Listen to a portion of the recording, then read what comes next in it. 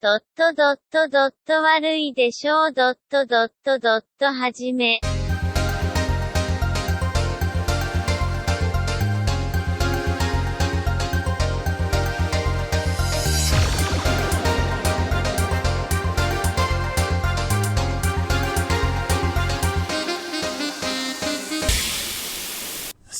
Soy valor, aber wir müssen gemacht sehen, hier nur ein neues Orgas.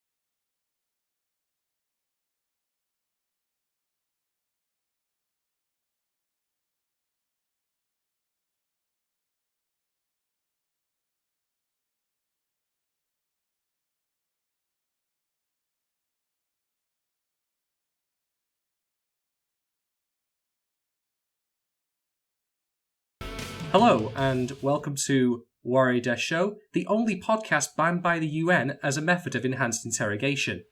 I present to you firstly the subtle Doctor returning once more to the fray. Hello, Doc. I am the entire desert. And we have a very warm welcome back to the First Lady of Warui Deshou, Vorgelia. Woo! Yay! I'm sorry. She's back. I unfortunately did not bring one of those party streamers with me. I would have liked to, but I didn't. This is where we drop in the air horn. It's okay. I might be editing this, so I'll just add the yeah, and all the boos from the audience and all that. That works. So, but today we are not a trio; we are a quartet because we have a special guest on the cast today. Offering, it's feeling crowded. It's hotter in here. It's like there's more people than usual. And someone's been touching me, and I don't know who it is, but I will find out later. But anyway, I would like to give a very warm welcome to Mr. Yellow Redfield, who joins us today. Give it up for Yellow. Yay! Hello! Well, thank you everyone. Happy to be here. Good man, good man. So as is normal on Warui Deshou here, we like to do a bit of a catch-up about what's been going on. I think I'm going to open the floor firstly to Yellow here, Mr. Yellow Redfield, to introduce himself, tell us about himself, what his likes are, and why he's here today. So fire away, Yellow. Tell us all about yourself. Well, I'm one of those people who is incredibly lazy and busy.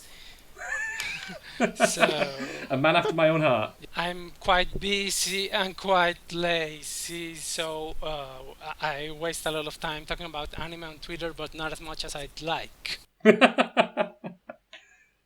Don't worry, we're going to... Understood. How much time? Do you have numbers? How many hours a day? I want details.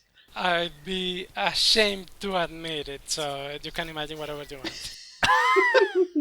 Don't you worry. Do you have any idea how much time I spend on Twitter? Come on. Don't you worry, my good sir. We're going to give you plenty of time. But if you want to go straight to the point, I'm one of the few people who have both played the visual novel for Phantom of Inferno, which is the subject of today's podcast. Oh my god. Not a lot of people. Yep, that's right. Do you like the anime? Let's get this out of the way first. I think the anime is watchable. That's it.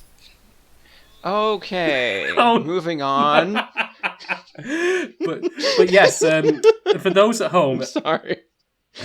for those at home, this anime that we're discussing today on Warui Deshou is Phantom Requiem for the Phantom. A thing that I became familiar with by accident, but I'll get into that shortly. And it turns out that it is an adaptation of a visual novel, which none of us three regulars have played. So Doc put a couple of feelers out, and he found Mr. Redfield, who said he would offer his services and expertise on having played the visual novel and watched the anime, so we can see what differences there are. Have you been watching any good anime or playing any video games lately, Yellow? What have you been busying yourself with lately? I don't know about good, but I was playing Earth Defense Force on Steam the other day. I mean, it's mindless fun. That's so good, though. That is so good. It's fun. That game's amazing. To kill hordes of insects all over again. That's all. I guess so. It's my second EDF game that I've played. The other one being, I think, Insect Armageddon. It's so amazing. Like the missions in this one are pretty short, but it's something about the dialogue. When the dialogue from scientists is like, "Oh my God, there's giant insects invading the city." The soldiers are like, "Command, we're fighting giant insects."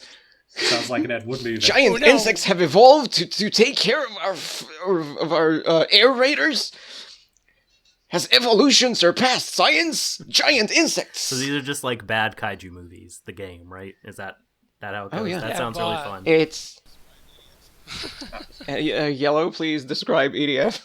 It's a very campy one man against an army of insects and alien invaders with a very simple control system, and you just go from one stage to the next, following whatever the narrator tells you and gaining upgraded weapons depending on how many boxes you can pick up. That's all. Easy peasy. It's so dumb, and it's true. But it's like it's not quite a one man army, even though you are the strongest one and everyone else is useless. They just salute. So Yellow here. I've never played EDF, but I keep getting people recommending it to me. So good. I think I'll get it. I'll have to. Didn't you mention one time that it was a co-op game? Or yes, it's a co-op game. Let me stroke my beard about that for a minute. Yes. So anyway, next weekend. But for us regulars then, since we did the Macross Frontier Spectacular, what have you been up to, Vorgelia? What were you absent for? Explain to the audience. Oh my god.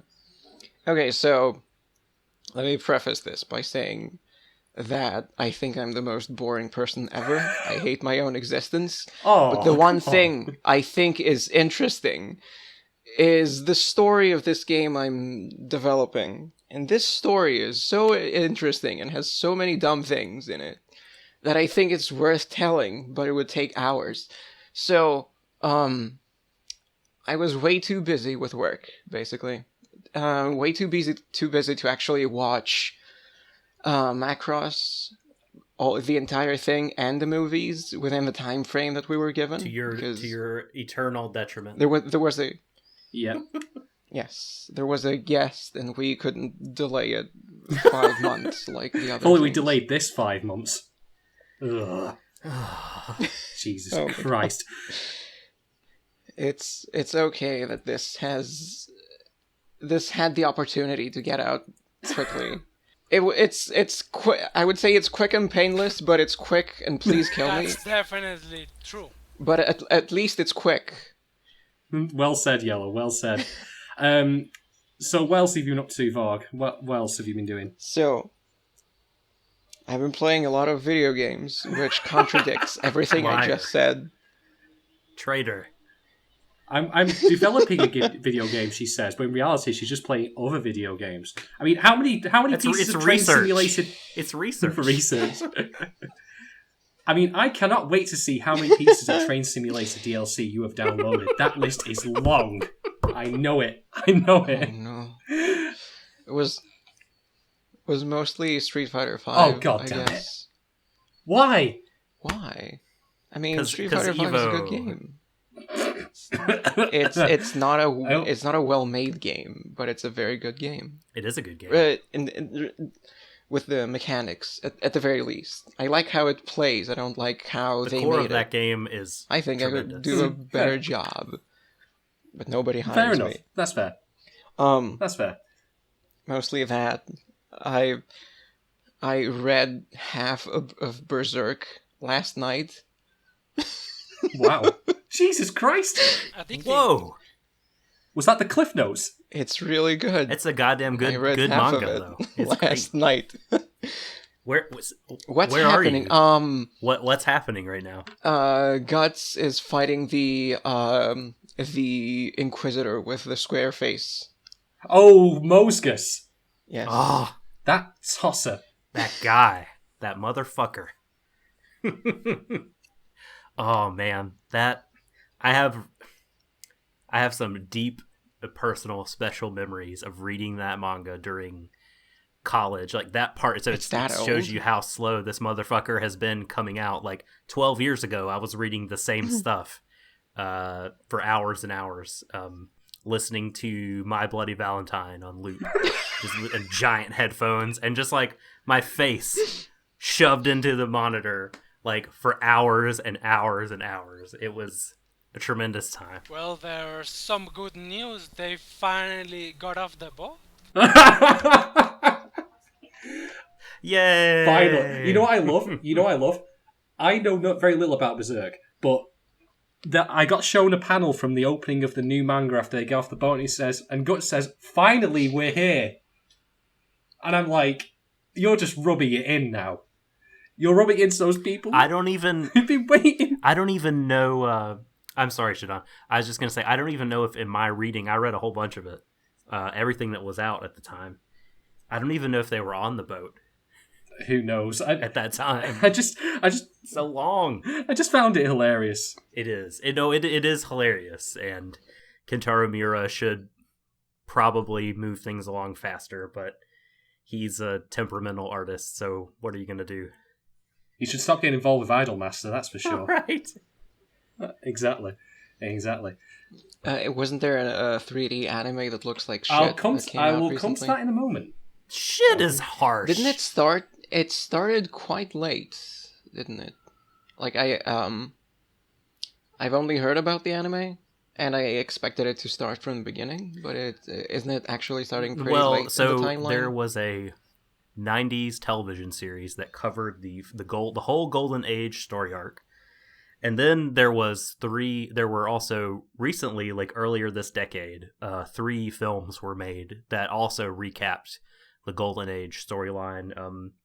They're not just compilation movies, they're totally new animation. I haven't seen them because I was just mad that they didn't make more, like go to continue in the story, because I've seen that 90s TV show a whole bunch of times through, and I wanted them to progress and animate some more of that story, which is why I'm so incredibly forgiving of how this new 2016 TV series looks. I've been worn down and beaten down and battered down to the point where they could feed it to me in any kind of way they want. As long as I get more of that story, then I'm fine with it. I get that. To me, it just looks really bad. Sure. I wonder though. They started off right after Guts kills a bunch of children. Spoilers. Were they like, oh my god, we'll eventually have to show Guts killing children. We can't do that. Let's start it right after that. He killed one in the second or third episode. A child of family that he hitches a ride with. Gets possessed and he cuts her down. Yeah. Oh no, I'm talking about the. But you're talking about a different part, sure. I just mean maybe I don't know, like they'll like right before he meets the Inquisitor girl for the first time. They skipped an entire arc, didn't they? I don't remember. The elf arc like it was the dumbest thing ever. It's been a long time, so I don't remember how much they skipped, but they quickly moved from where the first anime leaves off, where he's just kind of, wandering badass swordsman, to meet up with the Holy Knights. Whatever was in between The killing a bunch of children. Griffith doing his thing and becoming evil, and the Holy Knight stuff, they rushed through it pretty quickly. I have absolutely very little experience with Berserk. Like, I know of its existence. I have a very decent idea of what it's about, but I've never actually read any of the mangas or seen any of the shows prior to the 2016. The premise is so good. I know. I'm going to get to it. It's on my to-do list. The list is long, but I will get to it. But I get the impression watching the 2016 show that I'm watching a very diluted, middling effort of what is otherwise good raw material. It's fine. It's functional, I guess. But I don't know. I get the impression I should just be. If you haven't watched the Golden Era, whatever it's called, you're not quite gonna get the characters. Yeah, you it's should watch that look first. Like some guy punching a bunch of people. Exactly what I was going to say. And I'm not sure if the 2016 anime goes into like his Guts' torture with like the spirits in the darkness and all that, which is one of my favorite bits. It does. It does. They do show some of that stuff. They're good about that. Yeah. It's been okay. I don't think it's worthy of the derision I've seen people throw on it. Well, it's only because they love it. Yeah, it's more like a continuation of the story rather than something that can stand alone. You can't really watch it. On its own. I would say watch if you were interested in the franchise at all, go back and watch that 90s TV show. It holds up really well. The music in it is incredible, and the art is great. It's a really well-made thing, and it's not a shot for shot of the manga. Like, it kind of it censors out some things, but like it's stuff that you could probably live without. Some of the more grisly, skin crawly moments of the manga. It's still tremendously violent. But they kind of thought, like, you know what we don't need in this? We don't need to show the king raping his daughter in great detail. We don't need to show that. Yes. Spoilers! Although, I have to say, the manga itself starts in the same way that the 2016 anime starts, which is Guts being just an average badass and just swinging a giant sword, and I had the same reaction as you. I'm like, okay, this is okay. This is average. This is pretty well drawn, but not quite what I've heard it being hyped up as. But then it went on, and then it got there. And it was great. Yeah. It's definitely on my to-do list. I think Griffith in that Golden Age story, whether you read it or watch the TV show, like, for me, he's one of the greatest like anime villains ever. I love that character. I mean, he's despicable. Calling a villain is like a spoiler. Well, I mean, it is, but I don't know. It's if you're kind of familiar with Shakespeare or anything like that, it seems like it's telegraphed to a degree. But his, just as a character, even if you know kind of where he's going, or like, because I think I knew he turned out to be a bad guy or whatever, but like, God, like his arc is incredible. The manga itself, his arc is incredible. The manga itself tells you that that he becomes a bad guy. To be fair, right, so Doc, what about you? What have you been up to as of late? God, too much, a whole hell of a lot. I know, right? Where do I begin? Well, I've been watching a lot of new anime. We're a month into the season, and I have to say I like this season quite a bit, even though I'm sure there are people out there tweeting it's the worst season in recent memory. As they do. Does Mayoiga belong in No, this? no, that is Jesus Christ. That one is a spring show, but and this one is the worst one? I'm sure people are saying that. People say that every season. They do. Quite so. It's amazing. But I feel like from last season, gosh, I can only think of like Cabaneri and Ray Zero that stood out to me as particularly good. There were some interesting shows that didn't quite live up to the expectations I had for them. But this season is starting off well. We've talked about Berserk, which I most people would probably count that as a failure. But I'm just happy to have more of that. Probably gosh. Here we go. So I have two. I got two. Yeah. So I got two shows that I think stand above the rest. One of them I would not recommend to Vorgelia at all because of her aversion to very relatable stories. And that's Orange. Kill me. Yes. Orange is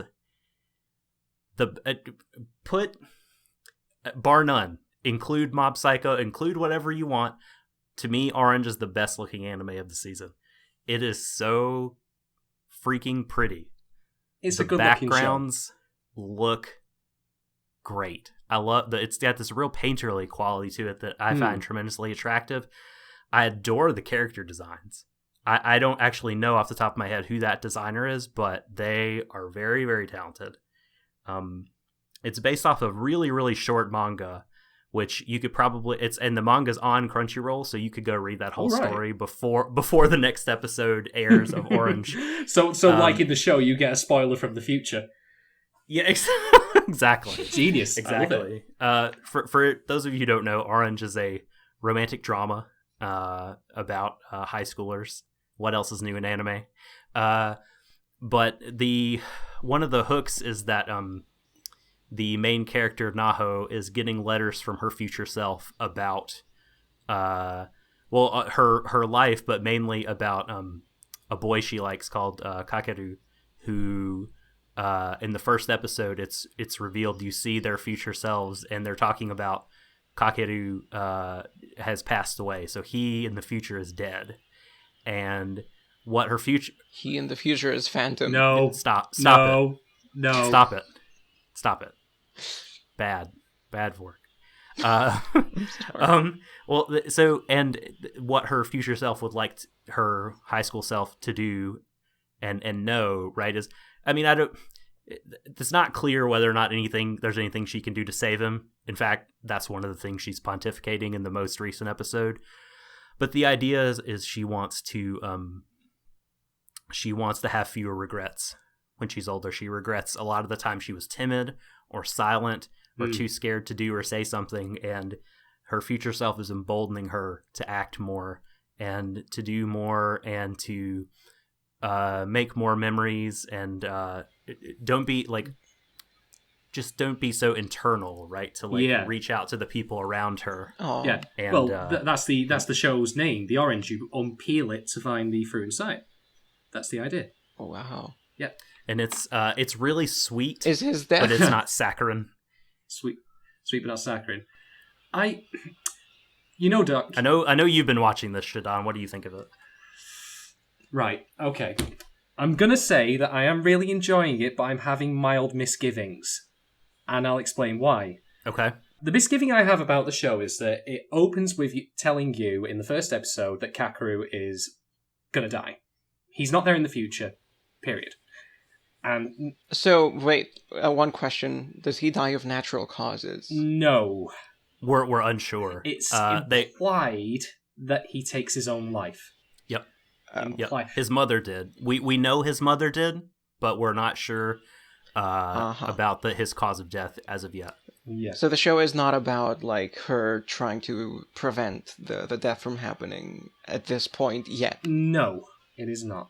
Because okay. it's not because there's no direct idea of how it happens, so she can't. Okay. She can't take it like direct steps. But anyway, and can I insert really quickly? So, there's a great moment in the most recent episode where so in their science class they were talking about time travel and changing the past. Yeah.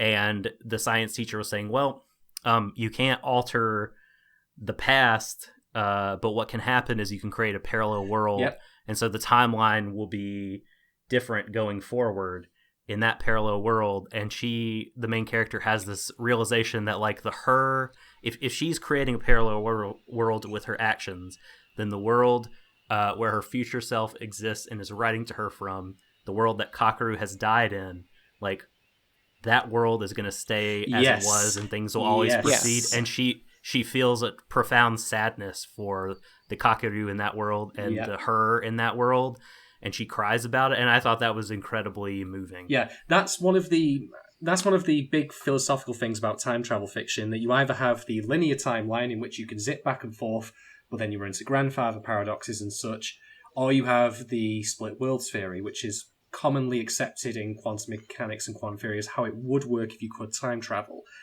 And I was initially thinking that one of the other misgivings I had was that when it started explaining that, I felt that the whole letter thing had a very magical feel to it, a little like of a mystical feel to it, rather than being grounded in science. When it started explaining that to me, a little bit of that magic was lost.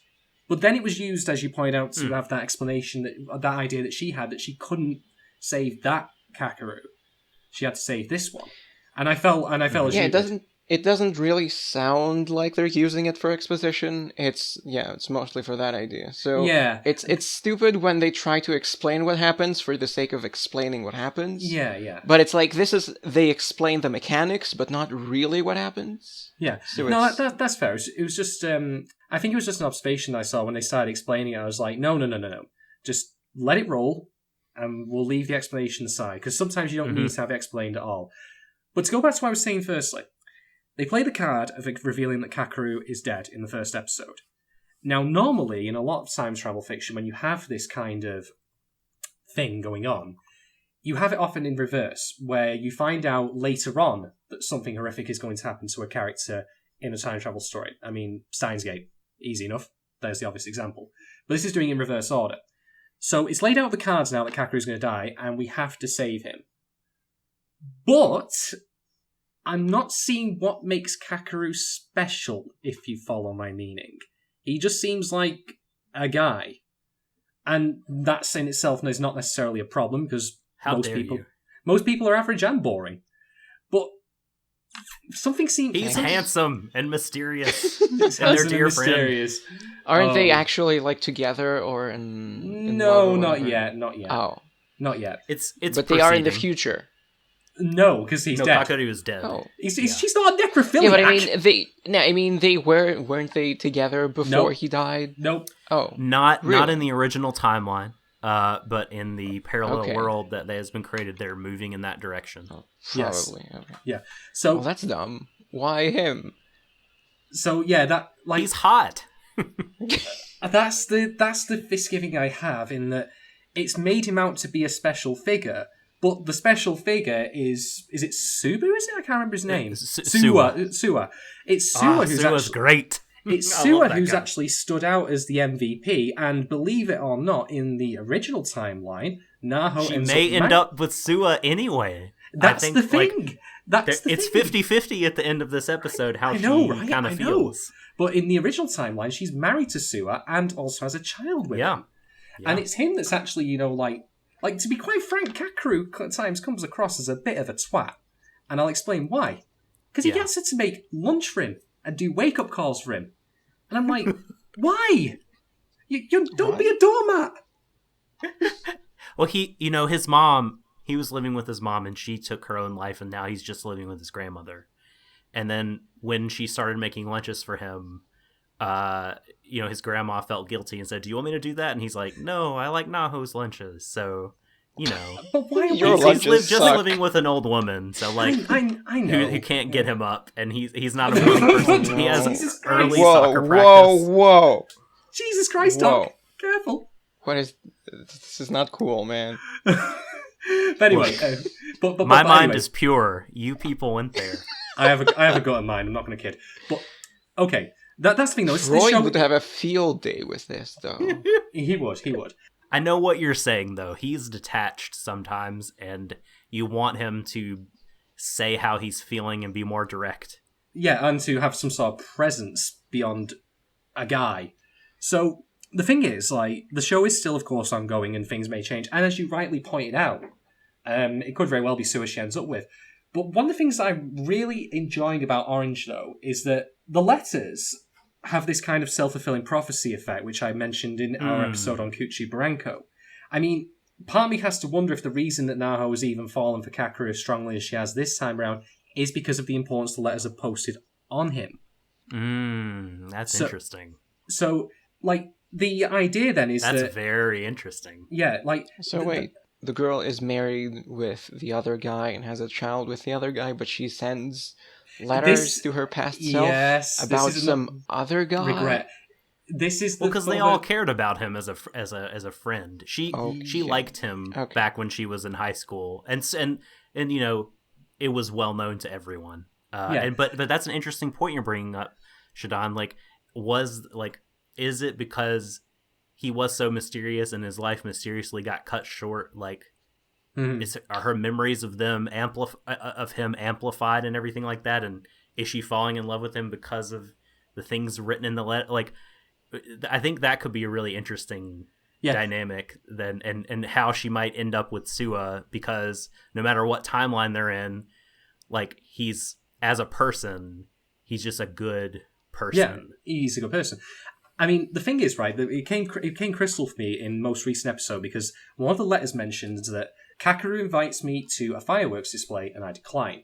Now, because of chaos theory, things are diverging from the letters. So some events are similar, but otherwise have different bents to it. And Kakeru does not invite her to any event, period, in this moment that the letter says will happen. It just doesn't happen. So Naho takes it upon herself to invite him to the fireworks display. But what struck me was that, okay, she's inviting him to the fireworks display, and she's displaying some sort of self-confidence, which is fine. But why is she following the script of the letter so closely? What if she, say, just invited him to a concert? Why does it have to necessarily be a fireworks display?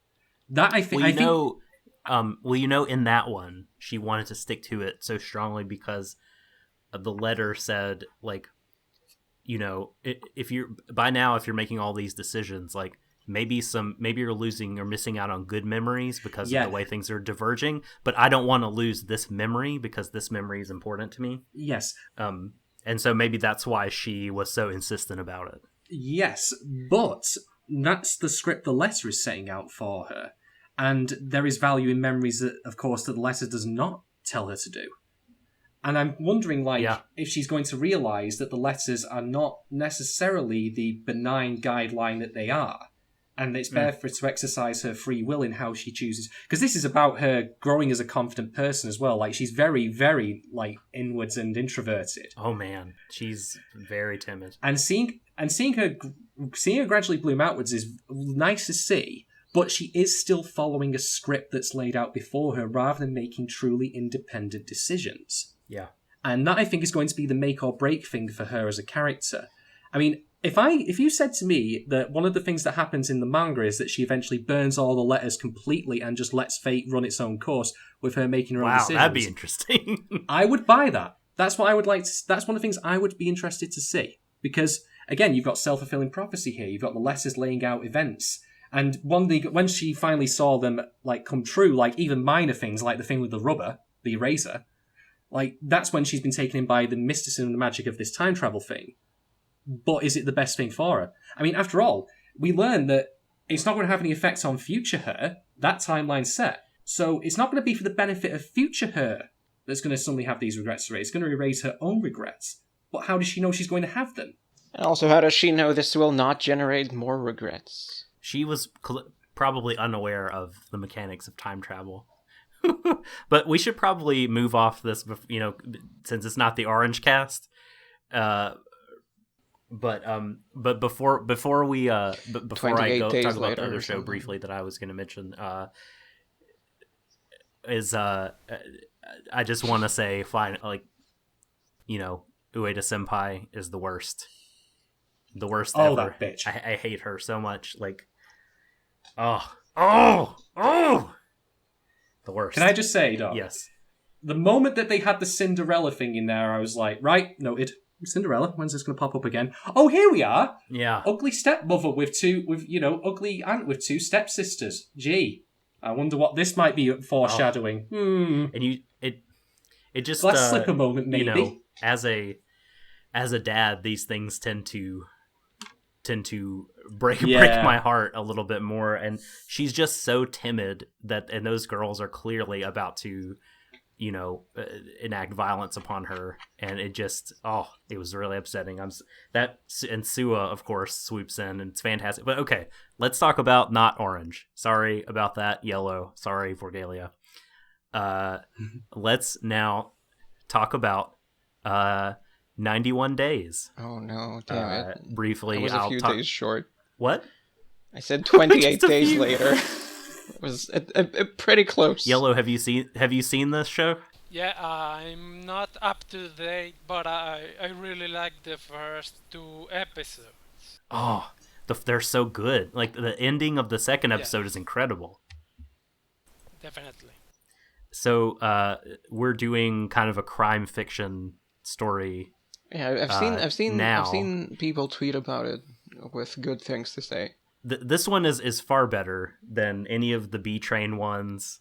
Quite. And it's up there with Yousuke Kuroda, who actually wrote Phantom. Oh my god, I was gonna joke saying Phantom. He's written much better crime fiction anime stories. But this one, 91 Days Later, is actually, I mean, if it continues to kind of hold up the standard that it has thus far, it could be my favorite crime fiction story.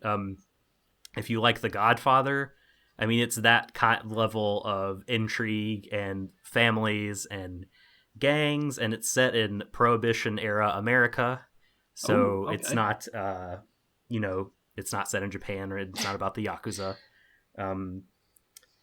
And it is the main character, like, is it's a revenge story about him, which is, sounds very familiar, but it's executed so well.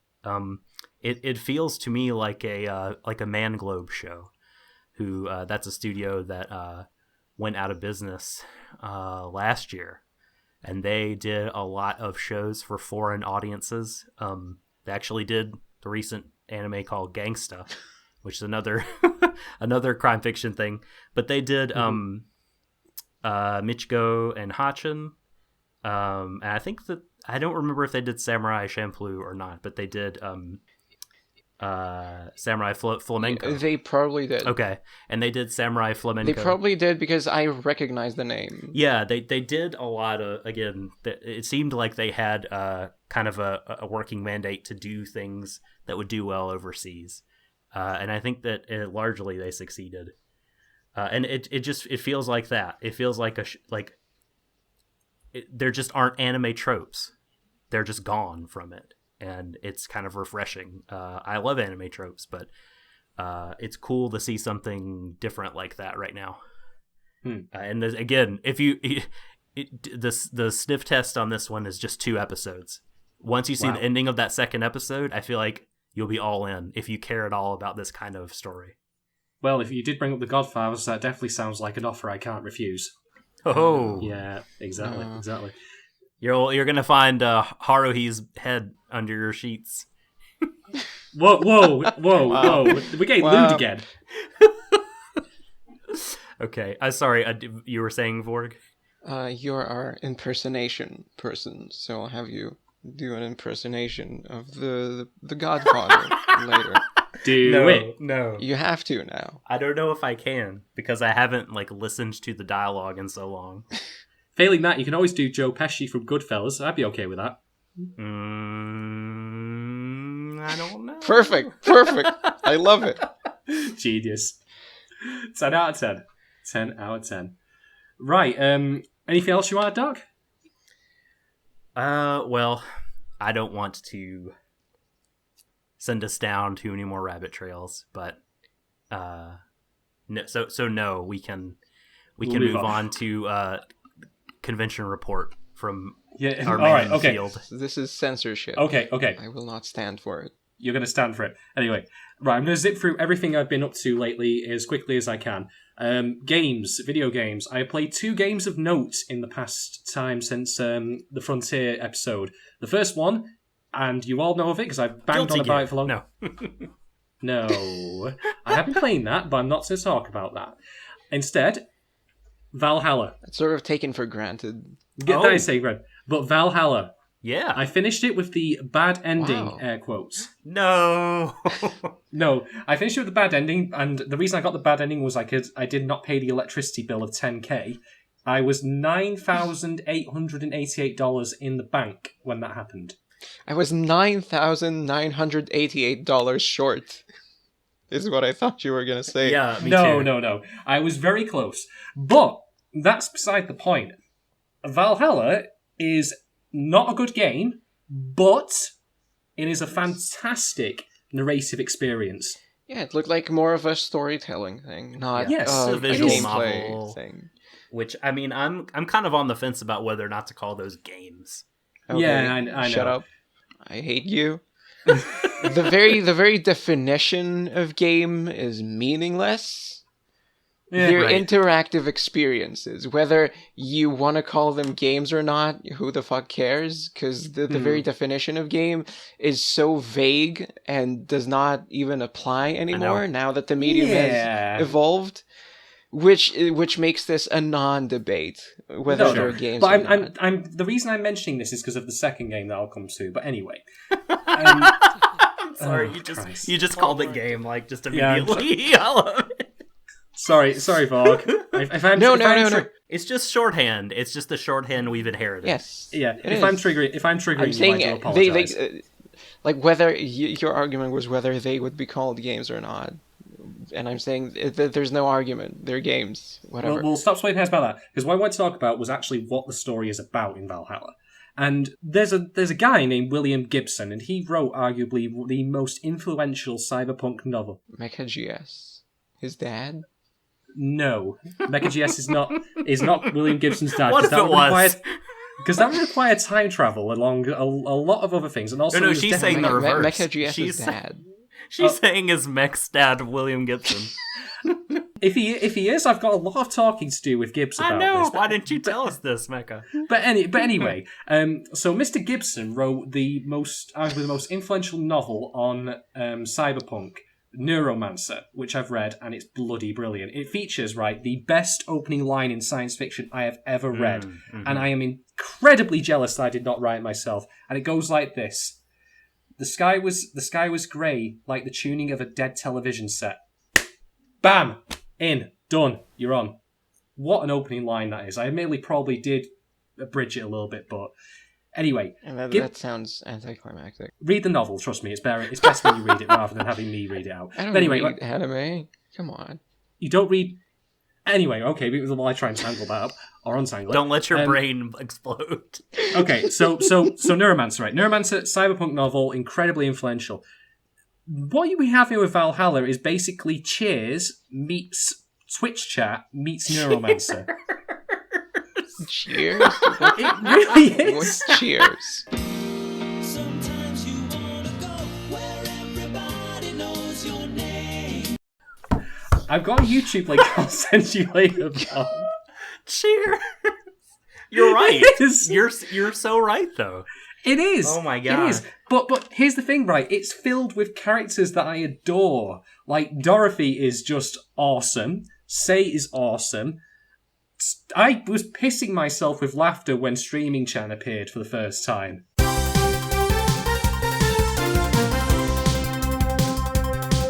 And the Streaming Chan was just... I was just like... My head exploded. Streaming Chan has their own theme. I know, and text running across as well. Like, when's premium time and stuff? I'm just like, oh god. And then of course you have the corgis and all that, which are great. Rad Shiba, best Shiba. But it's a lot. It's about humanity in whatever form you might find it, be it from artificial beings, brains in jars, dogs, broken people in a bar, drinking their worries away, and a broken woman trying to find some semblance of meaning in her life after a difficult time with her ex. And of all the colours and stripes of characters that you see in this particular game, again, sorry to mince words, but they're all endearing I hate because you. I'm fine with you calling it that. I think it is a game. I think all of them are games. Yes, it's fine. Oh. I'm not. There's no debate. I don't feel super strongly about it. Anyway. The point I'm trying to make is that of all the characters and all the colours and stripes you see, they're all wonderfully endearing because while they are funny, each of them have their own individual problems, and by opening up, they realize and learn from them. I mean, like Dorothy's existential crisis, where she fears that because she is an artificial being, that her experiences are somehow invalid. You have Jill's own problems, of course, where she's been dealing with her own life direction after a long relationship in which everything seemed planned out for her. It's not a dystopian setting as such, really, because there's not really anything that oppresses the populace that I can see. I mean, it all happens off screen, pretty much. But it's just humanity and examinations thereof, and every single character's own little story was wonderfully compelling to me. And it was incredibly funny as well, I must admit. And also very brazen with the sex talk as well, which again, not appreciative of. I'm entirely okay with that. So, on top of that, the music. Michael Kelly, You Are My God. Superb. I will worship at your altar every day. Just point out there. I've bought all your stuff. Too right. So, definitely recommended. But the altar that you've made. The altar I've made, yes. The other interactive experience that I've been partaking in lately, that I felt contrasted this really well, is Doom 2016. Hey. That is still that. No, I finished it a while back, but okay. But it's the complete. It's been a while since we recorded. It's the complete opposite end of Valhalla in terms of how it lays things out, because Valhalla was dumb. Look, right, Valhalla was just Simon, I'm sorry. Really. Valhalla was just really a kind of loose version of Simon, but it had a really good narrative and really good characters behind it. Doom is on the opposite end of the scale, where it's all intensity, all the time. It's many demons, kill all the demons, kill, rip and tear. But the details about the story and the world are shunted into the background, but they're not badly executed. There's a lot of interesting lore in there, but it doesn't care about trying to ram that down your throat like Doom 3 did. And it knows that you're there just to rip and kill and tear demons, pretty much. But you can find that stuff there if you want. And it's got a wonderful... both of these, Valhalla and Doom, have clarity of design and clarity of intent that I really appreciated. So both of them were very worthwhile time spent. It's kind of incredible how id managed to make a new Doom, but recreate the old Doom in a way, bring back a lot of what made it great and do it in a way that didn't feel old, that didn't feel dated, that felt new and fresh. They understood what they needed to do. I mean, there is actually, funnily enough, a template for Doom that already exists, the modern one, which is Wolfenstein: The New Order. And sure. That, funnily enough... I was going to ask about that. How does it... Do you mean Doom to the original Doom? No, to Wolfenstein: The New Order. I freely admit I have not played The New Order, but... that one is the narrative is more upfront. Yeah, but Doom 2016 has made me realise I probably should go back to it. Although it's interesting how history repeats itself in that you have Wolfenstein: The New Order preceding Doom 2016, and then back in the early 90s you had the same thing happen, paving the way. So, actually, there you go. You had another Wolfenstein mini-game sort of thing. Yeah, there was the thing. I know, but I mean in terms of setting up the template for the first-person shooter and how its systems came about. It's amazing that Doom could do it, but something like Tony Hawk, for example. They Jesus! They couldn't do it. I mean, they had a similar kind of Let's talk mandate, about Tony right? Hawk. To Talk bring to it me back. about Tony Hawk. It was good, and now it's not good anymore, and they can't figure out how to make it fresh again. There's one crucial difference between the creation of Doom 2016 and the creation of the most recent Tony Hawk's game, and here it is. Activision did not give a shit. Whereas... It's true. It did. That's what matters. Passion. And I think we're going to have to talk about that later when we get to the main topic. Oh, boy. About giving a shit. Oh, my God. Oh, yes. Knives... life. Kid gloves are off, ladies and gentlemen.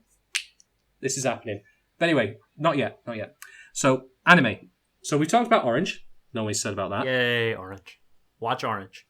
I've also been watching a show that you mentioned earlier, although I'm very much catching up, called ReZero. Oh. Okay. What is that? It's typed the same way as Resident Evil 0, and I'm confused. It's not like that. Okay. No, it's not like that. No. Okay. So ReZero. How far are you in? I am 5 episodes in. Okay, so I'm only 6 episodes in. I need to get back on that. But yeah, please continue. Right, so ReZero, okay. You have what seems like a very standard and very boring setup. You have a genre-savvy, shut-in, nerdy otaku kind of guy who suddenly, inexplicably, gets teleported to a fantasy world filled with strange creatures. I will point out, by the way, that one of the dinosaur men looked like the dinosaur that kills Dennis Nedry in Jurassic Park. Yes, and the Dilophosaur. The Dilophosaur, yes. It looked like, I was like, So how much? How much fair enough, that's acid did he do?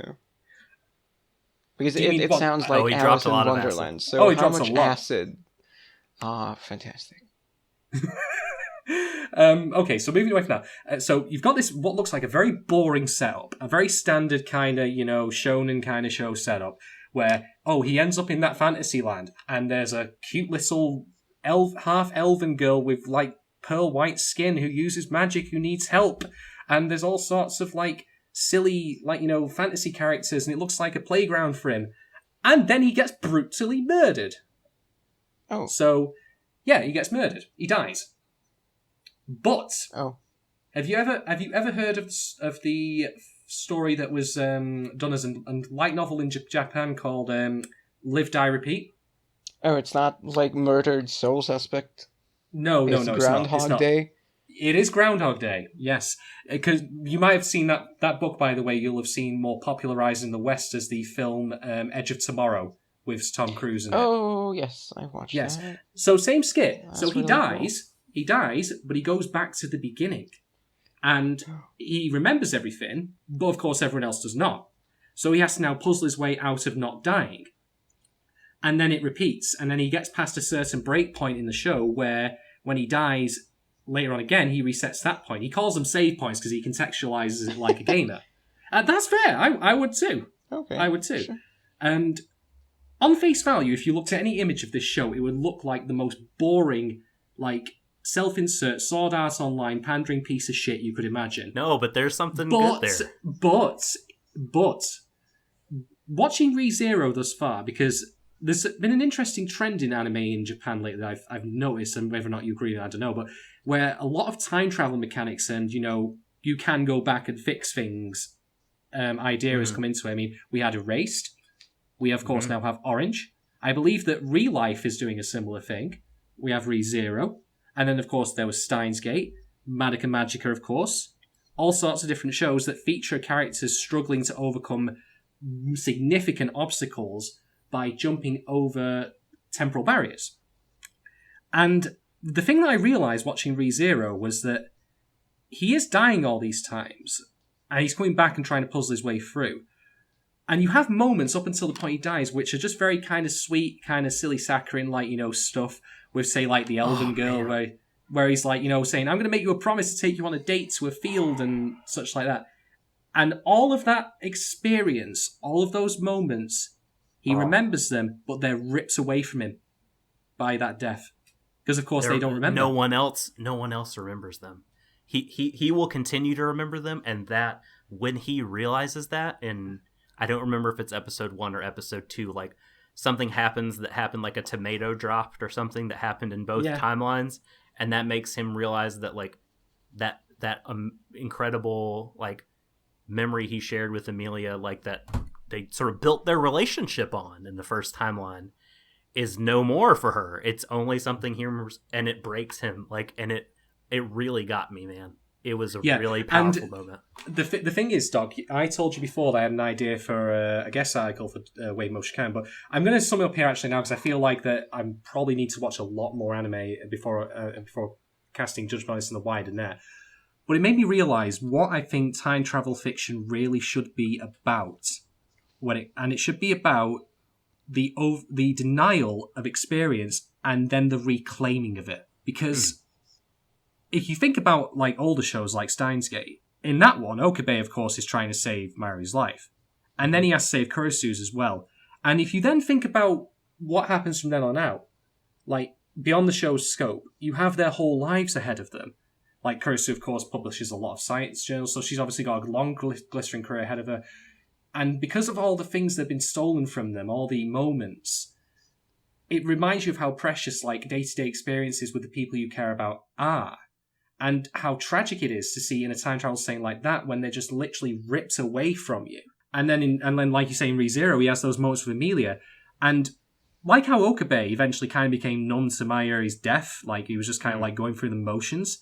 I wouldn't be surprised if you told me that, or if I saw in ReZero, that next time he starts meeting Emilia later, that he just kind of goes, "Hi, how you doing?" Because he's just kind of... By episode 6, I mean that hasn't happened yet. Yes, but he's achieved a new save point. So there's there's some new stuff at play. Yeah, he's progressing, but at the same time standing off his edges. It would be so heartbreaking to go to a new save point without actually having done the things that you remember very fondly doing. Like, he sets up the relationship with a girl and all that stuff, and then he dies, and then that gets forgotten. It would be so heartbreaking to reach a new save point without having done anything like that, and then your chance is over. Exactly. Yeah.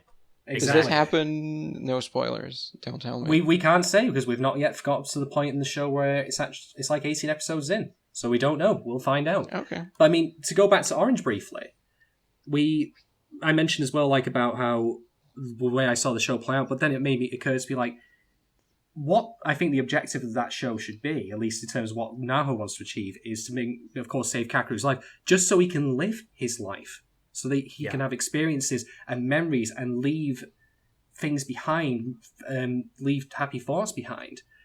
I mean... That seems like what all his friends want. Yeah, and I think that seems to be the general idea of what makes a compelling time travel story, and I can't believe I didn't click with me until this point, because to go back to the absolute beginning of time travel fiction in popular culture was H.G. Wells' The Time Machine. Yeah, which I've read, but that was a social commentary. It was not about character. And if you reread it now these days, it's very, very dry. And I think that, again, I also have to bring up Terminator 2, favourite film of all time. Yes, strange choice, but anyway.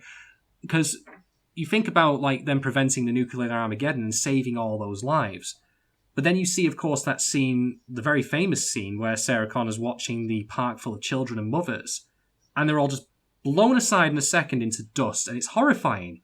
Physically horrifying to watch. But think about it. Think about all those lives and all the things that they could have achieved and accomplished. Gone. Just like that. So I think that when it comes to time travel, it's about overcoming this denial of future experience and future possibility. And that I found very compelling from ReZero for what, on face value, was just, which one of those is best girl? Go on, which one of those is best girl? That's what I really thought it was just going to be. A show with cute girls doing silly things in a fantasy setting where the protagonist gets to run around la-di-da like it's fucking Disneyland. No, that's not the case. Hey now, I recommended this to you. How dare you think that? I don't think that. I don't.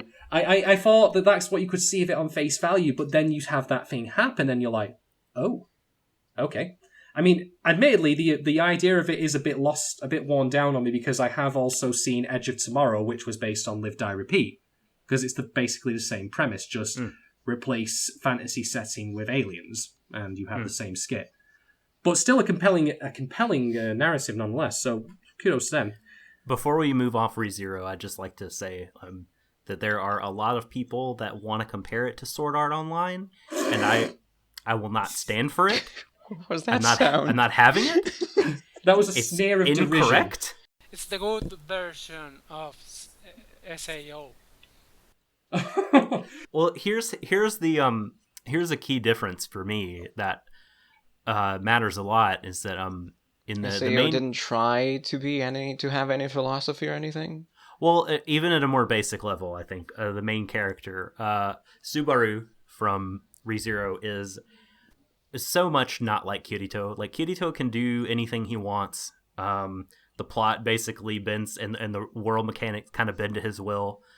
And he's always saving girls, always succeeding in saving girls. And then he's Subaru just dies. He's flawless. Subaru, yeah, the world is not bending to his will. He's having to sort of suss out the best way he can work within the rules. Also, like, he is he's the loser character done right. He's not super duper timid, so you're not like feeling bad for him all the time. He's not a Shinji type loser where he's super introverted and depressed all the time. He's just a Shinji from lovable Shinji from Don't tell me. Evangelion. Okay, I thought you meant Shinji from Fate.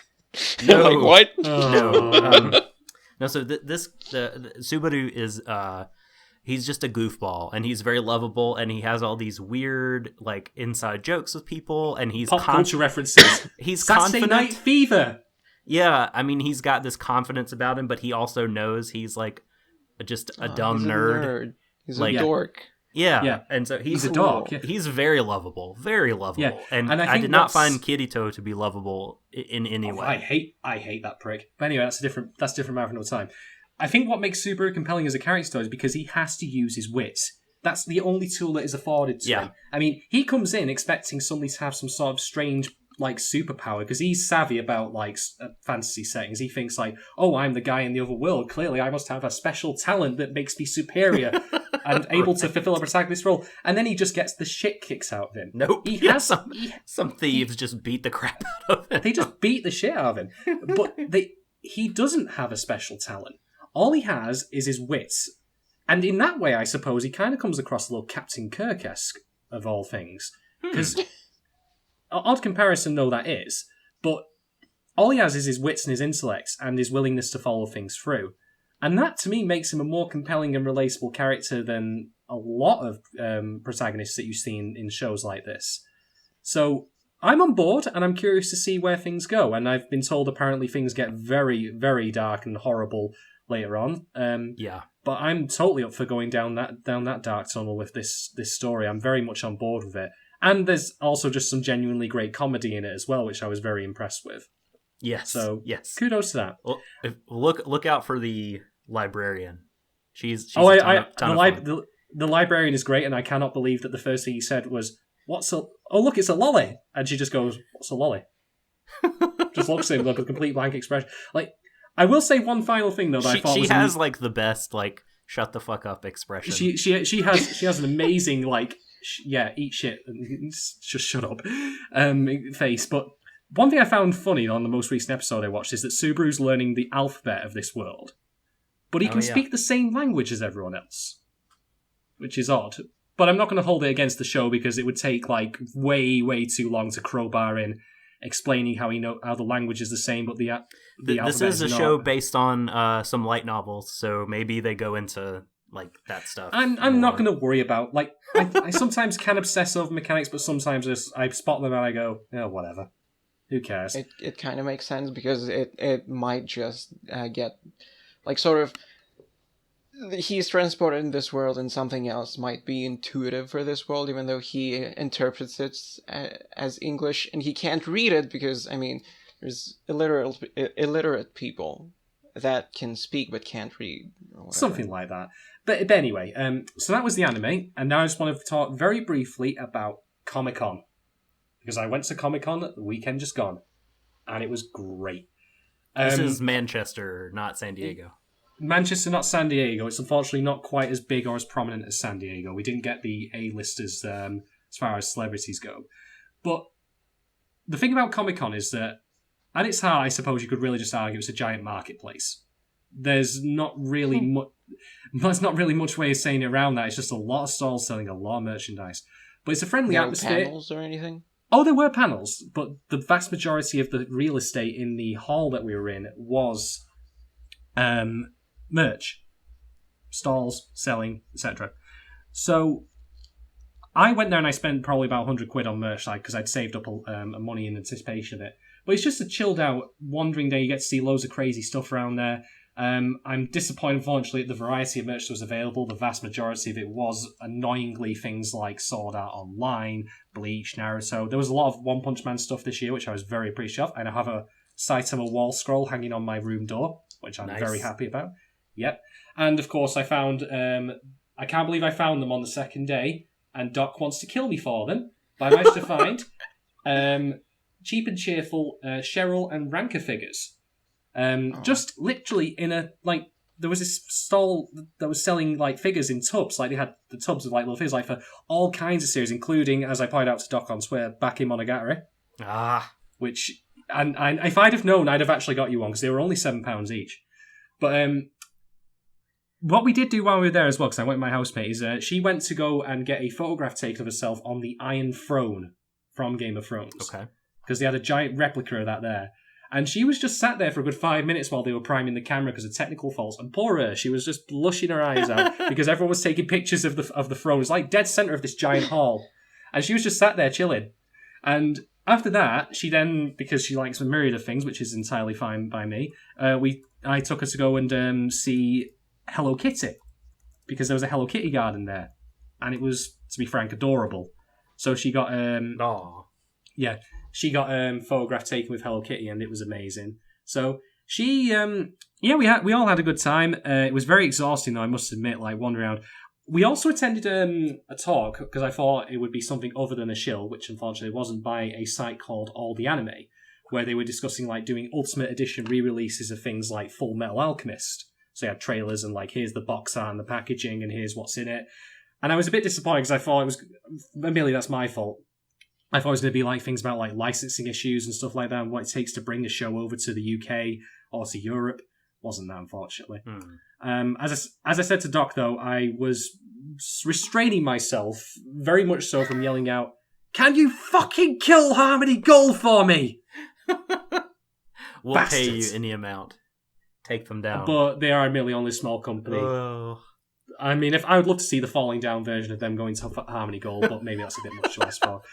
But anyway, so all in all, it was a lovely, pleasant weekend. We also got good, nice food afterwards, and then got shit-faced on Saturday night. So good times all around. And I also, as part of my future watching, picks up a film called Wolf Children. Oh, I've heard good things about. Oh, I've seen that on an airplane to Finland. What did you think of it? I didn't actually watch it. I just saw it. Oh, right. It had like there were monitors in the seats, and that was one of the movies they had. Oh. Background noise. Oh, sorry. Have you seen it, Yellow?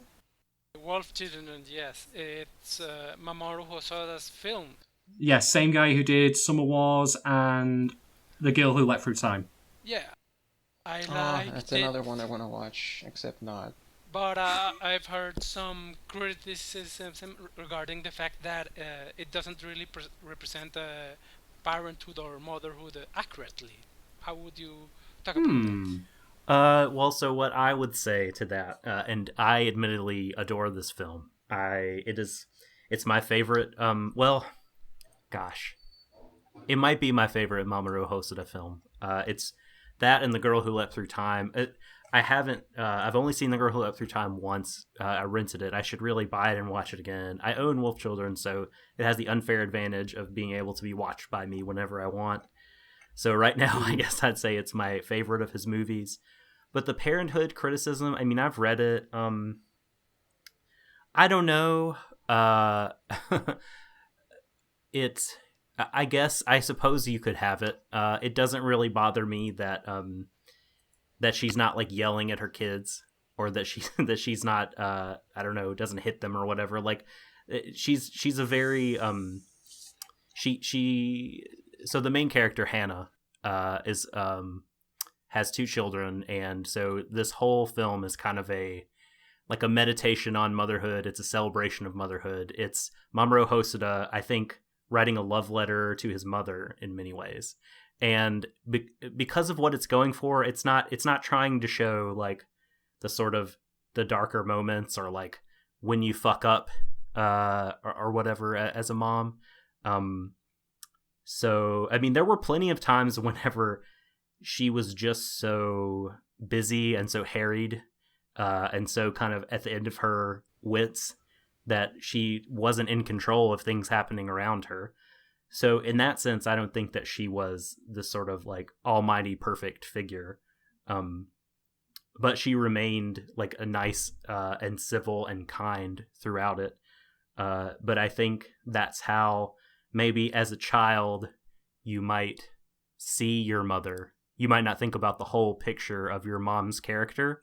You might just kind of remember your mom and view her as this completely kind person, because that's the majority and the major way of how you that's how you remember her, that's how you think of her. And so Yeah, I mean, I guess it just depends on what you're looking for in that movie. That the way it's done did not bother me at all. Again, I love that movie. Like, as a parent, I find that movie to be delightful. It kind of sounds like the same thing as saying Kyosugiga isn't an accurate representation of parenthood, because they're not going for like a documentary on parenthood. They're going for a certain aesthetic. Yeah, for it to convey certain things. This one is kind of a little bit more of a documentary of parenthood in a way. Probably, yes. I haven't watched it. But talking about a thing I haven't watched. Right. From what you're saying. Yes. I have yet to watch it, but it's sitting here waiting, so I will be picking up at some point this week. I will never watch it because it'll make me feel bad. Oh, listen, I'm a person who my mother and I are not close. We are the same. We are estranged, but as a parent myself, man, it's a very powerful movie, a movie that I get emotional during, especially the most recent times I've seen it. Definitely one to recommend. So that really sums up what I've been up to as of late. So we've had a round discussion with all of us here now, getting a catch up, but now we must come to the subjects at hand. Oh, does this not feel reminiscent of episode 2? We're going to take a small break first. We will, certainly. So, ladies and gentlemen, please stick with us until after the break when we delve straight into Phantom, Requiem for the Phantom.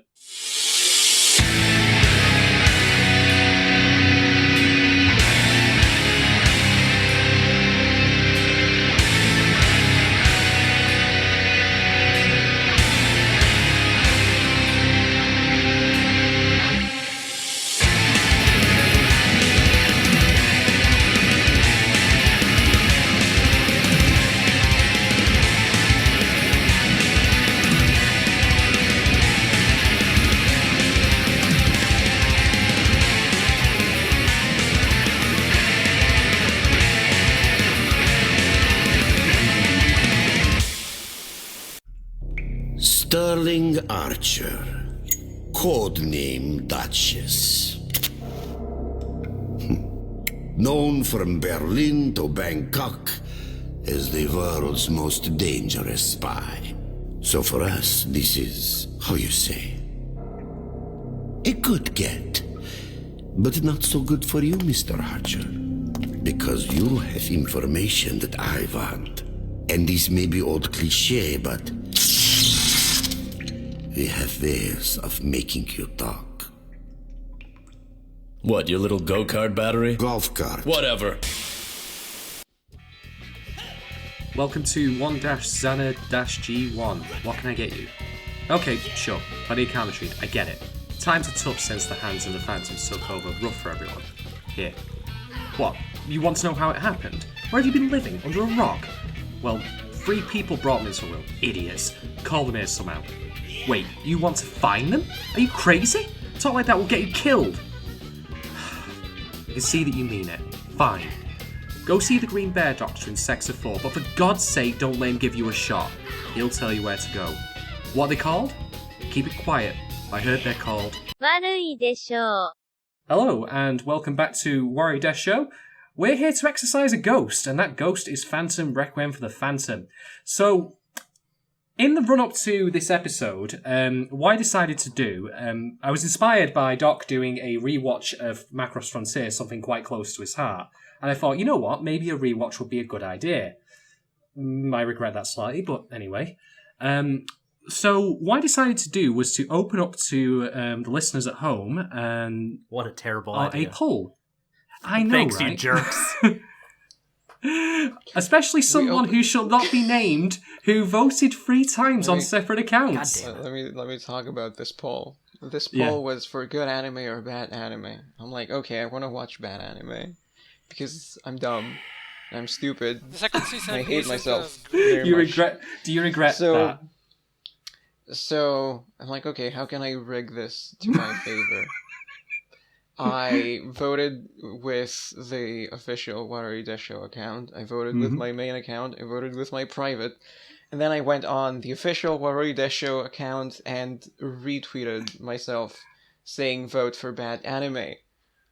And so I rigged the vote. The results were... Yes. The results were, weren't they like 53 to 47 or something? It was... basically, Terrible Anime won by 3 votes. By 3 votes. Which My Vorgelia... 3 votes. So, as much as you may pin the blame on me for this, it is also partly your fault. Like 75%. Otherwise, it would have been a tie, and nobody would have noticed. I would have flipped a coin in that case. It wouldn't have been decided. Yes. But anyway, I decided to do the poll just to freshen things up a bit, see if we get some viewer engagement. And I want to say right here, right now, to everyone who voted, even those who did admittedly cheat and vote a couple of times, no names mentioned, thank you all very much for getting involved and engaged with that. And we got a surprising amount of votes. Never listen to this podcast. It's very surprising considering the 3 people that listen to us from time to time. Absolutely. And I'm very happy that got people engaged with it. So I will say ahead of time that we will likely do something similar or different rather than just a straight up selection, although it will always be, because it is a round robin, it will always be that person's preference as well. If they just want to go into a show, we do that. If we want to do something different, we do that. We roll with that kind of democracy. But history lesson time now. So I picked this show because I had it on DVD, and I remember watching it and feeling very disappointed. But how did I come about it, you might wonder? Well, when I was younger, and I believe this was before I shaved my head, so you might consider this to be a cause and effect kind of thing, I started watching anime just basically by getting recommendations from random people I knew in real life and following them through. The very first one I watched was, of course, Cowboy Bebop, so no surprises there. Second one I watched was the Persona 4 anime, which I was very fond of Persona at the time, so I thought, I'll watch the anime, why not? And then I decided that what it might be smart to do was to go to HMV in Manchester and go and see what they had in the anime section, which was a square 2 feet, I think, in the back corner where no one could see it. And they had mostly things like Naruto, Bleach, stuff that didn't appeal to me. There was a box set, though, that was there that I had been told was actually good, and I figured I'd pick it out. And that box set was Darker Than Black. Now I've lost it. I know I can kill. The truth of this is beyond. Oh, you threw me. Oh. I know, right? I thought I you know. were going to say Phantom. No. Did you actually watch Darker Than Black? Yes, I've watched the entirety of the show. It's a good show. Is this the point where you tell me this? What second season? What second season? Oh, it's not that season. I'm joking. Did you watch the middle bits? Are we going to talk about Darker Than Black now? Okay. No. We'll save that for another time. But the reason I'm bringing this up is because I genuinely liked Darker Than Black. I didn't think it was exceptional, but I thought it was entertaining enough for its runtime. Also, Guy Kurosawa is the best, but again, I don't want to get too off topic here. So I thought, okay, this experiment in picking out a random show based on its box art and mild recommendations from others has worked out pretty well. Let's do it again.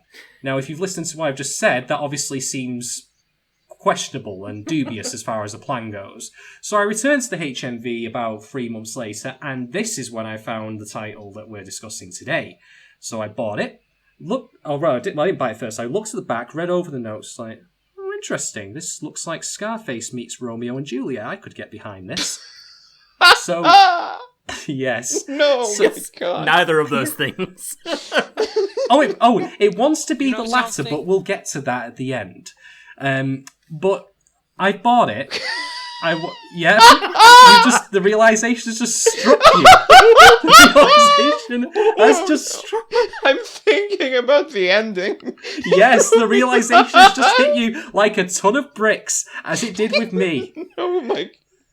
Yeah, but we'll get to that. We'll get to that. I promise.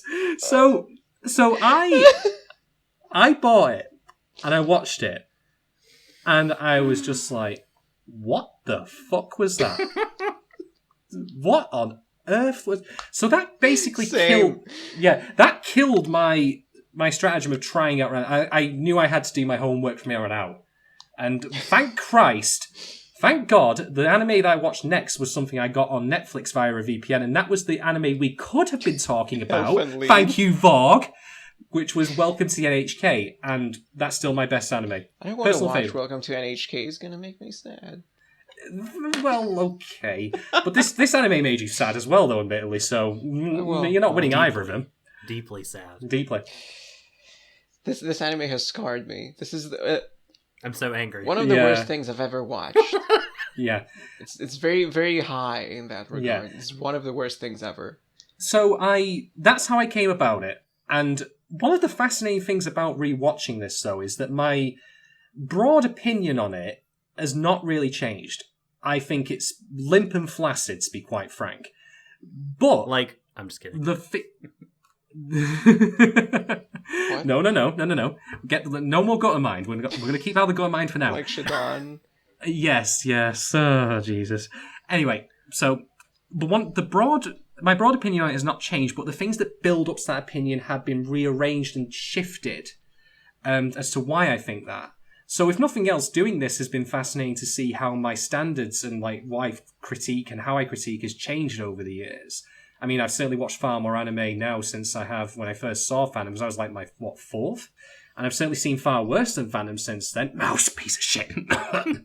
So yeah, me too. It's I have a complex opinion about this one. It's not as straight up like this is garbage like I had with Elfenlied. Yes. I mean, it makes me really angry, and we'll get into that as we go. But yeah, I have mixed feelings about a lot of it.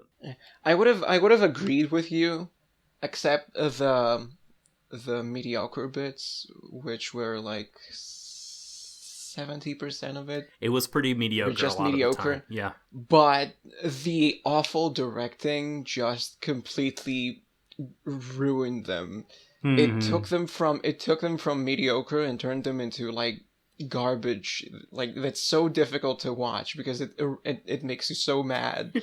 If you're paying attention to anything that's happening, everything looks so bad. Everything works so badly. It's so garbage. The TV series is far from perfect, but if you compare it to the OVA, it's a masterpiece. Oh, there's an OVA?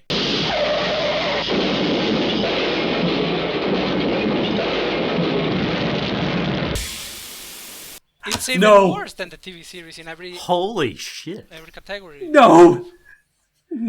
I didn't even know that existed. Oh my god. The voice acting, the music, everything. Watch that. Is it All right, okay. No. All right, okay. Before we go any further then, Yellow, tell us about the OVA. The OVA basically tries to adapt the first arc of the story into its own separate OVA format, but it looks ugly. Everyone looks like a reject from a KyoAni Ki show. The action scenes are quite disjointed. I mean, you can criticize that in the TV series too, but in the OVA it's completely laughable. The production values are garbage.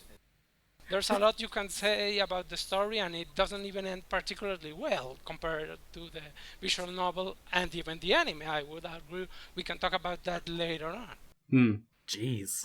It doesn't end as good as the anime. How long is it? Is it just the 90-minute movie, or is it multiple episodes? It's 3 episodes. Okay, is it 3 hours long or something?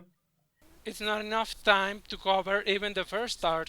Wow. Considering how little actually happens in the first arc, that is telling. The first arc is what? Is it up until... Up until Reiji gets shot, I think, and they have the bodyguard moment.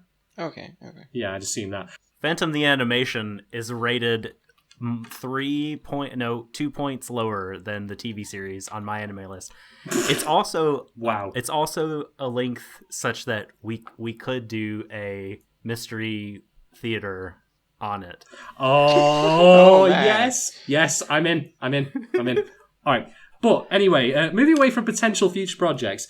I'm now going to pass over to Doc firstly to give us some context behind the show and the studio, and then we will have Vorgelia, who I know loves doing this stuff, give us a high-level plot recap. Yeah. Yes. It's gonna be fun. This is your moment. I'll try to be brief so we can get to Vorg. No, it's fine. Talk about the amazing director. Well, here, please. I beg you. Here's a surprise. Tell me what he's done. Here's a surprise for you, right? It surprised me when I originally learned it. This is a 2009 anime. It does not look like a 2009 anime. It looks like Elfen Lied. It looks like a 2004 anime, to be generous. It is rough looking, especially compared to something like Eden of the East, something like Full Metal Alchemist Brotherhood, something like the remake of Mazinger Z, Shin Mazinger Z, which all came out in 2009. Anyway, okay. It's 2009 show by Studio B Train, who are famous for two things. .hack.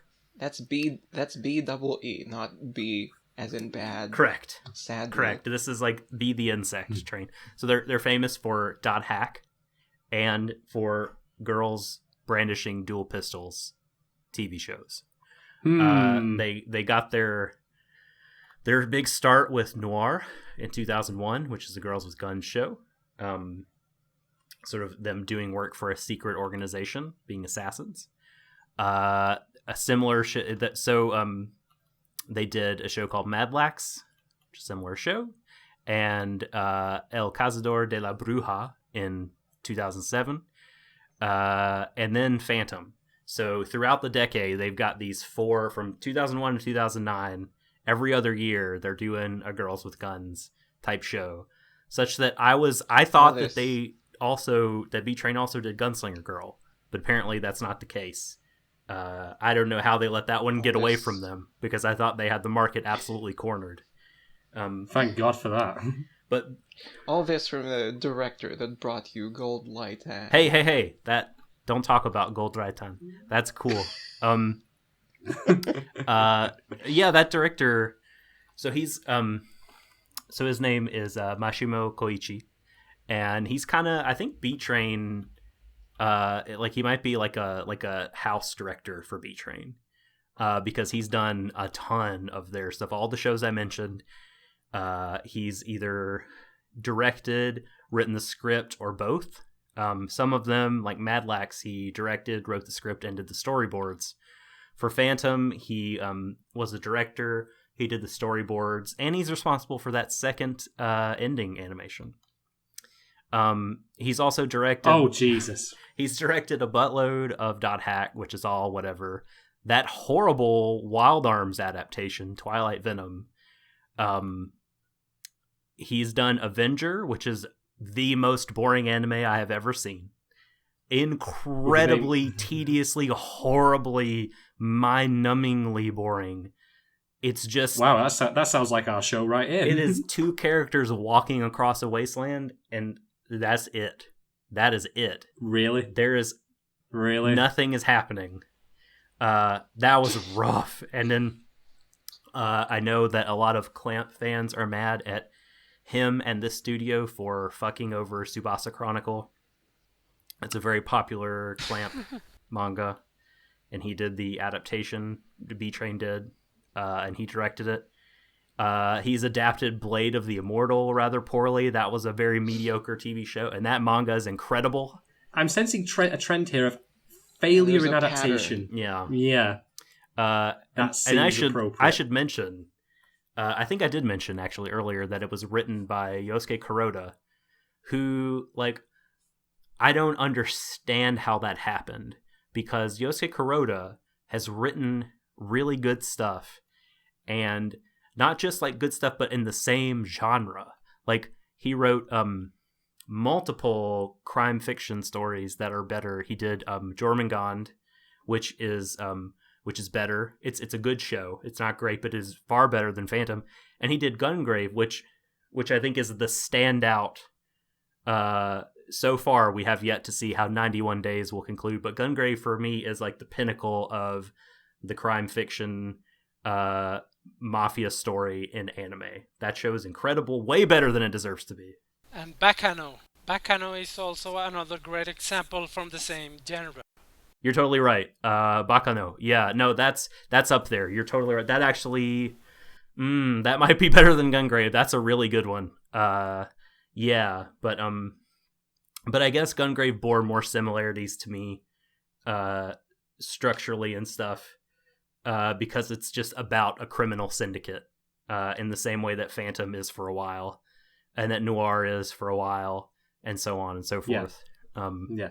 Something I'll bring up at this point is that the visual novel was made by Nitroplus.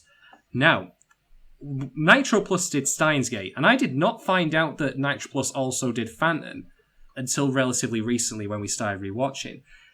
My reaction was actually surprisingly muted because I immediately thought to myself, "Hold on, that's the novel, that's the visual novel, not the anime." Go. But between a good writer and a studio the studio did the source material who've done good works, it strikes me as staggering how, even though I don't know the visual novel firsthand, that it comes off so weak, so limited, so unambitious. That's disconcerting. Are you ready for your mind to be blown, Shadon? Hang on just a second. Hit me. We also figured out that there's Ein is in Nitroplus Blasters. Yes, I have seen Nitroplus Blasters, the video game, like firsthand a couple of times. Yeah, you were including there when it was yes. in Revo 2015. Yes, and I did not even recognise that she was there. And when I found that out, my head exploded. Can I make your head explode again? By all means, go ahead. Yousuke Kuroda wrote Trigun.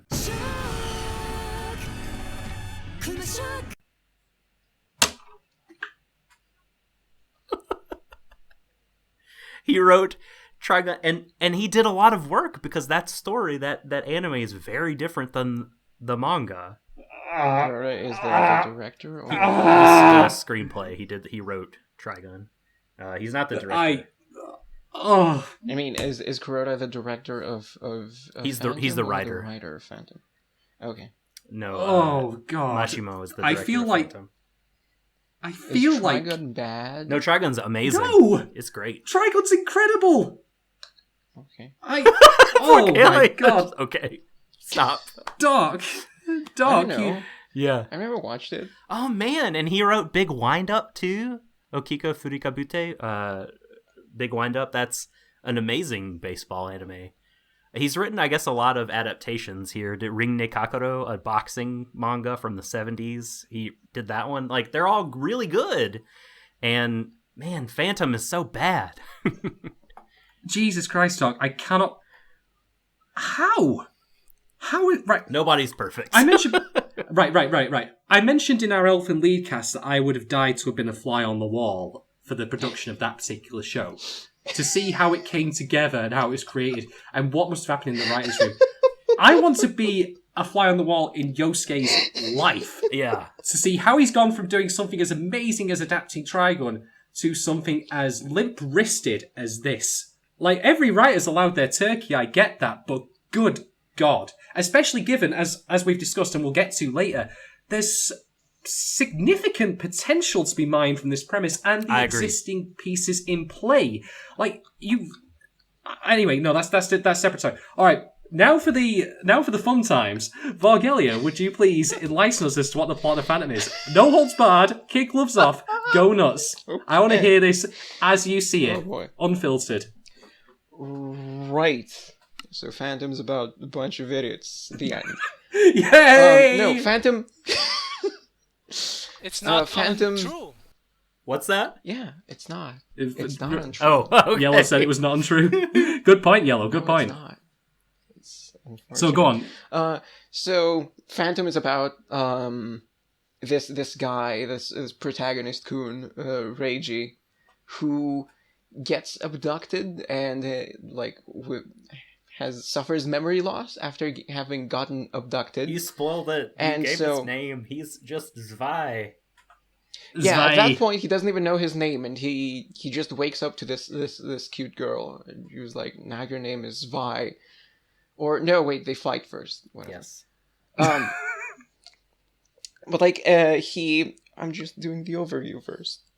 But he gets abducted. He is assigned the codename Zwei and has some girl. Yeah. Oh, he's definitely a two number in 2. German. He is definitely a number 2. Oh man. What a dickhead. And But that's later. Come on. His mentor is Ein, some girl who is Phantom, who is assigned the title Phantom, and he basically turns into an assassin under her guidance. He's given a choice to either become an assassin or be killed, and she is working for this organization called Inferno. Yep. Mhm. Who are just some underworld people that want to take over the world or something. Of course! Of course. Managed by Sephiroth's distant cousin. Maguire. Oh, I know, right? Managed by Sephiroth's distant Fucking cousin. Maguire. Mr. Maguire. I forgot he's Mr. Don't know why His that's name is actually- Mr. Maguire. And then, Maguire and then sounds there's like... a character called Lizzie. Yes. And I'm like, why? Is this a reference you want to be making? What's her last Okay, name? Phantom. Who? Lizzie. Lizzie? Do you remember Yellow? Her surname? Not right now. The blonde girl was Claudia. McKinnon or something. McKinnon, yeah. Claudia McKinnon. Sounds Garland. like a brand Lucy of Garland. French fries. Oh, Garland. Okay. Garland, Okay. that was Oh, it, Garland, yeah. yes. So the mastermind behind this entire Phantom thing is a member of the Inferno. His name is Scythe Master. Wow. It made this incredible joke. It's like his mom, right? I know. Mom's in the hospital. I mean... Good news, Mrs. Good news, Mrs. Master. It's a boy. What do you want to call him? Scythe Master. Scythe Senpai. It's just he His just name is- changed his name from like His name is Giuseppe, actually. Yeah, his name is Giuseppe. Giuseppe. He but it's worked- like but it's you also learned like this later. something like the two most like stereotypical names from different cultures like just smashed together. It's Giuseppe Helmut. I know. I mean, Scythe Master comes across as like something that a 13-year-old would insert in a bad fanfic. So yeah, like Scythe Master is like he has white hair. Just saying He has it out white loud. hair in a white suit, like the other two Phantoms. the other shit we've watched. I know. His voice actor is I don't know his name, but he played the guy in Fate Zero. What's his name? Lord El Meloy. He Kenneth. plays that guy. Kenneth, yes. Oh, what a prick. I'm pretty sure he plays Kenneth in that. So that's the voice actor. He has the bad guy aesthetic, all white, with the Super voice arrogant of, Kenneth. person character down. Creepy. you know. Very creepy. A very fitting boy. Scythe Very much so, Master yes, Scythe Master saves this entire thing No, he doesn't. to a degree. I know. I can see where you're kidding me? going He's with so this. dumb. I see what He's so dumb. Because yeah. okay, I'm skipping forward. Like the two become assassins and they do jobs. And in one pick job, up they're Scythe like Master's they're staking a mall and they want to kill someone. They kill the guy and then they enter a gunfight. And then Scythe Master comes in to save them with a car, dressed like fucking Relius Clover. In an opera Like mask Relius. and a gown. He's fabulous. With a Phantom of the Opera mask. He has a sense of theater about him always. Yes. Oh, he does. That's He does. his entire thing Yes. in the Fabulous, I tell you. spoilers. Like yeah, that's Scythe Master. Eventually, some person in Inferno lets Zwei learn about his old that was identity after Claudia. he's killed a bunch of- That was let's yeah. Claudia McKinnon. Oh, back problems. That was her name. Oh boy. Yeah. Let me briefly interlude here. I feel like she was a redeeming character for this show. She was. I don't want to get too spoilery, good, yeah. but she was interesting. If nothing else, she plays an interesting role. There's like 2 good characters that I like. But the thing about Clara is that she has a rack you could park a moped in. I'm not even going to kid. And this again boils back to what I've said before. I have no problem with characters having big tits. I love my tits. I love my A.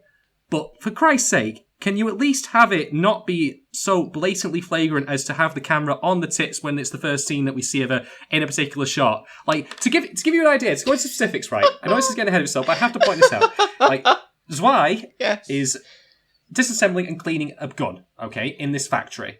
And you can hear Claudia comes in and you hear her off screen saying, "Hello, Zwei," something like that. She starts talking. And then cut to her, but not to her, cut to her tits. Because it's like I've described. Like, have you ever had? Yeah, it's a static shot. It's pretty common in the medium. It's a static shot. I know. But it's like that thing where you have like when you're a teenager and you're speaking to an attractive woman who's wearing maybe a low cut top, and you're looking down, and they go, "No, I'm up here. Look up here, please." That's what it feels like. Mm-hmm. It feels so juvenile. But anyway, that's specifics. Let's continue after you, Vorg. Phantom is like 3 animes, and we've only described the first anime. Where was I don't care. Well, just like Elfen Lied.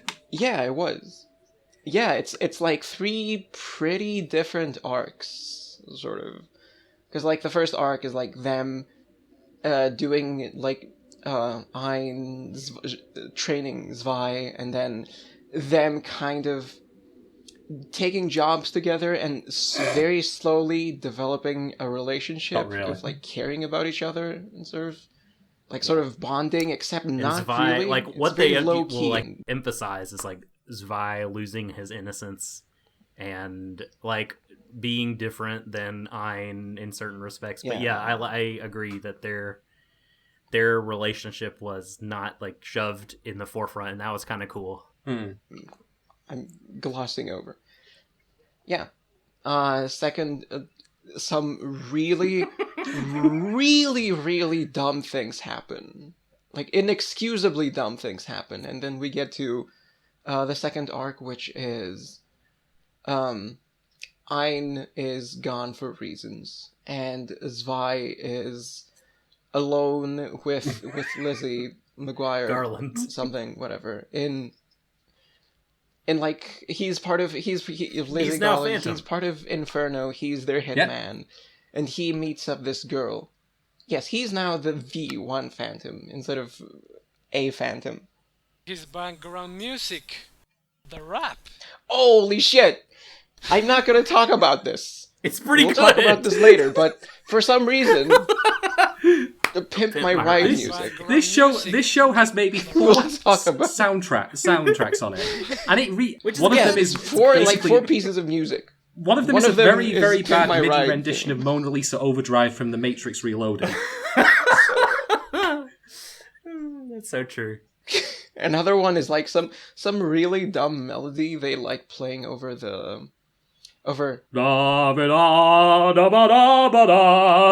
I mean like something that sounds really childish. Oh yeah, I know. I remember but like they that, keep playing it over action scenes, and it sounds awful and unfitting. But anyway, but you were saying how that he had now become the new Phantom, the new head honcho. Daddy daycare. Oh. He now is the new Phantom, and don't please. He develops a relationship.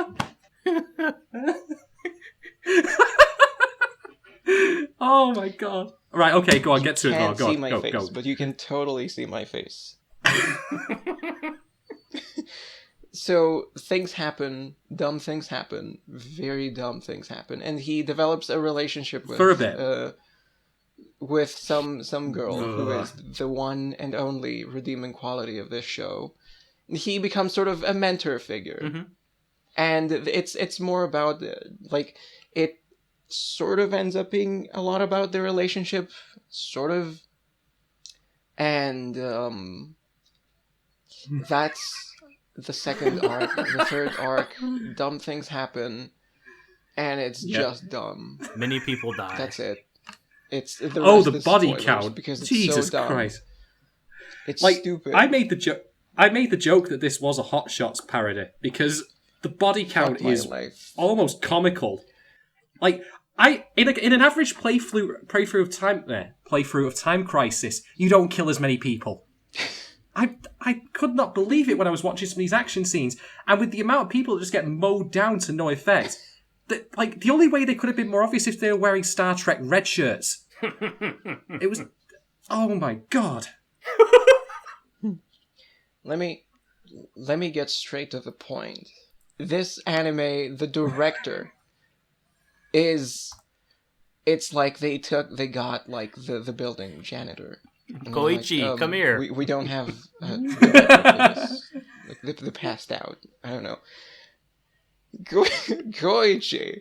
I will say. Oh my god, the director is painfully incompetent. This is a man who wrote the script for Night on the Galactic Railroad, which is an incredible movie. And he also did this. I don't get it! I will say, I do agree with you for the most part, but I do think there are the odd moments in this show which are well directed. I blame B-Train. Those moments of good direction are few and far between. None of those. A couple. Maybe a couple. Oh my god! Holy shit! This just in. What have you found, Doc? Doc? He directed Dirty Pair Project Eden, which is another incredible movie! In the 80s, he was so on point. And then B-Train hired him, and his soul fucking died. Oh my. They made him do all that dot hack bullshit and killed his soul. I don't know his previous work, but from this, he's just painfully incompetent. Like, the action scenes, any kind of scene is just not only shot in a very dull and boring way, and shot is not a term that applies to anime, but like the camera, whatever, pretend it's a thing. Not only done like that in a very boring and bland way, but the animation itself and the flow of action, the things happening are just all so awkward. Like, I don't think I've seen worse animation quality in a while. I think the animation quality in Elfen Lied was better. What? It had nowhere near as many awkward moments as this piece of garbage. And then there's, like, blatant plot holes that come from directing. Oh, Jesus. Like, episode 5, okay? McKinnon and Lizzie, what's her name? Lizzie. Are in... whatever. Nobody fucking cares. We can just call her Lizzie. And Lizzie, like, at that, like... I started hating the director from, like, episode 1, which I'll talk about in a bit, but... Episode 5 cemented my hatred, more or less. Or was it 4? Because there's this scene, right? They meet in a skyscraper, like, penthouse thing up top with a bunch of gangsters, Lizzie and her friend, to talk about stuff. And they have Phantom in a neighboring building covering them. Oh, this was later. Like, okay. This was later on. No. Was this the sniping one? This was the one with Melanie Square. Oh, so that was earlier. Okay, yep, go on. Yeah, early, yeah. So, I mean, Phantom is supposed to be skilled and all that stuff, so hey, Phantom will take care of it. So, things go wrong. The gangsters start shooting at Lizzie and her friend. Lizzie and her friend go behind a wall. The action scene is shot... Now, the action scene, the way it's shot, okay? Let me describe shot for shot. Panning shot of gangsters shooting statically in the most boring way possible. Oh, I know where you're going with this. Static shot of Lizzie and her friend just behind the wall and bullets hitting the wall. Okay? Next shot. right in front of the wall. Lizzie just pops out, takes a second to pop out, shoots her gun twice, pops back in. She doesn't get shot. This entire thing takes like 3 seconds. Nobody shoots her. Then cut to 2 people dying. There's been like 10 seconds that passed. She'd be like a block of Swiss cheese. The enemy has started firing. Phantom has not done anything. Lizzie has popped out of cover. She is shot, and she was not hurt at all. So Phantom then starts firing. How does Phantom start firing? The director thought he was clever, and was like, okay, we'll just make it like, we'll shoot it from inside the room and just show people dying. But the sound design is so awful that it's just people falling down. First of all, there's no gunshot sound. Okay, sure, she's on a neighboring building. There's no sound of hitting the glass. That's dumb. There's no visual signs on the glass that it's been shot. There's no blood. There's no nothing. What the hell is There's just people falling down. Can I just stop? Is this turning into CSI Phantom?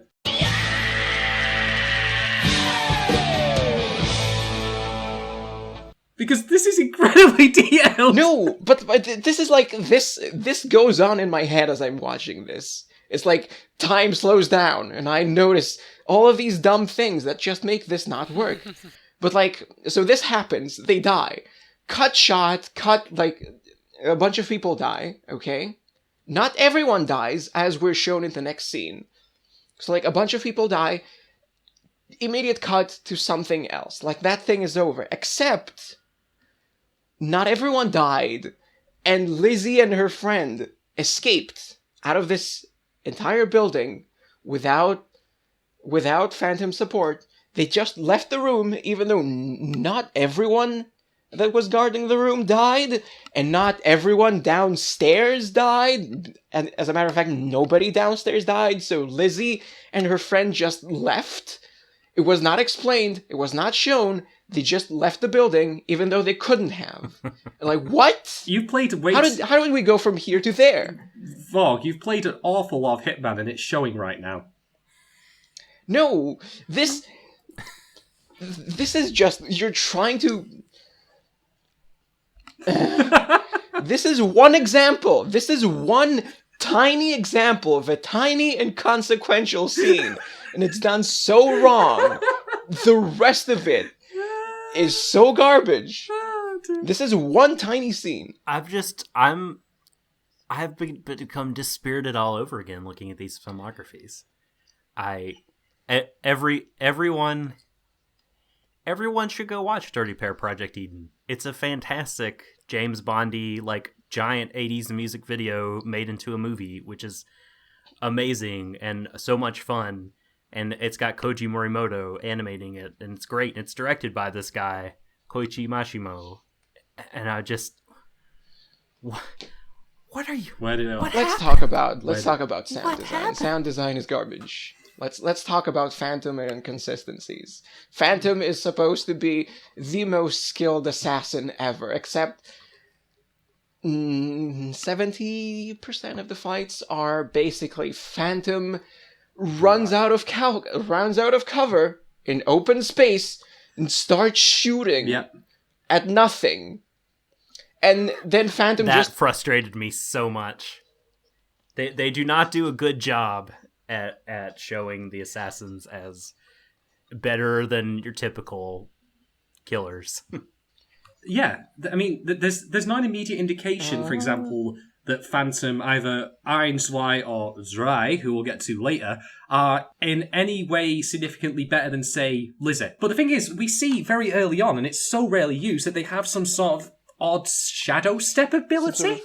But it's... Yeah, some sort of incredible speed But it never... thing. It's so rarely used, and it's never explained. Yeah, it's... In fact, that's the point. Why? You want to know why? Wait. Go on, Yellow. Because that's not in the game. That's not... Wait, what? That's not in the VN? You're fucking with me. It's not explicitly in the game, anyway. What? Why did they put it in then, if it's not in the visual novel? Well, okay, so maybe they knew their director is garbage. So they're like, we have to show that they're good. They're special. He's not garbage. He used to be good. Not on the Galactic Railroad. Doc, are you crawling into the fetal position right now? Well, Adam Sandler made two good movies once. Wait a minute. Did you just say Adam Sandler made 2 good movies? It's once. His first 2 movies are considered good. Like, people kind of remember Happy Gilmore fondly. I've never watched it. I guess it depends on your criteria of goodness, right? I mean, if you're sort of... Well, so I've seen them, and I mean, if you've been drinking or whatever, and you're around some friends that are your age, like, it's fine, like, but at no point would I say these are, like, good films. Night on the Galactic Railroad and Dirty Pair Project Eden hold up as amazing films. Alright, okay, so we've talked the high-level plot, sort of, really, but we'll get into specifics later. But as we've rightly pointed out, Phantom is based on a visual novel from Nitroplus, and Yellow has played the entirety of it, as I understand it. So we already mentioned Yellow by coincidence that we brought up the Shadow Step thing, which was not in the visual novel at all, which I'm simultaneously surprised and unsurprised to find out about. But anyway, so what are the big differences between the visual novel's story and that of the show? Spoilers. Well, how many times? Spoilers, yes. Spoilers. Structurally, the story is divided into the same 3 arcs, no difference there. But the anime adaptation, quite willingly, I would say, and we can argue if that was a good thing or not. I don't think it was.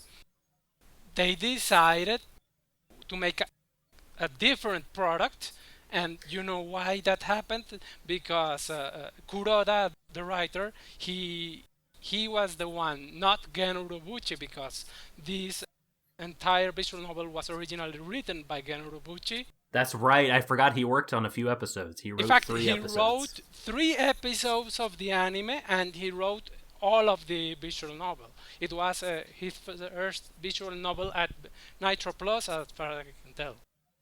This is pretty significant because, for anyone who doesn't know, Gen Urubuchi is a big name in the industry right now. He wrote Madoka Magica and what? Fate Zero and what? Psychopaths. He's written some stuff I don't care for as much, but those are very well regarded. Old Noah Zero. Gen Urobuchi wrote or co-wrote Old Noah. He did. He was involved with the project early on, and then he left. I think he was only involved with the first 3 episodes. That project was completely different because he didn't exactly lay out a complete script. I believe he left the creators of Old Noah with an outline and said bye-bye. That explains a lot. Yeah. I've heard that it shows. I know this will turn into a bad anime at some point. I don't want my name on it. Could be right. But are there any significant plot differences, like, between the visual novel and the anime? Things that are significantly noteworthy? You can look up a couple of interviews with Urobuchi himself where he talks about the creation of the anime. But to sum it up, it was Kuroda who decided that he wanted this to be a story with a message that says, crime doesn't pay. Fuck off. Wow. Well, I'm simplifying things for comedic effect here, but he didn't think that none of our protagonists needed to survive this at the end. Oh, wow. So it's his fault. Kuroda. Yeah, the visual novel actually it has multiple paths, as you can imagine, and some of them are happier than others. There's, I wouldn't really compare it to the typical choose one girl and that's one path and that's one route, but that option is available there at the end of the story. Mm-hmm. Can you go search the house for like Cal? Yes. Cal. You can? I fucking do it. The arc is actually it looks like it's referenced in the anime where like yes there's a dream scene. Okay, There's a dream sequence, okay? Reiji has a dream sequence near the end of the anime where he's in a car that is being driven by Cal, who is older now for plot reasons. Stupid and ones. We haven't even introduced Cal. Yeah. But anyway, Cal is Zwei, who we mentioned before. No, Drei. Drei, yeah. The third fan. But anyway, so... Just like this anime. Ugh. Anyway, but the thing is, like, when I first watched Phantom, because I mentioned before I just literally picked it up at a random whim, I had no idea it was a visual novel, and I didn't find it out until much later. And when I rewatched it this time around, that scene immediately stuck out to me as an alternate ending, like what you would expect an alternate ending to be in the visual novel. So, Yellow, is the scene of them two driving away into the sunset, air quotes, an alternate ending in the novel? Yes. I knew it. Fucking knew it. Holy shit. I fucking knew it. So Kuroda just took all the bad paths. He did something that could be considered a bit worse. He took what many people would say is the quote-unquote true ending of the visual novel, and he made a little modification at the very end. I know you know what that is, right? Oh no! So wait.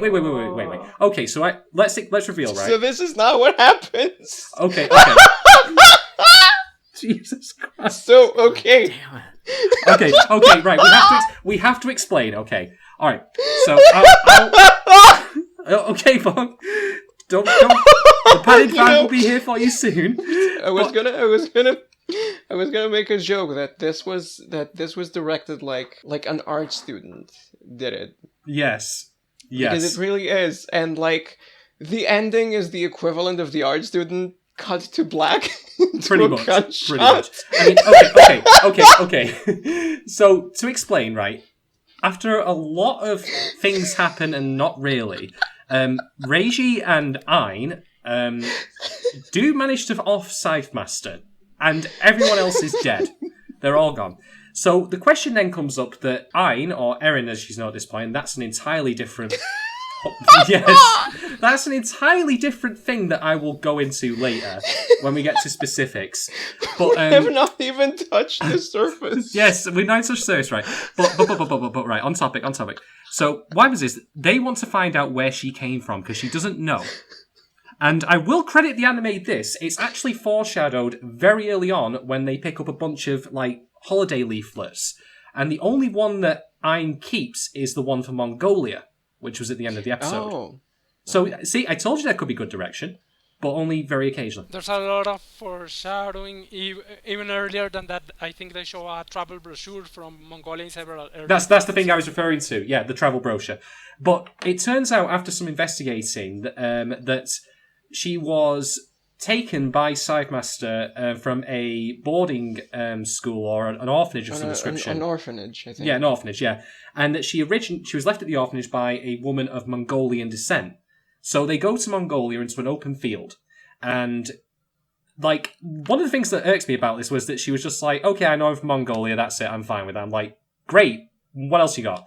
But that's a different matter, we'll get to that. So, Reiji and... it's part of her identity that she It is, but we need a bit more than that, a bit more substantive. No, but again, we don't. Okay, we'll get later. Depends. We'll get to that later. I was gonna accept it. Okay, we'll get to that later. But what happens is that Reiji and Erin are in this field. Now, the immediate scene before, we have Maguire, who has done nothing throughout the entire show apart from drink wine and use the laptop.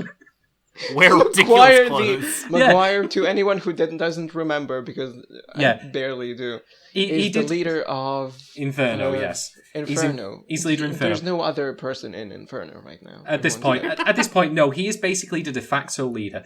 And he's done nothing the entire show apart from... Well, the Godo family guy is technically a part of Inferno. Most of but they're all dead as well. But he has his own syndicate to run too. Yeah. So Maguire, apart from doing only hot tubs and drinking wine throughout the entire show, yeah, that's the thing as well. He finds out that looking fabulous. Yeah, he is fabulous. He is fabulous. he decides in a very art student moment, he just stands in front of a statue with wings, and so it looks like he has wings. Yeah, and it just keeps the shot for like a minute.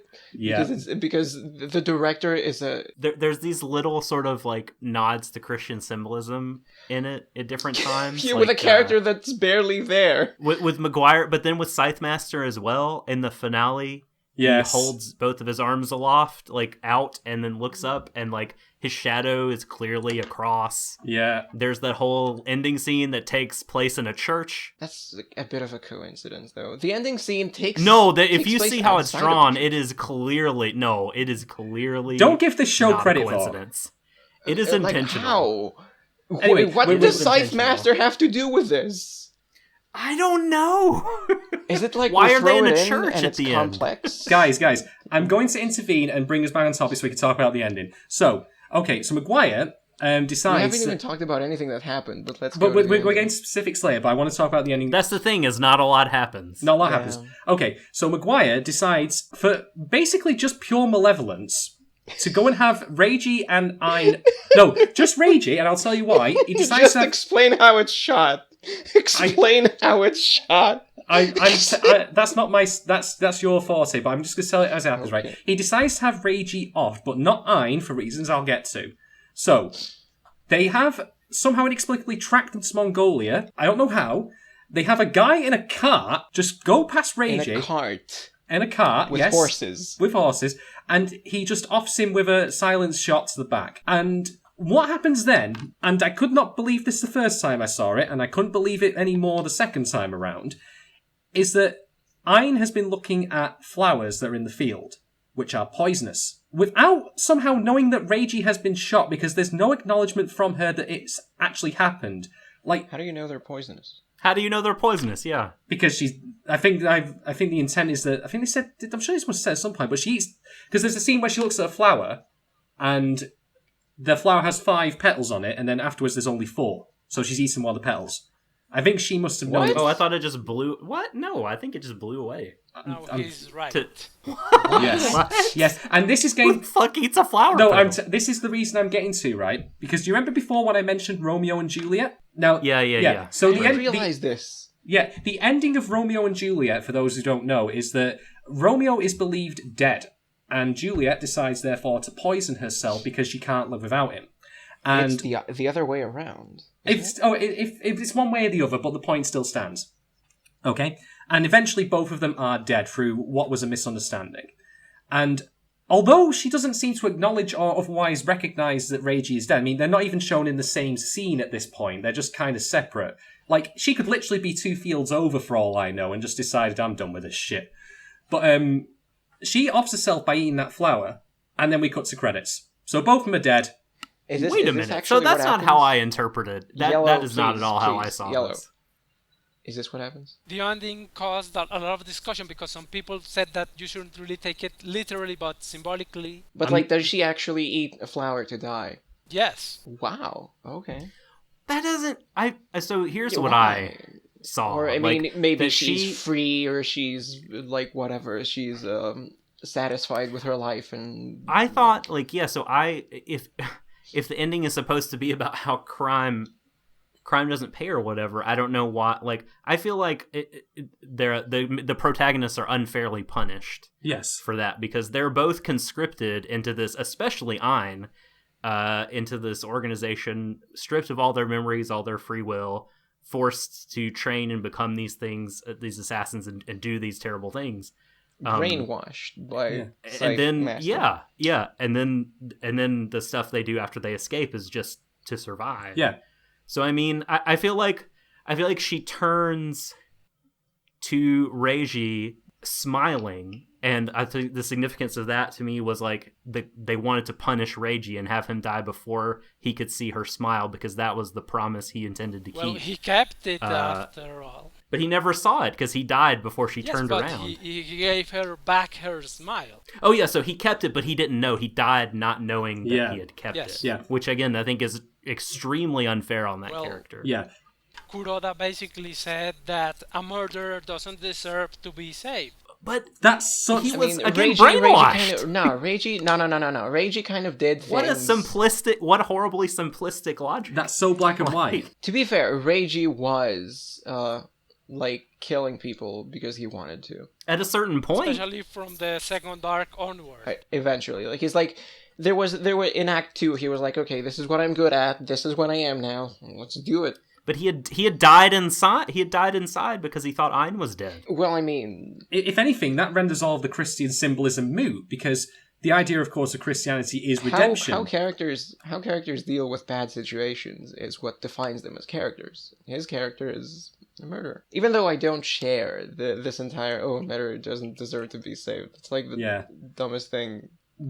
He was not a I mean, he was a murderer in a literal sense, but I mean, it was either that or die. I mean, he had no. That's not a real choice. I agree with that. No, he could have just left. But if you really want to get right down to the point, all the Christian symbolism and images and all that, they have a little bit more meaning, even if they are slightly less blatant in the visual novel, because there is the option for redemption in certain endings, even if there is a sacrifice, someone has to die, but not everyone. Right. I don't happen to think that, at least, I mean, I'd have to go back and watch this again, which I'm never going to do.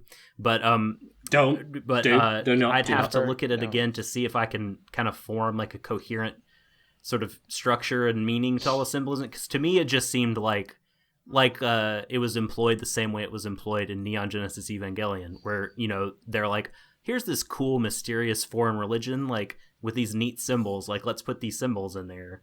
And it felt like this is the same way, like same reason people get kanji tattooed on their arm, because it's neat looking, you know, it's a cool foreign thing. Yeah. The symbol of redemption, that's really all the meaning I would attach to it. Yeah.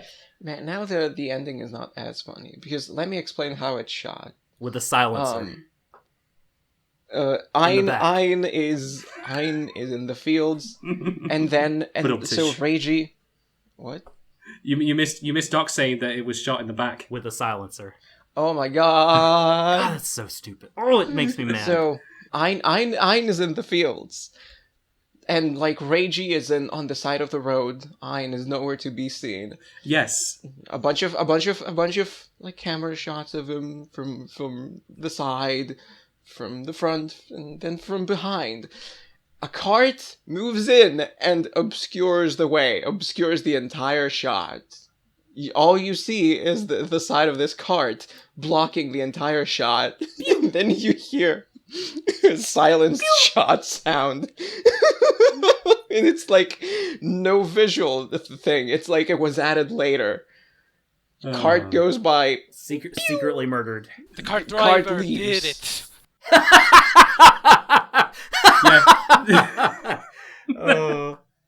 I mean, why have a silencer on in a field in Mongolia in the middle of fucking nowhere?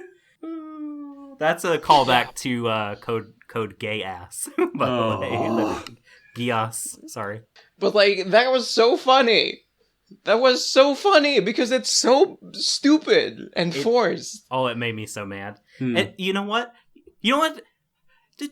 Why does McGuire live? If crime doesn't pay, the fucking leader of the syndicate gets to drink wine and sit in his hot tub. He's not punished at all. Not punished at all. Nope. And everyone else dies. To be fair, he doesn't do anything. I suppose the answer is he'll be punished later, but the story doesn't care. What a terrible message. I mean, I feel like it's so...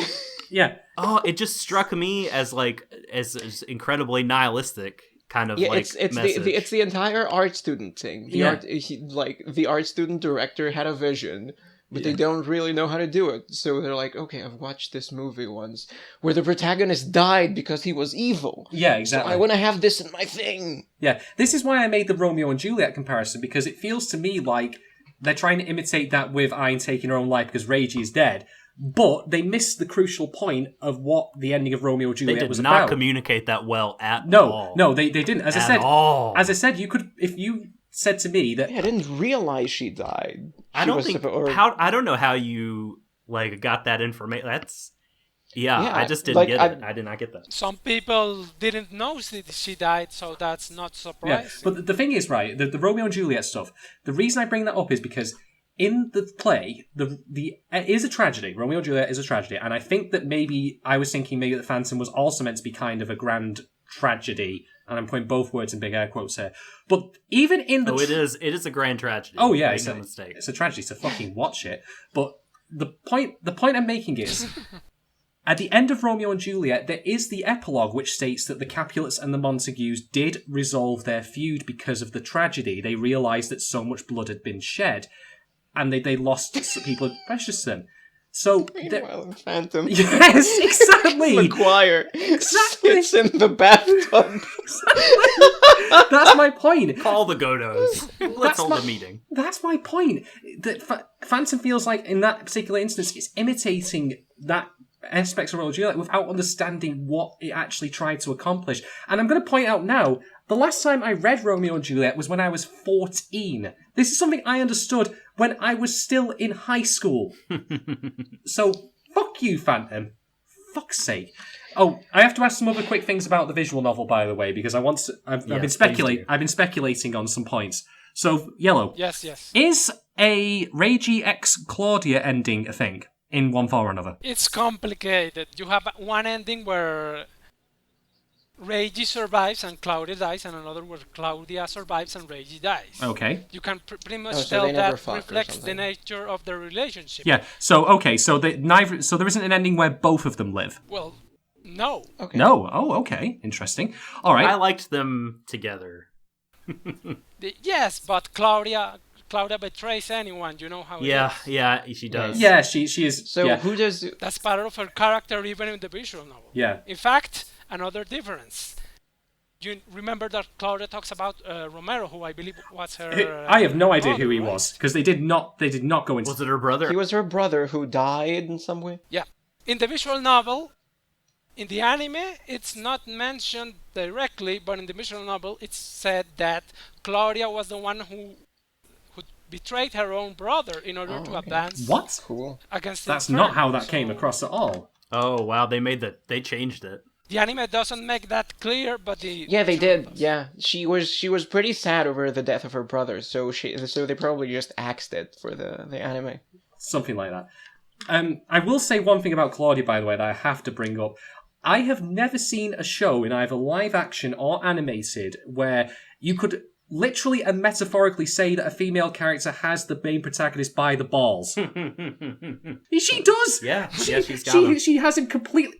Yeah, and then there's that scene where she's showing the passport. Next thing you know, she's literally grabbing his meat and two veg. I'm So- like, could this be any more blatant? So Yellow, who does Reiji fuck in the VN? Oh, fuck off. I want to know.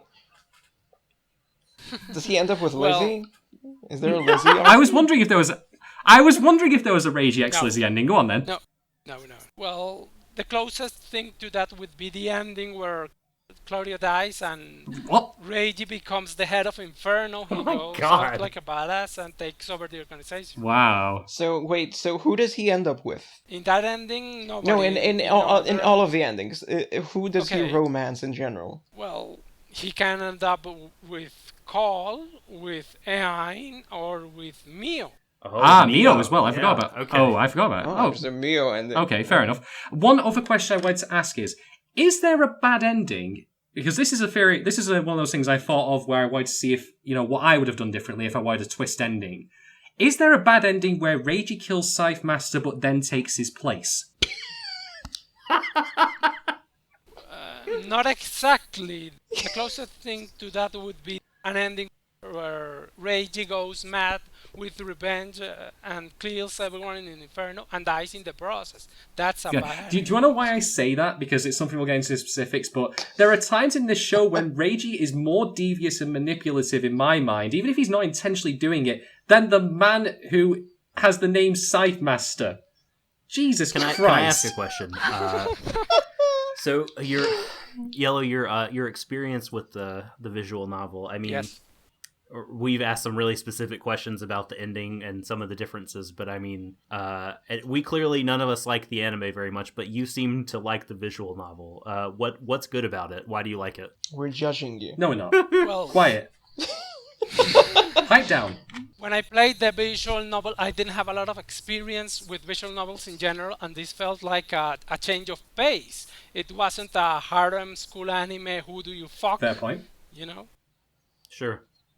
That's a very blatant way of saying it, but that was the source of my interest. And a lot of people actually talked up the visual novel as one of the best examples of how the genre could advance and not just stay dealing with the same tired old topics and harem antics. I can see that because... I mean, I too. I mean, if the whole thing was written by Urobuchi, like, I can... there's germs of good, like a germ of a good thing, right, in this anime, and I feel like in another format with a different writer, it could be good. Another director. Yes, of course. That's another thing. The visual novel science, it doesn't have to show you the action scenes. There's a lot more room for creative freedom. You don't have to see a lame action scene. You can just imagine the best action scene possible. Yeah, you're entirely right. Because I've played 3 visual novels, right? This is where I'm going to reveal some backstory about myself here that will probably make people question me as a person. I have played 3 visual novels. First one was Steins Gate, which I did after the anime, because I thought anime was great, let's try the visual novel. Visual novel was great. The other visual novel that I played that I think is most relevant to the topic we have here is one called Grisaya... No. It's called Grisaya no Kajitsu. Have either of you heard of that? No. Yes. I have, yeah. Mm-hmm. Right. Now, Grisaya was recommended to me. Recommendations to me in the past have not been very fond, but this one I was genuinely recommended, and I think it's incredible. But you can kind of see broad similarities between Reiji and Yuji, because they're both killers. They're both skilled, well, I say that with air quotes around Reiji, but anyway, with firearms. I mean, Yuji is like a soldier. And they've both got, pick your girl kind of endings and a lot of dark material in. I mean, to anyone who's out there who's listening who's actually played the visual novel Grisaya no Kajitsu, I'm not talking about the anime. There is an adaptation. Apparently it's dog shit, so I'm not touching that. If any of you out there who have played it and have been through the angelic howl sequence, I've been there, and I was... that was PTSD inducing, but in a good way because it was compelling. And yes, I will admit I did tear up at Amane's ending, but that's a different man. So I see that you can have a main character, a male character in a visual novel who is, violent, powerful, well trained. He gets all the ladies and all that, and it can be compelling. Although, admittedly, the compelling parts of Grisaya were the female character stories as opposed to Yuji's, which is kind of pieced together. That's it, man. And I'll, of course, finally admit the last visual novel I played, which I did as a joke, and thank Christ, Kamidori. What a piece of shit that was. Valhalla. You played Valhalla. Valhalla, okay, yes, Valhalla counts as well. I'll go with that. Well, anyway, we've talked this stuff pretty much to death more than I expected, but let's get into recommendations now. So, we'll start first. This will be quick. Doc, would you recommend this show for people who do not know anything of the visual novel? No. No? Okay. Vorgelia? Fuck no. Stay away from this. If you like art, if you like anything remotely related with art, if you have any appreciation for anime as a medium, please don't watch this and send hate mail to the director. Before the last 90 seconds, I might have recommended this to certain people. Yeah. Now, no one ever. The thing is, Doc, as I said to you on Twitter, I was listening again to our Elf and Lead podcast just to take notes on cadence and things for myself, and I remember you mentioning about how you hated nihilism and put on the unfair punishing of characters, when you said that writers just create problems and put characters through suffering for the shit of it. And then when you said that, my immediate thought turned to the ending, and I was like, "Oh no!" Yeah, you knew we can't that escape. I knew. We can't escape. I knew. All right, me through the fucking heart. I know, and I don't even love those characters, and I was angry. On their behalf. I was angry at Cal, I know. at Cal because I liked her. We'll get to her. Okay. We haven't even gone into that. Like, Yeah. There's a lot to talk about. We haven't scratched the surface. oh boy. I know. All right. So for me, I'm going to say something that's probably going to be incredibly controversial here. Oh, don't mistake me. This anime is hot shit. It's complete crap. But I'm going to say two things. First off, I think that, as Doc has said, there are the right elements in this anime. With the existing things that are there, maybe minus the direction and the animation and such, but at least the storytelling and the race elements to create a genuinely good show.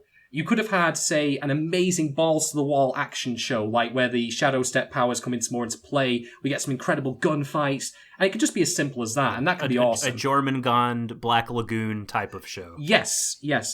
Or... without all the moralizing nonsense. Yes. Or the thing that I expected when I first picked this up all those years ago was an idea of the loss and rediscovery of humanity as Reiji slides downwards gradually and not off screen as it happened in this show, because he just kind of goes from being normal to an evil, brainwashed psychopath in the next. It just happens off screen, but anyway.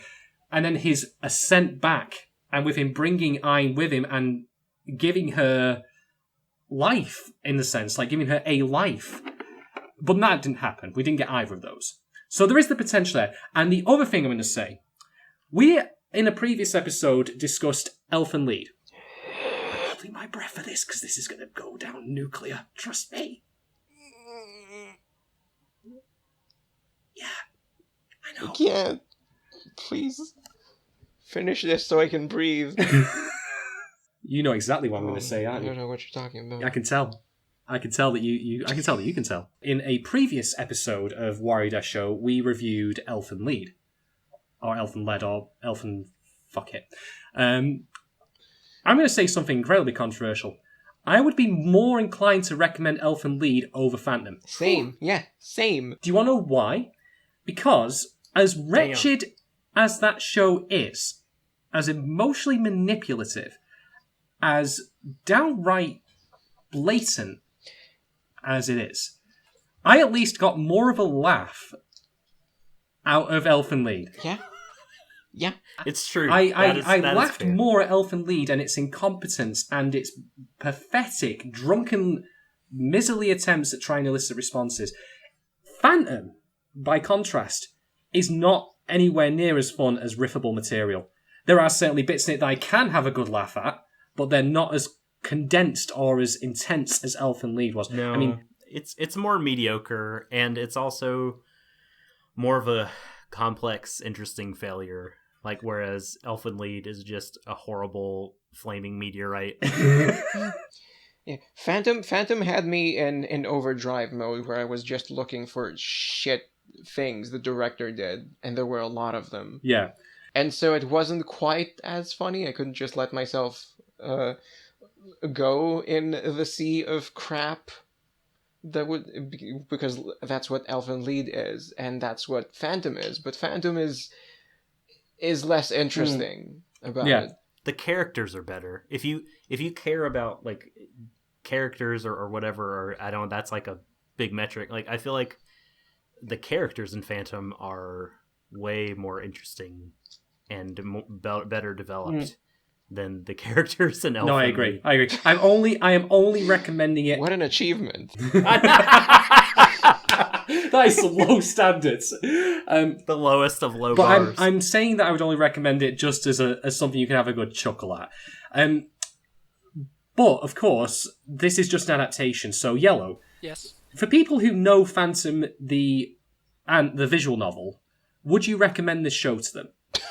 Only if they're okay with another alternative ending being added to the mix. That's what it all comes down to. Fair enough. Even if, like, with the bad direction? That depends. There are people who actually like Mashimo's work on the Girls in Guns trilogy. Quiet taste then, yeah. Okay, so... Yeah, I don't remember. It's been a long time since I've watched Noir, but I remember the direction being better. Again, I think B-Train slowly killed this man from within. How about the visual novel, Yellow? Would you recommend people seek that out? I would, but there's one technical problem. The visual novel was not released in the typical format for this. It's actually a regular DVD that handles like a normal disc, and you don't save. You make choices via the DVD menu. It's kind of like a password system Oh my in a way. God. So Weird. if you can get it running, I would recommend it. But there are reports of people who haven't been able to play it correctly. It's not like everyone else, even at the time when it originally came out, could play it. There's been an English release. I see some Yes. English voice actors credited. Yes. No. There are no English voice actors in the visual. Really? Have there been any sort of fan remakes? There are no English voice actors for the visual novel, but they did. In fact, Oh. to put it in simple terms, when the visual novel originally came out, it was only in Japanese. Then they made another version that included the voice actors from the anime, so that's available, but that's not translated. Right, I see. Okay. It says it was, so I have Wikipedia. It says it was released in North America in September 2005 on DVD. That version is in English, but there's no English voice. It's just subtitles. Oh, okay. Oh. Okay.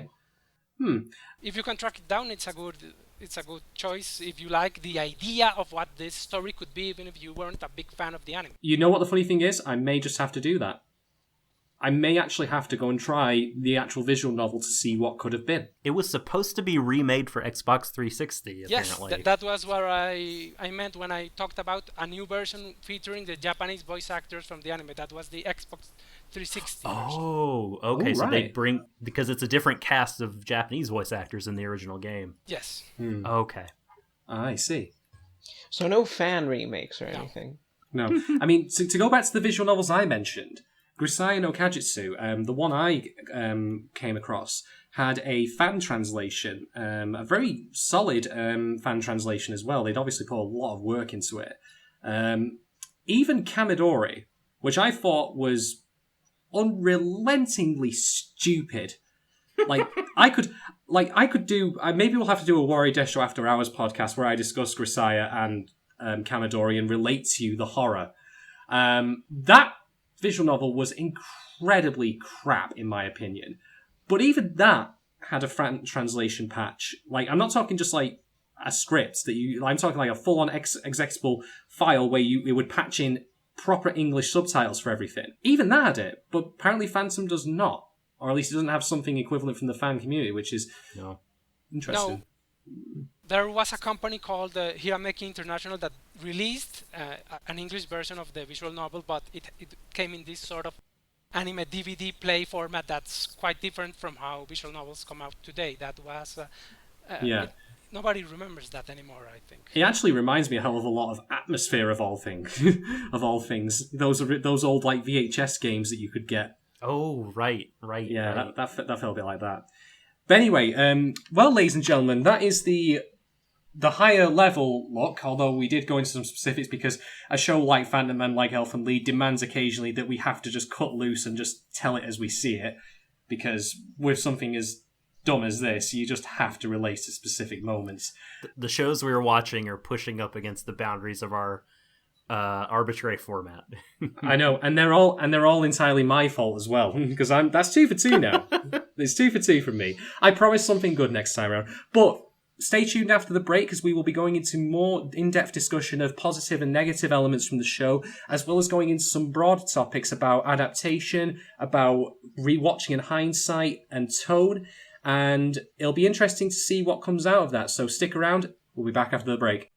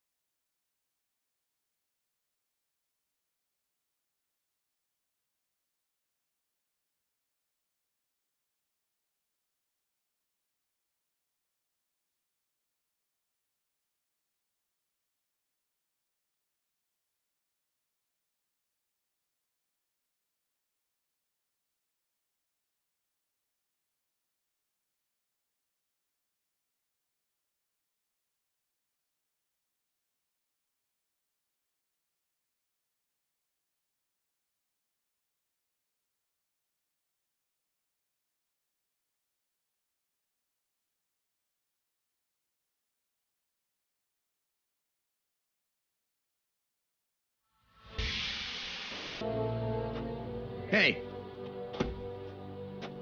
Buddy, do you have any idea where the term assassin comes from? It stems from an Arabic word meaning one who consumes hashish. There was a Muslim sect of killers who attacked crusaders after the recapture of Jerusalem in the 11th century. They smoked hashish and then would carry out ruthless murders as if they were in a dream. It's known that the crusaders became terrified when they saw this and started calling them assassins. Is that what you guys did? Smoke this stuff and think this place was paradise? How long do you people make yourselves at home after you march into somebody else's country? Bunch of filthy murderers. Huh? What do you want? You're right. We did consider ourselves as guests at first.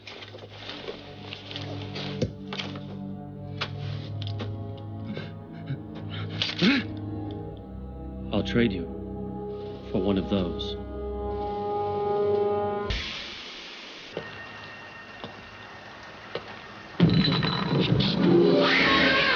Whoa, easy there. It's me. Yeah, I'm not a bartender, that much was obvious. Listen, I don't have much time. If we're going to banish the phantoms and the Diclonius, we're going to need your help. Start by looking up wave motion cannon. They're still out there, and they'll get you on the right path. Me and the others will be ready soon, and we'll be able to fix the world. Who am I? I'm a man involved in shady business, and partly responsible for this lots of mess we're in. Listen, get out of here, we'll find you.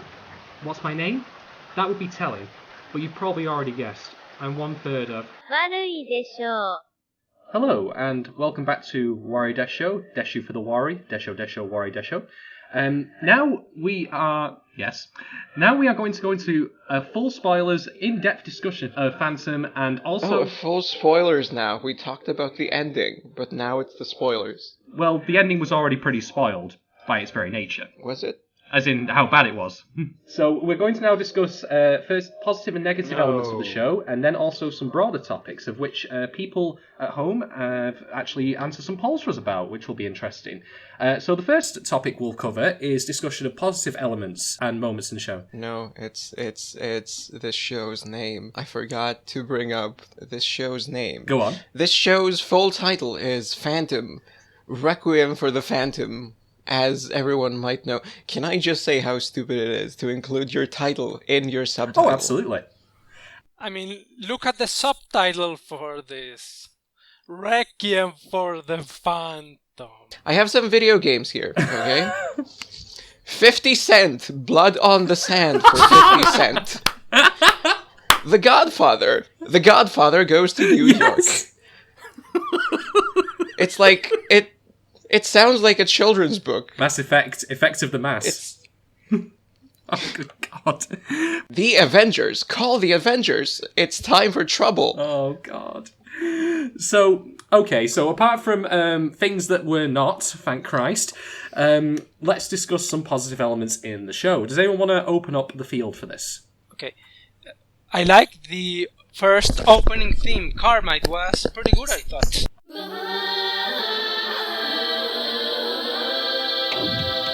Yes.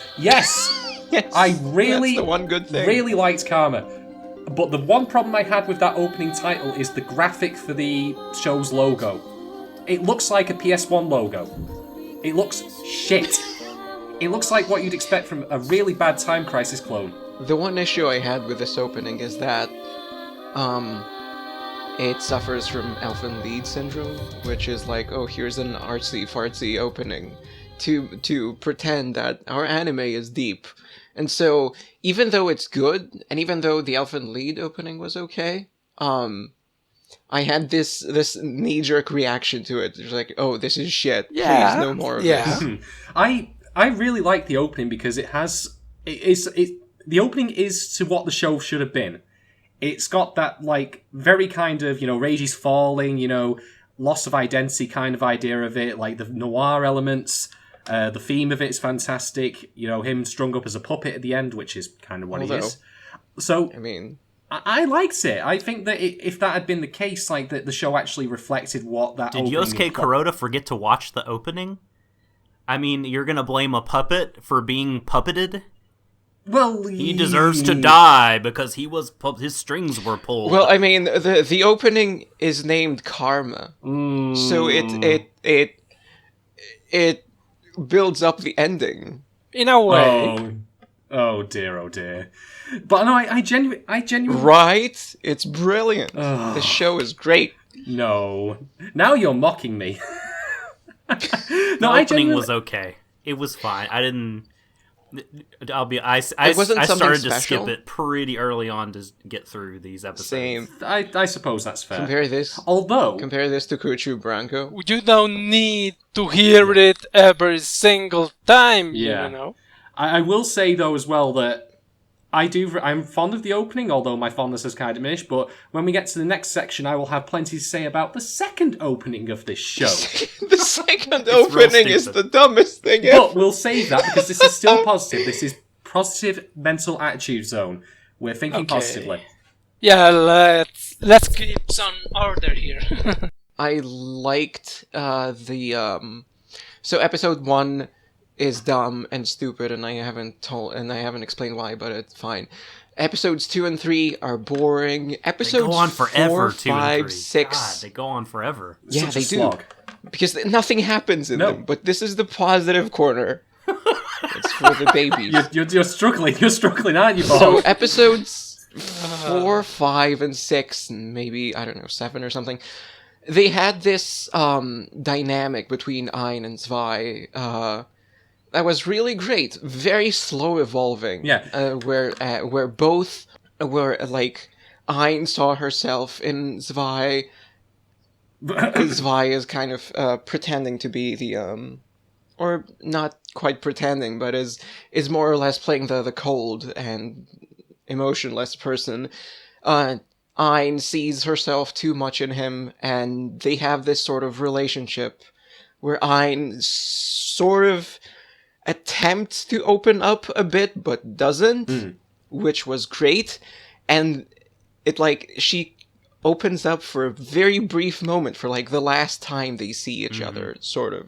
And so it builds up to that moment really well. Yeah. Their relationship between that time frame is very well done. Yeah. It didn't feel forced. I concur. Yeah, they have like a couple of things that they start in those episodes that they follow through on pretty consistently throughout the middle and the end. Like the whole thing about Reiji learning to act, I loved. Like every time he had to play a part, to be like, you still can't. It was act, a nice callback when they later had him act as a student, reflecting that early moment. Yeah, that's more or less an element kept throughout the entire show, and that's done pretty well. That's like one of the... I mean, a good way to do a recurring... And it's not like this like amazing thing, but it was like, it's solid, you know? It was. A nice touch. Yeah, it's the small thing that builds up a relationship. One thing I'll bring up is... I watched episode 4 for the first time, like when I watched it, and the way it's set up is it's the mall scene that we mentioned before, where they're going to assassinate a mafioso who's coming out of the mall, and they're playing undercover as a couple at this point. And throughout all of it, we get them doing like run-of-the-mill stuff, like they go shopping for clothes, like they have a faux argument to distract their pursuers. The thing that I really liked about this scene, and I don't know if the show actually intended it or not, but I chose to at least give it some credit, interpret it like this, is that this scene, or the scenes rather in the mall up until the point where the assassination happens, and then a little bit after at the airport, made me realise what had been stolen from them. Because they're living a normal life, false though it is, they are living like the life of a couple of that age. You know, they're going around the mall shopping, she's trying on, swimsuits and stuff like that. And it made me realise this is what has been denied them by the villains.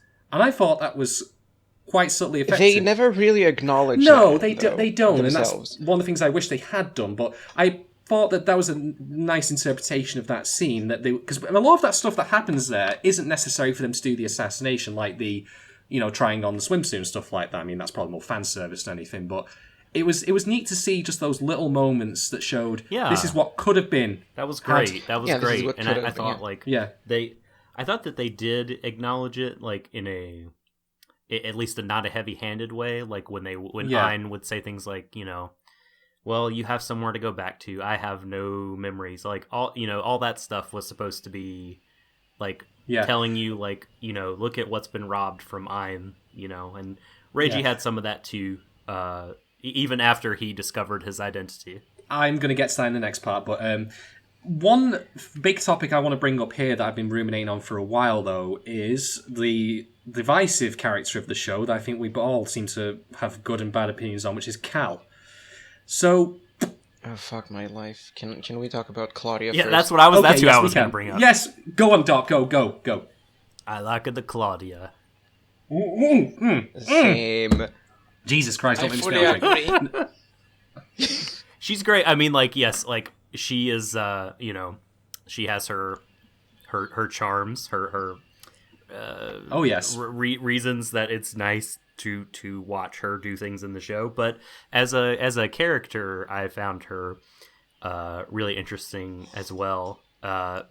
Like how, I mean, because if it wasn't for her, then Reiji would be exactly like Ein. Like she's the person who kind of broke him from The catalyst. Yes, yeah. She fucked with the experiment. Her entire plot, both in like as plot and her like plot that she commits and stuff, are pretty good. Yeah. She as a character is very competent. She has really good relationships with the other characters. Yes. Claudia is really good in this. And she never loses control, which I really like. Even when she met her end, she was in control of it. Oh, I need to talk about that, but I'm gonna say quickly as well that I think that the thing about Claudia for me is that when I first watched this show, this is one of those things about changing opinions. My initial impression of her was that there were only two reasons that she was in the show. And you can probably guess what those are. Yes. Quite so. And then she fucks Reiji. That's it. Yes. That's the two reasons. No, the one, two. But anyway, but then I watched again and I thought, you know what? Why is the show not about her and say about her in a power play between her and Maguire? That I think would have been fascinating. But her backstory is a pretty visual good show. Novel. Yeah, visual novels are about dudes. Here's the thing though. Here's the thing though. You can't make a mainstream anime about Claudia. Oh, I think you could, given the superficial values of it. Right now, sure, but in 2009, if you want to make like an action anime, you can't have it about Claudia. Well, they didn't make an action anime anyway because the action in this show is crap. they've had action anime with girls as lead characters since the 80s. But not exactly characters in such a manipulative position as Claudia, Yes, that's right. Yeah, I see. Claudia is mostly in the background. She's a chess master. That's what she is. Yes. She's not actually when she's involved in gunfights. She's usually behind Lizzie, who's a muscle.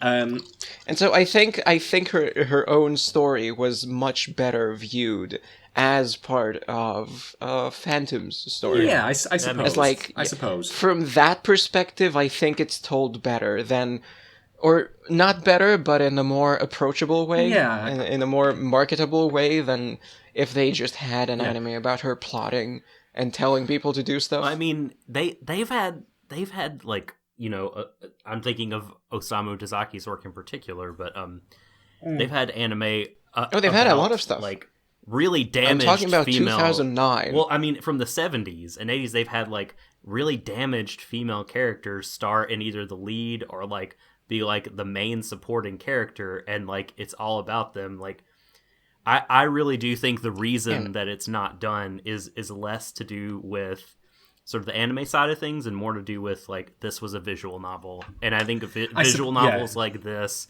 are about dudes, so dudes can self-insert.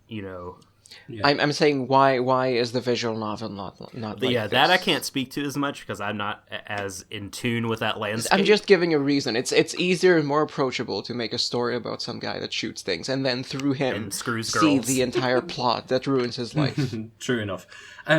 So what I wanted to also speak about was what happens to Claudia. Now you, Vorg, have said at length how you absolutely despise the direction of this show and how it's been handled. Yes. And besides a couple of moments, I'm curious if you'll agree with me on this particular bit. Then I thought that moment, yes, is a good moment. I thought Claudia's death scene was wonderfully handled. To spoil what happens, so we mentioned before, I think, that Claudia gets embroiled in some sort of conspiracy inside Inferno and is essentially outed as a traitor. And she's pursued by Inferno's cronies, and she kind of gets the better of them a couple of times, like with the car bomb scene.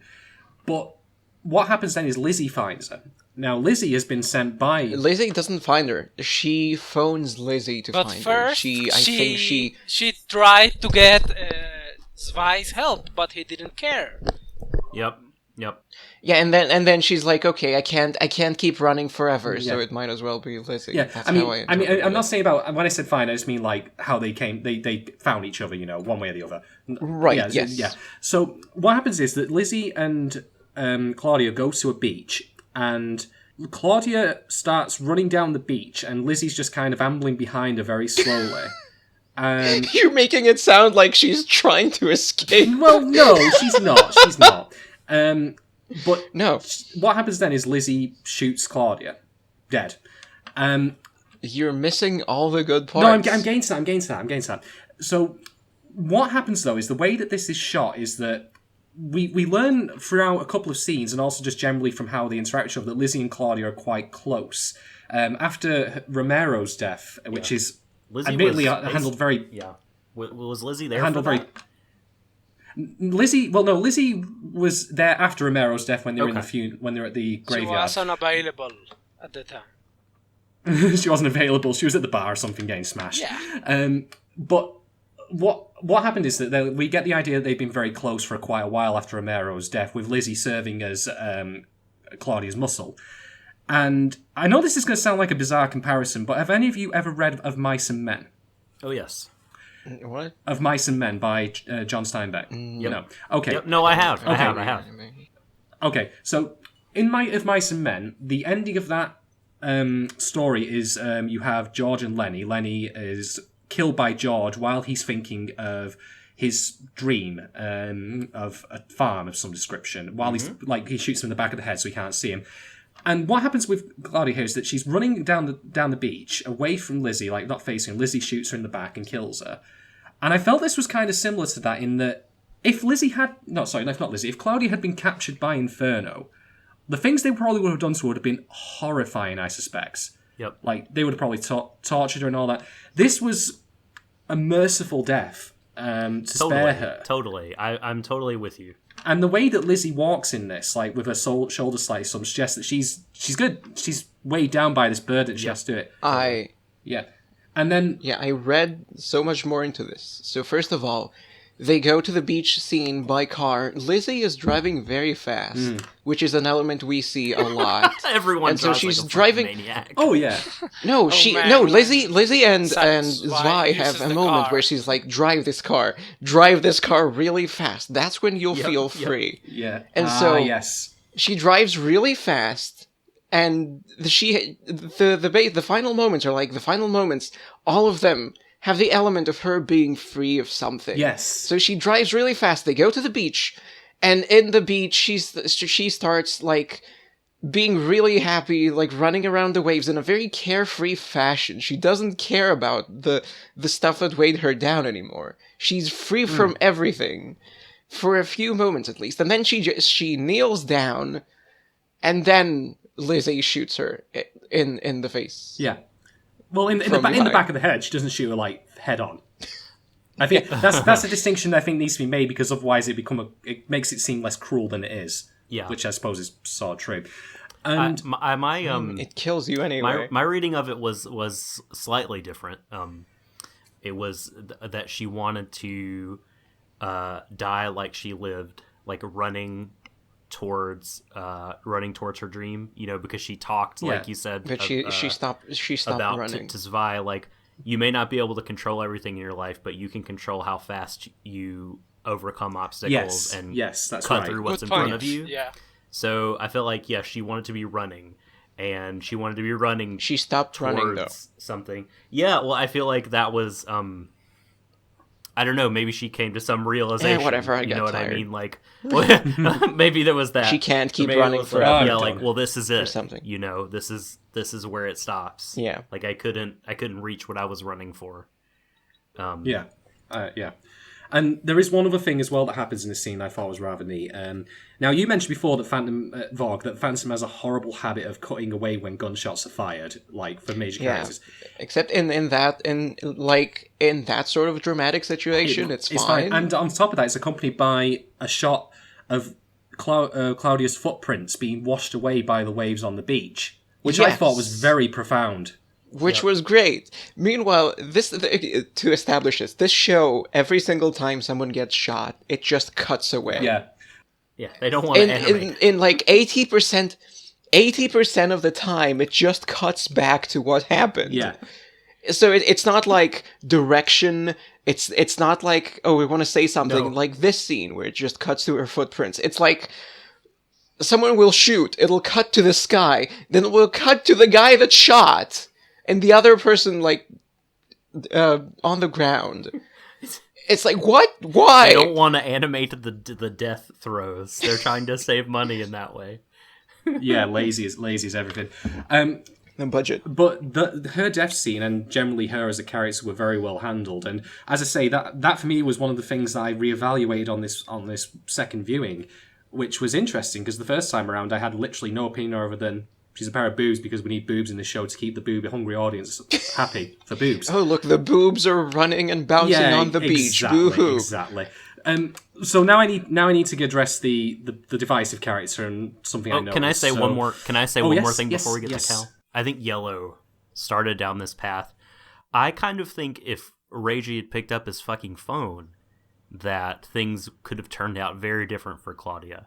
Like I actually think she might have. She was trying to continue running away, seeing how she could save herself and continue scheming. Yeah, I mean, I really think she thought she had RWBY under her control and that he was a big part of her plans, and that they could have done something. But not anymore. Yeah, and indeed, from what I remember you mentioning before, Yellow, there are endings in which RWBY and Claudia try, but ultimately don't fail because one of them goes.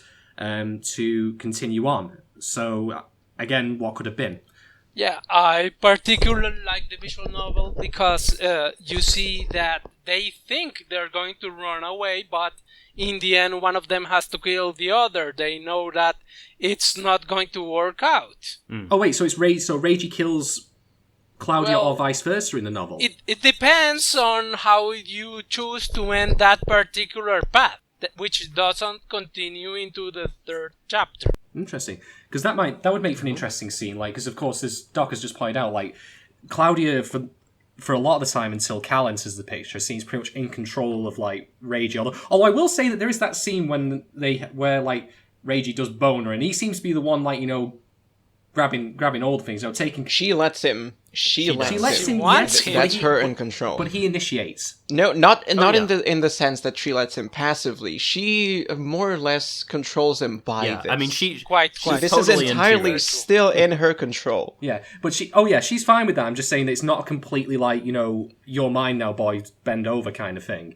There is a little bit of a give and take rather than just completely I'm saying that's entirely part of her take. Yes, that's fine. That's fine. I'm with you, and I think she is trying to do the same thing with the head of the Goto family. But I mean, she's being submissive in the bedroom, but to gain control in other ways. Yeah, I mean, if you told me, for example, that every time that she was in bed with Godo, she was just looking over to the stand to make sure that the 9mm was still there, I'd have bought that. Absolutely. So, shall we now talk about Cal? I'll grate my teeth a little bit. Let's see, what else can say I find to delay this? All right. Well, it makes sense as a segue because she's the reason he didn't pick up his phone. Yes, that's true. Very much so. So, Cal. Now, when I first watched this show, my reaction to Cal was, why? Why the fuck are you in this show? Let's establish who Cal is. Okay, let's establish. Okay, yes, okay. So, in the second act, after Ain's disappearance / death, and Scythe Master's disappearance, which we haven't established, death, RWBY is now ascended. Which we haven't established. RWBY is now ascended to becoming the new Phantom of Inferno. And, of course, there's that ridiculous scene where he gets initiated with the Arthurian ceremony that was completely fucking plausible. But I forgot about that. That was ridiculous. That was so goofy. Were they waiting outside in those costumes? Okay, wait. No. Positive. We're doing positives. We'll come to negatives in a moment. So, restrain thyself. Oh, my God. I completely forgot about that scene. Yeah, but we Do you want a straitjacket? I can get you a straitjacket. I know a guy. Right. Okay. Go on. So anyway, Cal. I'm right behind you. Cal, right. So Reiji is ascended to the head of Inferno. Now, what happens next is that there is a drug deal that goes down, in which $5 million is due to be exchanged for cocaine. But the deal is interrupted and everyone is murdered by a mysterious assailant. If you haven't guessed who it is already, you've not watched nearly enough television of any sort.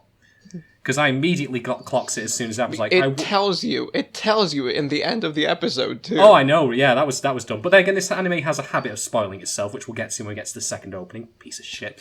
Anyway, so Cal is introduced as a... It's called masterful foreshadowing. No, it's not.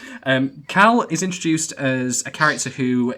She's the adoptive daughter, is it? Or, like... Is she the adoptive daughter of... So she just lives with some girl that got murdered in the attack. They cohabit, okay. Judy Devons is the name of she's a prostitute. Lady of the Night, who Cal is staying with. Yeah, and Judy is... She's a vampire. Judy is a victim in the crossfire of this. Completely accidental. I think she was... Although it's suggested she was a witness to who it actually was. So Reiji is sent to investigate these killings and find out what happened to the money and the drugs.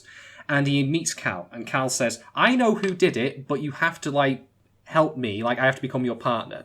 And so that's how their relationship develops. He takes her in under his wing. She starts off really silly in the sort of cheeky brat kind of way.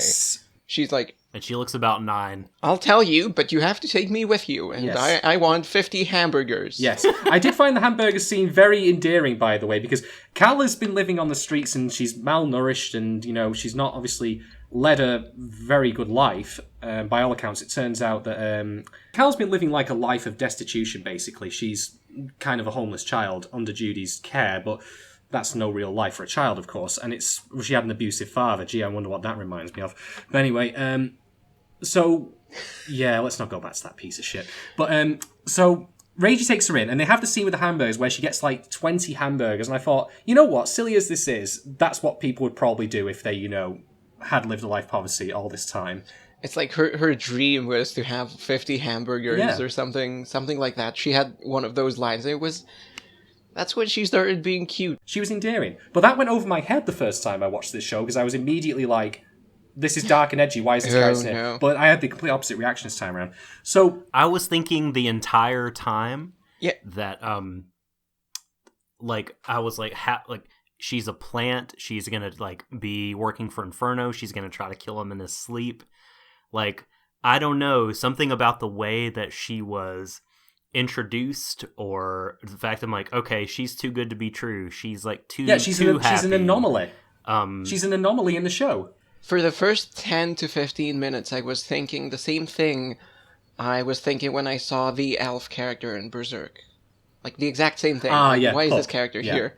Yeah, I see what you mean. So what happens then, though, is that Cal, because she's an impressionable young child, she starts, when she realizes that Reiji is an assassin, she starts quoting things like Dirty Harry, and she mentions Robert De Niro, which will be important to the point I'm going to make soon. Trust me on this. So Reiji, are you talking to for me, reasons Reiji? I'm still. Are you talking to me? So Reiji, for reasons that I'm still not entirely clear on, decides he wants to train her as an assassin. Okay. No. Oh my god. But that's negative. This isn't the dumb thing. No. Positives. So. A lot of silly shit happens, but they end up having a father-daughter relationship. Sort of, yeah. A mentor. He becomes a mentor. Although Cal seems to think differently, but anyway, we'll get to that. She wants to fuck him or something. Well, there was that line. There's a line later when she's with. I mean, maybe not maybe not in the beginning, but I think she feels romantically about him. Yeah, conflicted certainly. In retrospect, maybe. Yeah, sure. But anyway, so what happens then is that the two are type feelings. At least. Because of the thing that happens with Claudia that we mentioned, Cal is left at the apartment, and Reiji goes to try and sort things out, and the apartment is then bombed in Reiji's absence. Now, we mentioned this before, and it's the thing that I scream bloody murder over. So I'm not gonna retread old ground on that. Do you want a lot of people?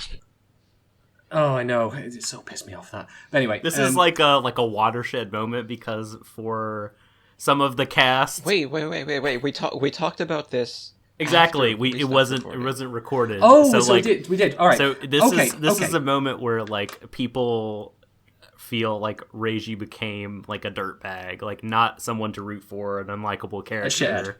And I feel like not even because he's an evil character, because he's just dumb. Yes, I feel like he is not culpable in any way for what happens. But we haven't mentioned yet what happens, so I'll explain. So there's an episode which is a clip show. Why this 26 episode long anime has clip shows in it? 2 of them. Fucking 2! 3! Oh, shit. It's what they do when they can't make schedule. They will show a recap episode. You know what they do? You know what they do when they can't make schedule for an entire episode? They have the characters stare at each other for 1 minute. Very true. Very true. So, but the second clip show, which recounts all the events of Act 2, ends with Cal returning to the bombed out apartment. She was not there at the time that Reiji returned. She wasn't affected by the bomb. She was out doing other things, buying more hamburgers. I don't know. And when she gets back... But Reiji thought she was dead, so he just saw the apartment. And Reiji, of course, has also now found Ain again, because she wasn't dead. Surprise. Dun-dun-dun. So they ran off to... They ran away to Mexico to get shit-faced in Tijuana. Because that's what I do after this fucked out of a story. But anyway, like, get shit-faced. Man, that was some crazy shit, weren't it? Let's get some tequila. But anyway, so Cal is back in the apartment now. It's been bombed out. It's maybe a day or 2 afterwards, and it's all been put up. It's raining. And she's just there, like, weeping over the fact she's been abandoned by Reiji, like she was abandoned by Judy, in a sense. She actually thought he was dead. She thought he was dead, yeah. Well, like with Judy. She was dead, so people leave behind. And then everyone's favourite Saturday morning cartoon villain turns up. Scythe. Scythe Master. Yeah, Scythe Master. Okay, so she is in the apartment for 3 days. Nothing happens. And then Scythe Master, alone, shows up to tell her that she has been betrayed. Yeah. Scythe Master, at that point, is like, how do you get there? Why? Alone! He doesn't even know what happened! Vorg, if this anime... Except he dies! If this anime is consistent about something, it's the fact that Scythe Master is capable of appearing out of nowhere at just the right time. Absolutely. Absolutely. So, but the thing about Scythe Master, though, is he does start saying, like, the Reiji betrayed her and such like that, and that, I think, is important. But... How does he know? No, he's not telling her the truth. He's feeding her poisonous lies. No! I mean, how does he know this is what happened? How does he know Reiji didn't die? I don't know. Well, but I guess you could say within those 3 days, like, I mean, he's still part of... Is he still part of Inferno at that point? Like, is he? I can't remember. No, it's been he has like underworld contacts. Either way, I'm sure he could have found out if guess. Reiji, if the legendary Phantom had died. Yeah. Anyway, we need to get back on topic. So what happens next is after he goes to the DMV, goes to Mexico, writes his name down, Master, Scythe, Mr. Scythe Master. Yes. I'd love to think on his driver's license it says Scythe Master. And his picture, like, he's got the dumb phantom mask on in his picture and everything. Like, sir, you have to take that off, sir. And then, because he's in Inferno, he can keep it on. He goes through customs and they say business or pleasure, and he says in his incredibly creepy voice, both. Right, okay. Always both. Okay. Always both. But okay, so we then cut to 6 months later. And no, it's actually then 2 years later. My apologies. 2 years later. 2 years. Yeah, I'm sorry. This show has no sense of time, so it's kind of infected me. But anyway, wait, we're talking about good things. Why are we getting? No, I've got to explain about how we get to the point where I want to talk about Cal. So Reiji and Ain. Sorry, Yellow. Erin, we're all over the place. That's how we're all over the map. This show, we've got to go from back to explain how it sounds. So Reiji and Erin, or Ain, or whatever she's called now, end up in Japan, and they're in a Japanese high school masquerading as students. It's very... themselves. Yeah, themselves. It's very History of Violence style, this, or at least that's what I was hoping it would be like, but then I was let down, as I was up until that point. And then Cal returns, except she's now inexplicably, been fast-tracked through puberty. So, she was a lolly, basically. She was a lolly. She was half as tall... She was almost, more or less exactly, half as tall as Reiji. Okay? She was a lolly. 2 years pass. She's taller than Reiji. She has boobs bigger than Reiji's head. Yep. Yeah. It's like, what? Yeah, and also... How did this happen? Reiji, everyone else, by the way, is the same. Yeah, is the exact they're same. the same. We see Mio, a character who was referenced 2 years ago in a flashback, so probably 3 years ago. Yeah, but she looks the same. She's the exact same. That just goes to show you the difference between Japanese women and Italian women. Am I right? Yeah. Okay, so what happens is Cal it really is implausible. We are struggling to keep some positives there because this show is pretty dumb. Cal is Italian? Didn't that whole thing take place in Italy? That arc? Was it in America? Okay. Yeah, LA. Well, fine. It was LA. American women. Whatever. Anyway, so Cal comes to Japan. Oh, Italy. Cal... I guess I'm thinking of... I keep thinking about Giuseppe Helmet. Oh, Jesus Christ. It always goes back to Scythe Master. Alright, okay, so back on topic. So, of course, naturally, the peaceful situation, status quo, can't last. Cal turns up. She's the new Phantom. She's Zwei. No, sorry, Drei, I mean. I'm terrible with German. Drei, yeah. Just like the show. Much like this show. It's a fuck! Yes. One to Shadon. But anyway, she turns up, and she's going to off Reiji. She's going to kill him out of revenge for how he's treated her. Perceived or no, okay? Now, the thing I want to bring up that I thought was really good was... in the apartment scenes, very early on, we learn that Cal is a tinkerer. She likes to play with repairing clocks. And Reiji gives her an antique pocket watch, a silver one. Oh, you said clocks? No. No. So, VCRs, pistols, all that stuff too. Please repair Reiji's clock. No. Clean his clock, definitely, but repair it, no. So, she... keeps that pocket watch even after the incident in which she's taken in by Scythe Master. And this is what you like? I'm explaining. Let me get to why. All right. I keep interrupting you. Sorry. The thing that I really like about the idea of this pocket watch is it's got a lot of different meanings and things that factor into Cal's character. The first of which is... Let me explain. All right. So... Sorry. Remember when I said before about how she was mentioning about Robert De Niro and Dirty Harry? Yeah. Complete silence. Okay. So, Dirty Harry, of course, is famous for the line, do you feel lucky, punk? And Cal is an impressionable young lady at the time that she first meets Reiji. She wants to be an assassin. And I liked how the pocket watch played into that, because she has this game she plays with the people she wants to kill, where she'll let the music play from the pocket watch. It's also a musical box as well. And then when the music runs out, she draws a gun and shoots. And then she has a, quick draw kind of thing, spaghetti western style. And I like that as a part of her, defining a part of her psychology, and that she is still very immature, even after the 2 years of which have passed. It helps establish that point for her, that she is still basically a child, just in a grown-up's body at this point. She likes the movie sort of theatrics. Yeah, theatrics. Yes, that's right, theatrics. So it helps delineate how she's not changed and how she has changed. Yeah. She's stuck in that time, hence the watch. Yeah, she's stuck in that time. And on top of that, it also, of course, is a strong symbol of how she might want to kill Reiji, but she still obviously has some strong feeling for him in some form or another, because it is a keepsake of his. Or that's... She keeps it. I thought she just kept it to remind her of the hatred. Maybe. That's what she tells herself. Looking at it too simply. That's what she says, but not what she really means. I think so too. Yeah, I agree.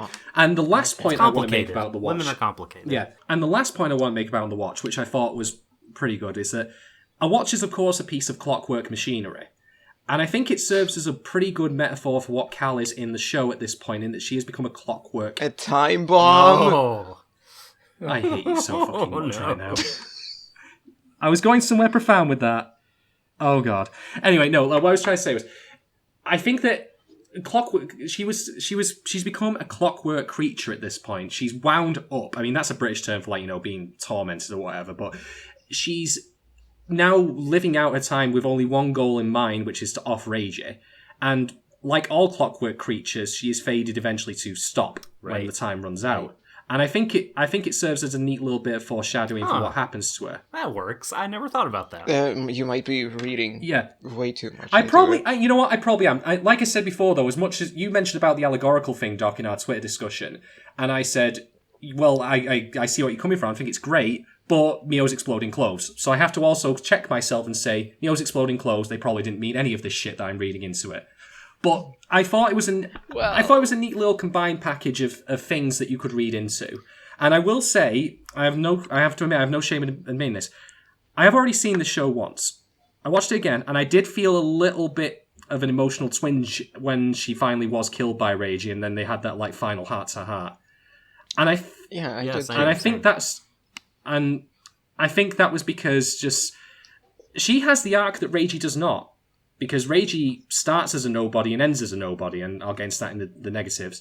But Cal, we have a clearly defined starting point that she was, abusive father, lived with a prostitute, struggling to to survive day to day, has this guy called Scythe who promises her to save her, damns her by his own actions, in my opinion, and then kind of burns out in the end. Like that's what a lot of the characters say to her, including Lizzie, that you are going to burn out.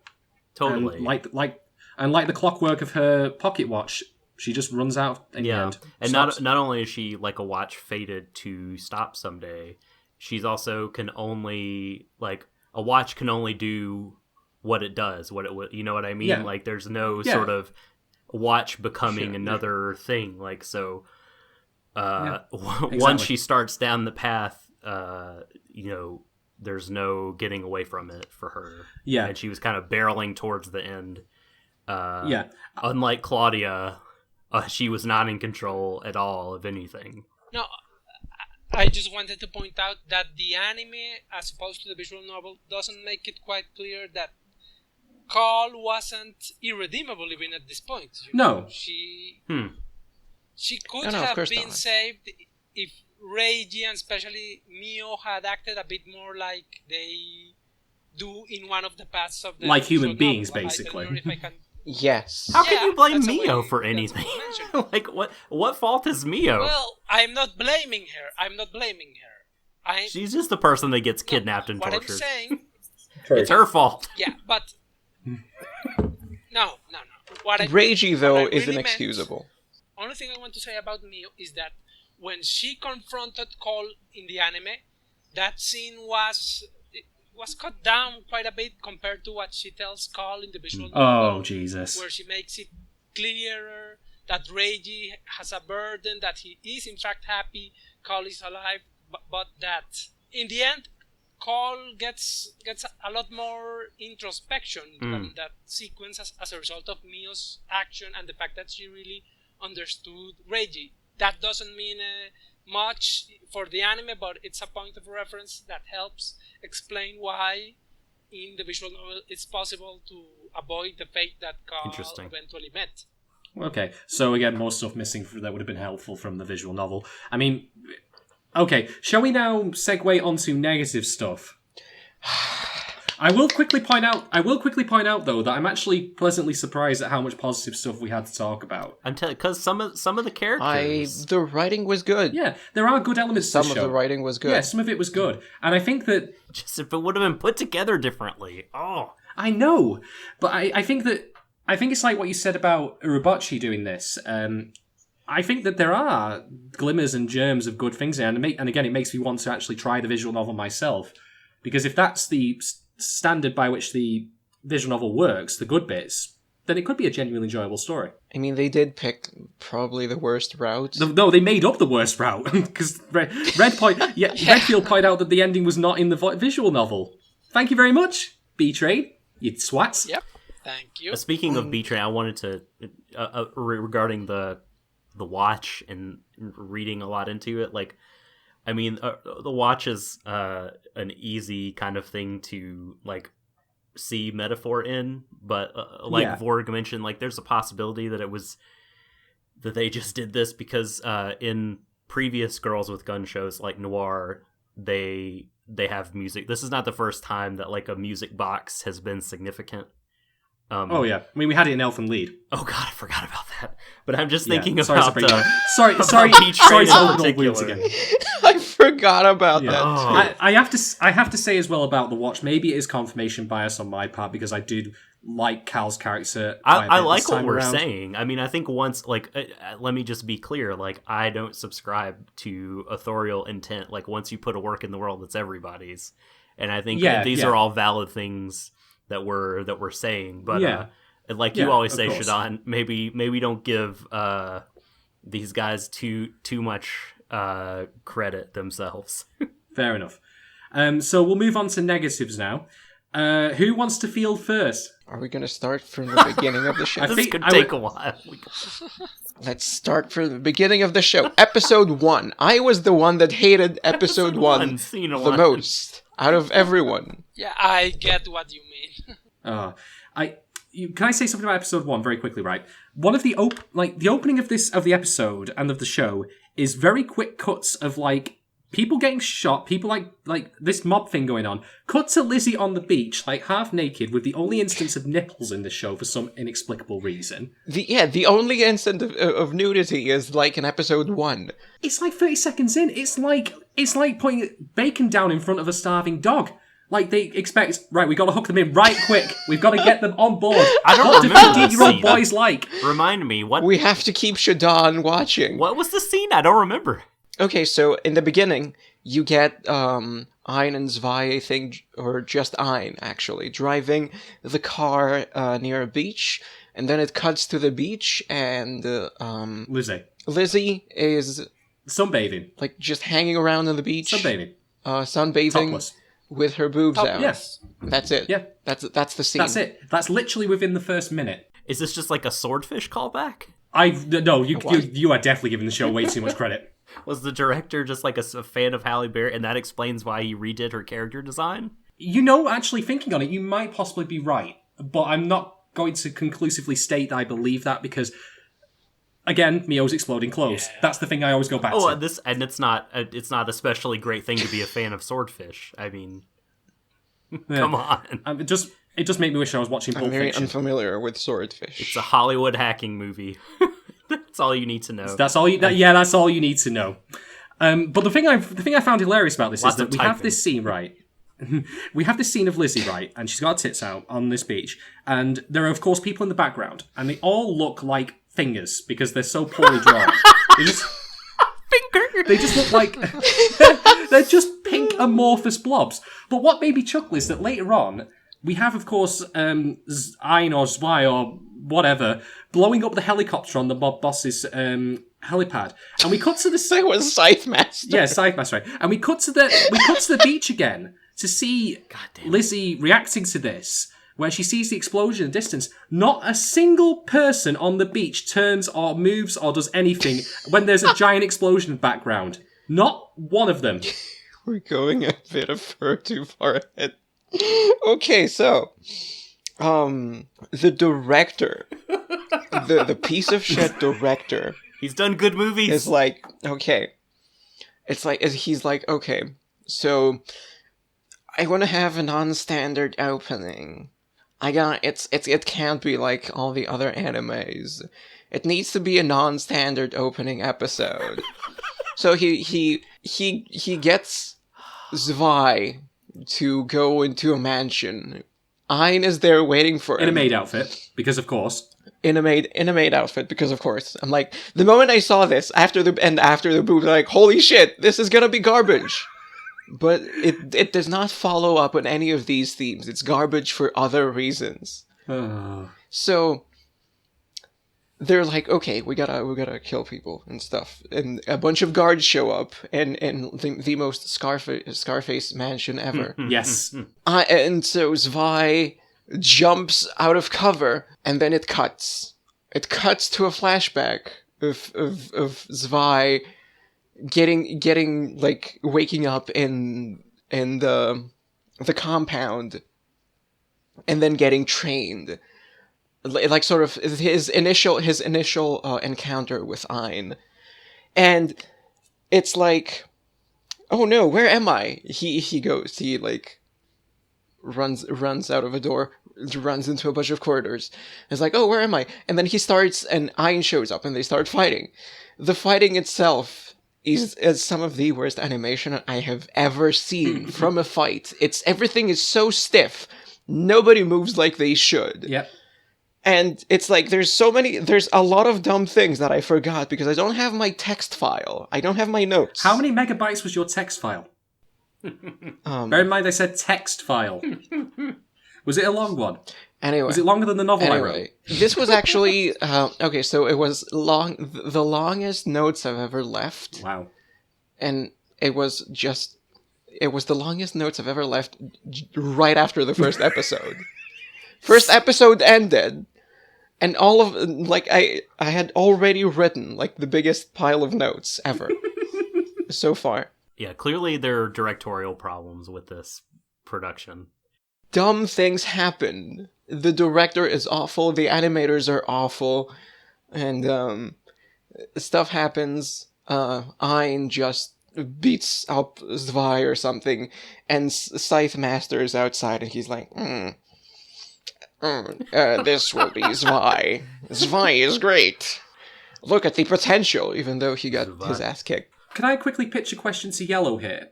We mentioned before about the Shadow Step stuff, which was not in the visual novel. Correct. They mentioned, like, Scythe Master mentions briefly something about synchronization rates. I know, it was just such an odd moment of dialogue, it stuck with me. But it's never brought up again. Oh. Is that in the visual novel? And if so, what does it mean? I don't even remember about it. I don't believe so. So it's a completely pointless piece of dialogue that they inserted for absolutely no fucking reason. Indeed. But yeah, so... Fucking brilliant. Oh my god. So Scythe Master likes Zwei because he has instincts to survive, and so he will as if no one else does fine for his training program. Sure. No, but he has instincts, like he took off his shirt, because of course he takes off his shirt, to like grab Zwei's knife, to grab Ein's knife. Can I just mention very quickly about this scene? Like, you have a shirtless guy straddling a woman with a knife in his hand, and she's looking defenseless when the mask gets slit in half. I'm like, this is some crock of horse shit, because if this is not meant to be some, like, amateurist, sexualized thing... It's quite the tone setter. Yeah. Yep. Yeah. And it's like, okay, so this untrained, dumb guy was able to subdue Ein. Yep. Ein is only alive because he didn't stab her at that point. So much for your fucking super amazing phantom. Yeah. Scythe Master. I will also say at this point that scene has... What a great character. I believe... I know, every time we say it, just is... Every time that name comes up, it needs an audience laugh track, like what you hear in a sitcom. The shittiest fucking thing. I know. It's like I feel like the brain trust that came up with Bando as a badass bad guy came up with Scythe Master as like the Bando evil was genius. in this show. All right. Quick question. I will have to pitch this now. Who would win in a fight, Reiji or Bando? I mean, well, I think it's clear Bando's MO is that he's inept. He always throws the Even though fights. he's supposed to be amazing, he never does anything. But so Phantom. Yeah, Bando is useless. And that's why he wins. Like, Bando does not actually win, but he, like, makes some kind of mistake. He just randomly trips, and a grenade flies out, and it hits Reiji, and Reiji blows up. Yeah. It's like, Bando's like, yeah, I did this. Yeah. Bando is that kind of character. All right, I had to get that in there so we could have some obligatory Bando moments in this podcast. So who would win in a fight, though? Bando or Scythe Master? So I'm going to just quickly raise my Viking beer stein and say, Bando, cheers.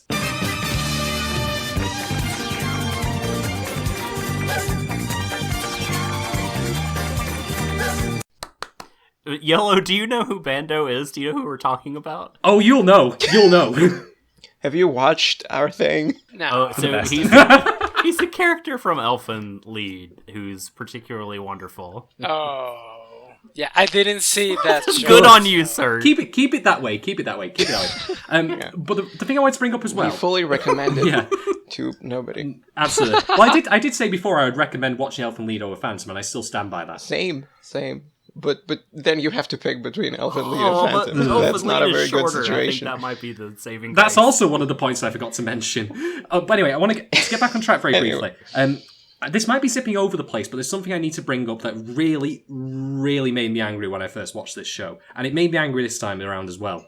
So, we mentioned the scene where Reiji is pinned down, he's got his shirt off, he's holding a knife in his hand, and it's the most amateur hour, sexually fetishized bullshit that I've seen in a long time. There's a parallel to this scene later on when they encounter each other again, where it's the opposite way around.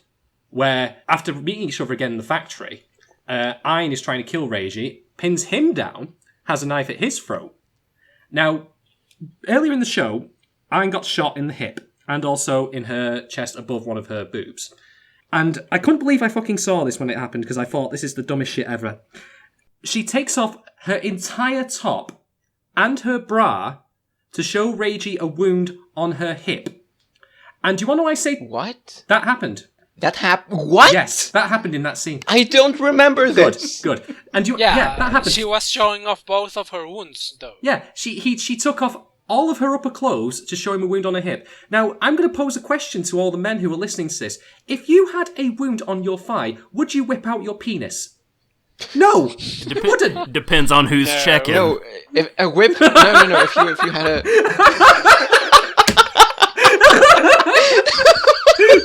Good answer, Doc. Good answer. But I was just like, no, you don't. This is fan service at the worst fucking moment. Because it's meant to be a heart-to-heart about how she's been wounded, but there's a promise been made, and she decides, oh, well, in order to show off the wound on my hip, I'm going to get me tits out. Great.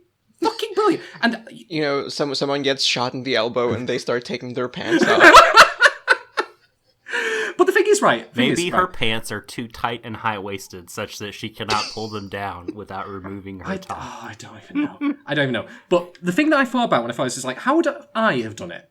And I said to myself, all right, you know what you do? Now, you guys said that you've all felt that the low-key relationship behind the work. I agree, but I agree only if Reiji had had more backstory, which we'll get to. But what I would have done instead, and this admittedly is probably horribly cliched, but at least it would have made more sense. More backstory? Why? I'll explain. I'll get to that, because I'm going to segue into Reiji in a bit. But what I would have done is I'd have had them fight, and I'd have had the fight go on... Sorry. Don't ever do that again, please. But I would have had Reiji and Ayn fight for maybe a good solid 2 minutes or so, okay, that we see, and have it be animated properly. Might be a bit beyond the animators, but at least... Oh my god. Right? But what I then have them do is I then have them, embrace and then have it become passionate. You've probably seen that in films before, where they have that happen between a male and a female character who are trying to kill each other, like Mr. and Mrs. Smith, Christ almighty. I know that's a horrible example. I get to yell, please hug already, way too much. So I'm not a bit desensitized, but it's like, okay, I really want to yell, hug each other right now, so it's probably not a good time. Yeah. But that's my point. If you want to have that, have them go all in, and then have them, I don't know, fuck in the factory or something like that. At least that way, then the sexual content, or the tits getting out, actually has some sort of sense, rather than just Oh, by the way, have you after they fuck and she puts her clothes on, she removes her clothes. Oh, have you seen this thing on my thigh? Oh yeah, this, by the way. Right, anyway, you remember? Anyway, all right. So that was that stupid thing, and that really pissed me off. Doc, do you want to talk about the money? Oh no, we're on episode 1. Oh, on episode 1. Okay, the money. Let's go back to episode 1. This is just episode 1. They have we have to explain the story before. We don't have to. No, we don't. There is no story. Anyway, no, go ahead. We're taking we're taking a more structured approach for once in this entire episode. So anyway, episode 1, I'm the one that hated it the most. We're at the part where they basically at that point recruit Zwei with a gun to his head, and they're like, okay, you'll either train under Ayn to be Phantom or you die. And if you train under Ayn, you'll be held responsible for everyone you kill. Jesus, sorry, I can't let that go. It fucking pisses me off. So, this is all a... All of this is just a flashback from the fight scene that started in the beginning of the episode. It's really bad, and then it cuts back to, like, sort of fake present time, except it's the future, because episodes 2 and 3 continue from the flashback. Oh, right. So, it cuts back to future time, where they have this job to kill that guy in the mansion. And all of the action is over. The action started. Cut to flashback. Cut back. All of the action is over. Everyone's dead. Yeah. Thanks, director. The director wanted to save us from the awful animators. Yeah, clearly they didn't really have either much money or talent budget to do that sort of stuff. Yeah, the director was not. Which very is, talented. I mean, at this point, B-Train has done a lot of girls with gun shows, so I mean, they have people that can do, like, for all Noir's faults, like it has some. It's been a long time since I've seen it, but I recall having some pretty dope action scenes, and this had none of those. That I'm not sure Noir had such good action scenes. Well, if you think so. It's been a long time. They were probably not as bad. It's been a long time. I just remember the part where Kirika killed that guy by, like, hanging him by his own tie. And I could just be filling in the blanks with my mind about how cool that was. Like, it could look like shit, and I just don't remember. Or it's the exception that proves the rule. Yeah, like Phantom fights are like, person is in cover, person walks out of cover, aims at nothing, starts that shooting, happens in Noir cut too. to other person with bullets hitting. Yeah, I don't think Noir keeps it up the whole time. I just mean it has some. I remember some, but again, could be wrong. And I think there's a lot of, like, bad things that we could point out about the action scenes, like the ones that they do, like, take the time to show stuff. They just make the Phantoms look shitty and not capable. But I think we talked about that already. Like the thing that kind of ruins the mall episode for me, because I'm really enjoying thematically where it is, and then they attempt the assassination, and they're just so incompetent that they can't kill a person, and it just makes me like not take any of this as seriously as I need to. Yep. Absolutely. You know, Vorg, when you were describing that then about how it was like, you know, someone shoots, cuts to a person shooting, there's a naked gun gag where it's two guys behind cover, and it cuts back and forth from them peeking over cover and shooting. And then the gag is that you cut away, and they're actually maybe 2 inches away from each other. That's a great...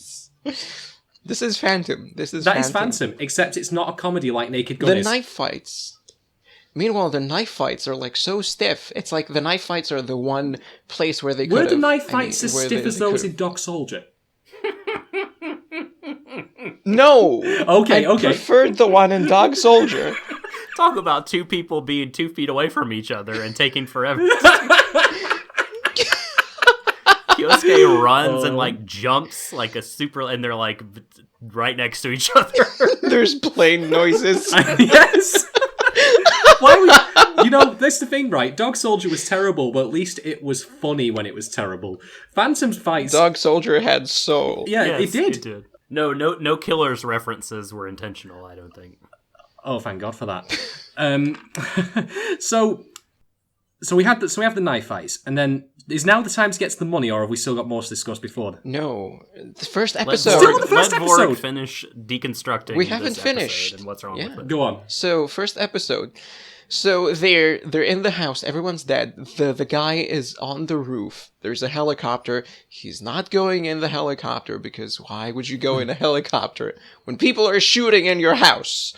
Anyway, the two Phantoms go up the roof and they threaten him with a gun. Mm-hmm. I forgot to mention, at this point, there's a lot of action music. Oh, while absolutely nothing is happening. You show, yeah. Even at the beginning, like, you see Zwei just walk up to a window. There's action music. You see Zwei just walk up to stuff. I wish that death metal played every time I did something mundane. Like, I wish when I put a Hot Pocket in the microwave that suddenly death metal started playing. I would die for that. It wasn't even death metal. It was like the most dumb Matrix. Yeah, it was Mona Lisa Overdrive as remixed by a 13-year-old. Anyway, so this happens, so they both go up to the roof, and I think they might have shot some people in the helicopter or something, whatever. And then both of them just aim at the guy they're supposed to shoot for literally 20 seconds or so. I'm not exaggerating. It's 20 seconds. The action music ends. Okay, they're aiming. It's just cutting from them to the guy. The action music ends. 5 seconds of pause. And then 5 seconds of, chorus music. You know what would be great if the action music started up again after that pause?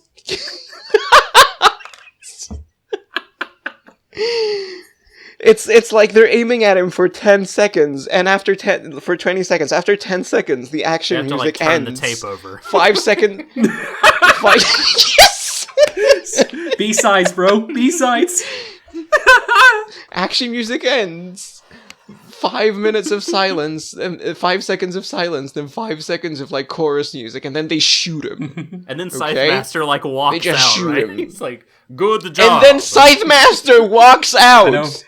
This was a combat place, there were no cars. Reiji did not bring Scythe Master with him. There were no ways up to the helipad apart from the way that Reiji came, yet he appears from out of nowhere. Did he beam in from Star Trek? Vog, editing project for you. Get a clip of that and just put the Star Trek transporter noise in before Scythe Master appears. That's the only way it makes any fucking sense. And so, Reiji was shooting. There was nobody else at the mansion or something.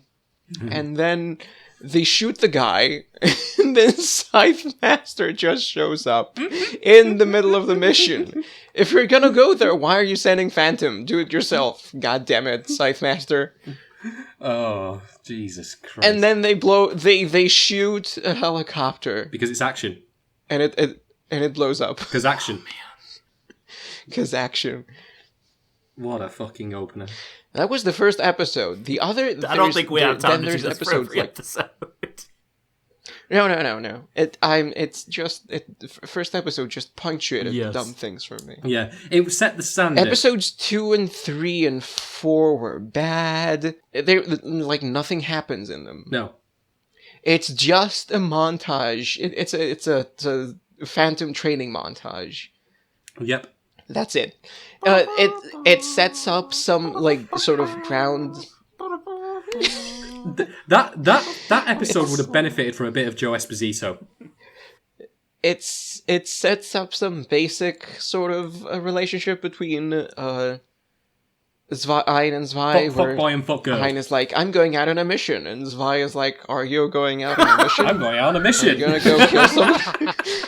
And then Ein is like, yeah, I'm gonna go kill someone. Doesn't Claudia show up in the third episode to start her... Claudia also... Oh yeah, no, her tits show up. Yes, Claudia... Her tits show up. Claudia shows up in episode 3, and I will, give me some space to recreate the entire discussion. Okay? So he's like...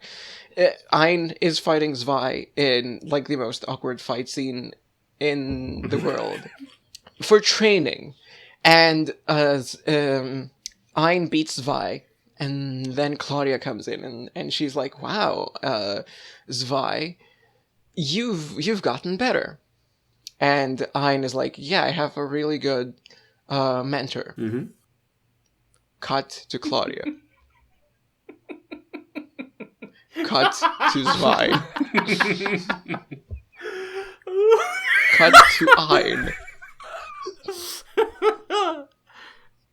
Cut to Claudia. Anyway, I have a mission for you. It's like the show has got ADHD. It's just trying to stretch these scenes out so they don't have to animate more. Yes. Padding. The director had a stroke, and they didn't have anything at that point. Padding for the Requiem of the padding. That's what the show is. Like, if you fell onto this anime, it would cushion your fall because it's so fucking padded. That's episode 3. That's like 50% of episode 3. No, it's actually like 20 seconds or something, but yeah. Feels like an eternity. Whisper, whisper, you have free will. Whisper, whisper. Mm-hmm. Then episode 5 happens, which cemented how much I hate this director. I've already talked about this. Good work. Watch his older movies. No, I don't watch anime. Episode 5 happens, episode 6 happens, I don't remember what happens later. One of those is like where Reiji has to kill a child. Oh, fucking hell. Yeah. And he just looks like a mad dog for a while. Right.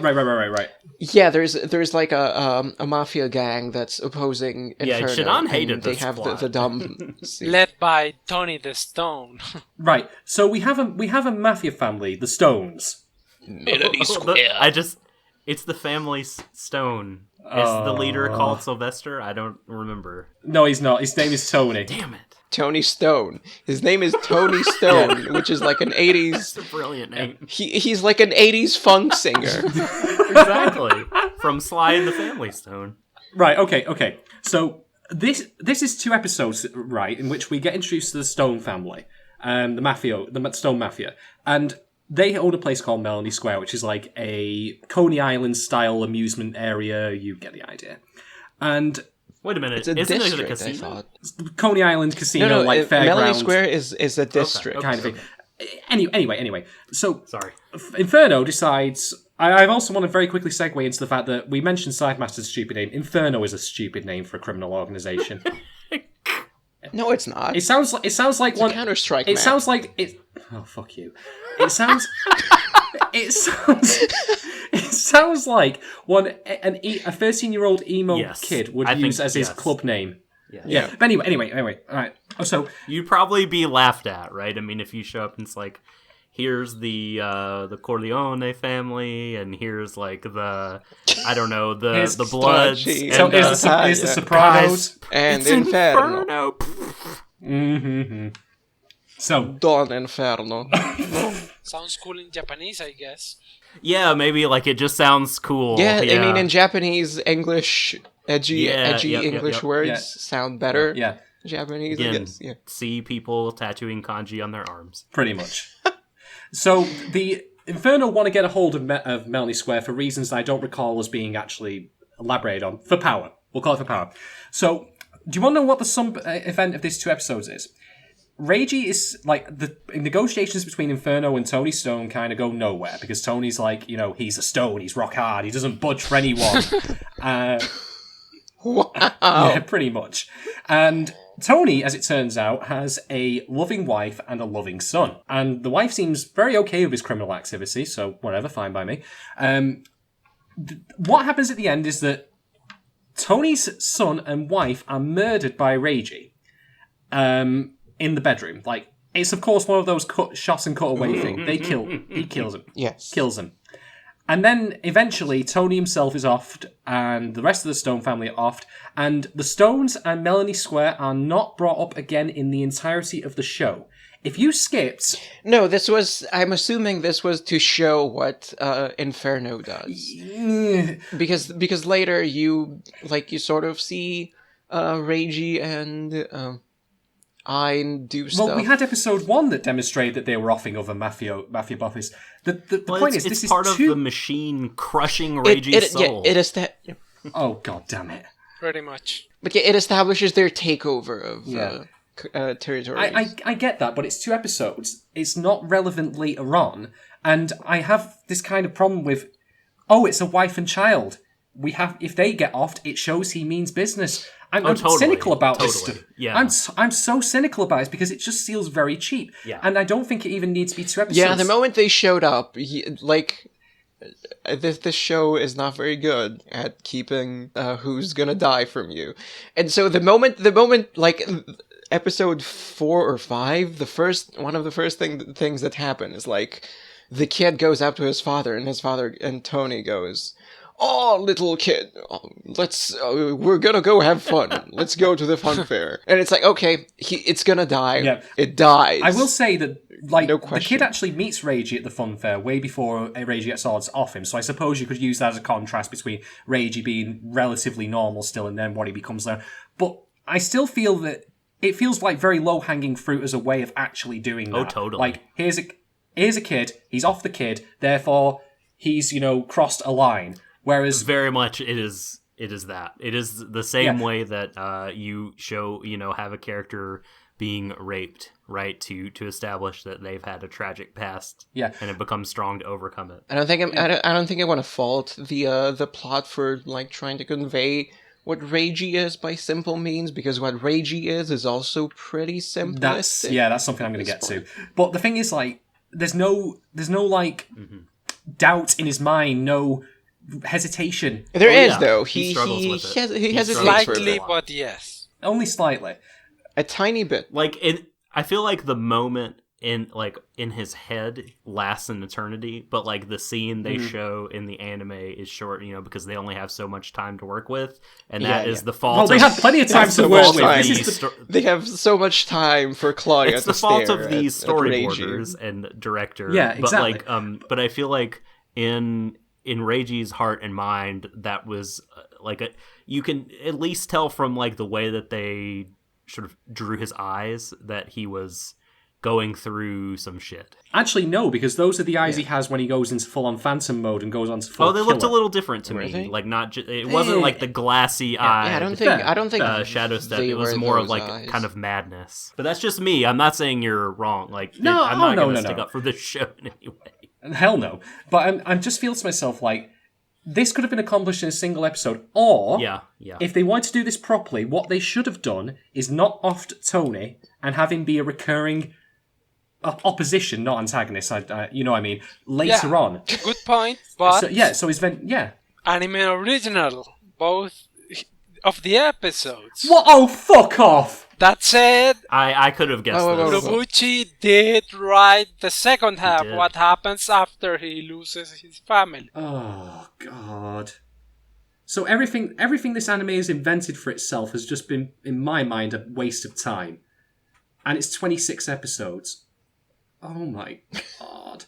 Like again, Elfen Lied, horrible as that was, 13 episodes. Why could Phantom have not been 13 episodes? Because they obviously had plenty of time to work with. I'm very surprised that the OVA is not better, because I feel like it isn't. Trust me. No, I believe you. I just mean that format.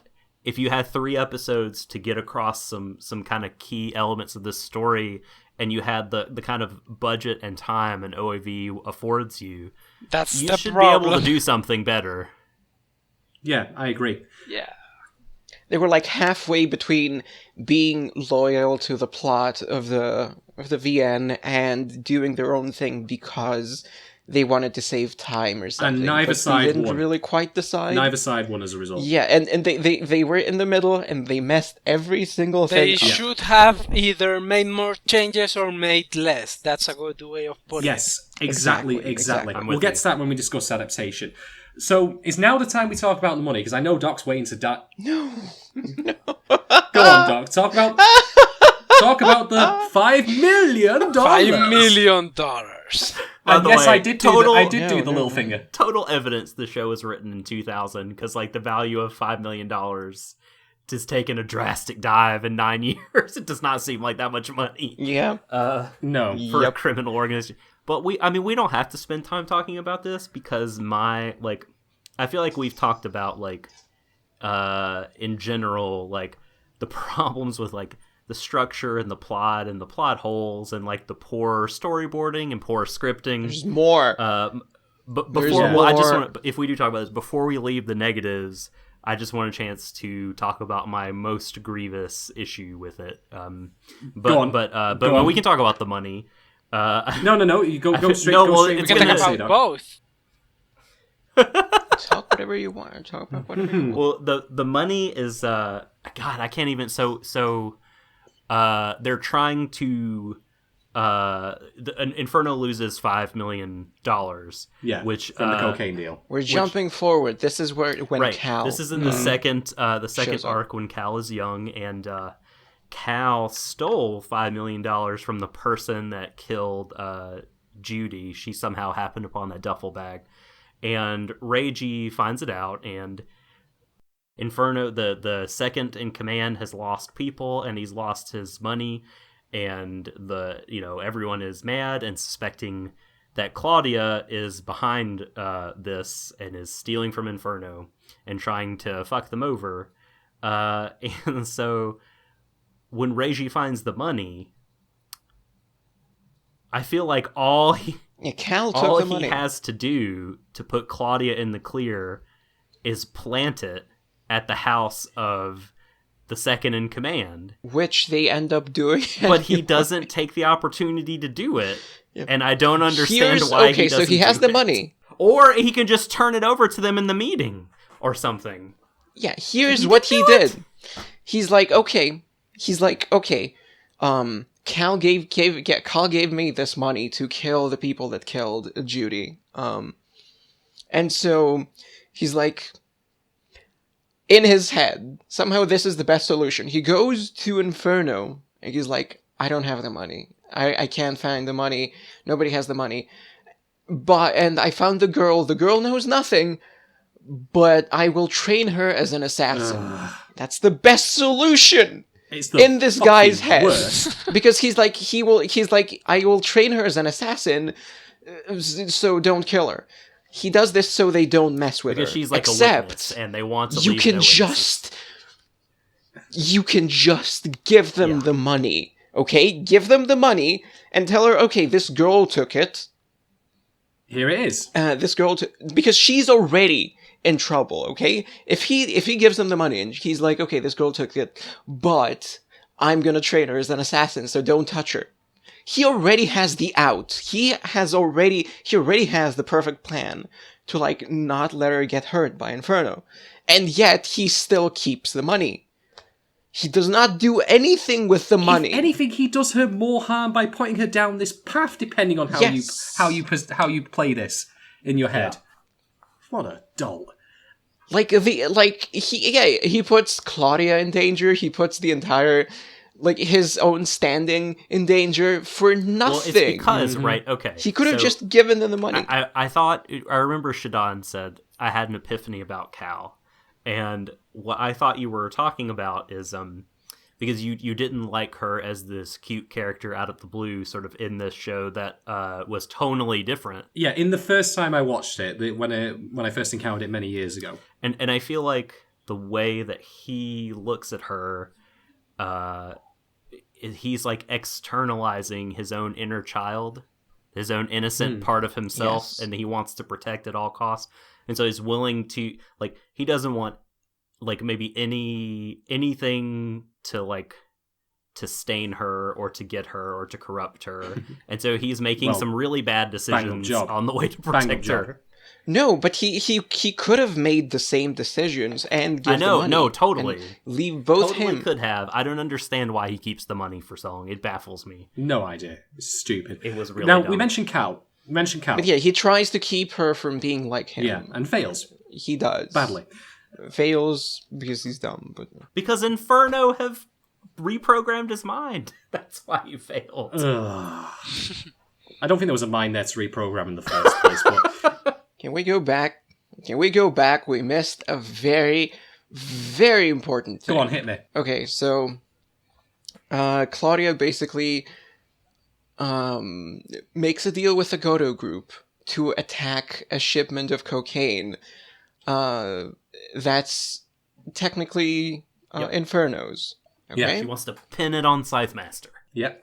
Yeah, she wants to pin it on Scythe Master, and so she and the Goto group will advance in the rankings of Inferno. Scythe Master is gone. She has Reiji as her puppet because she revealed his identity to him at this point. Reiji did not know his own identity. Yeah, that's the infamous ball gripping scene Shadon alluded to earlier. Oh, yes. Yeah. Yes, had him by the balls, quite literally.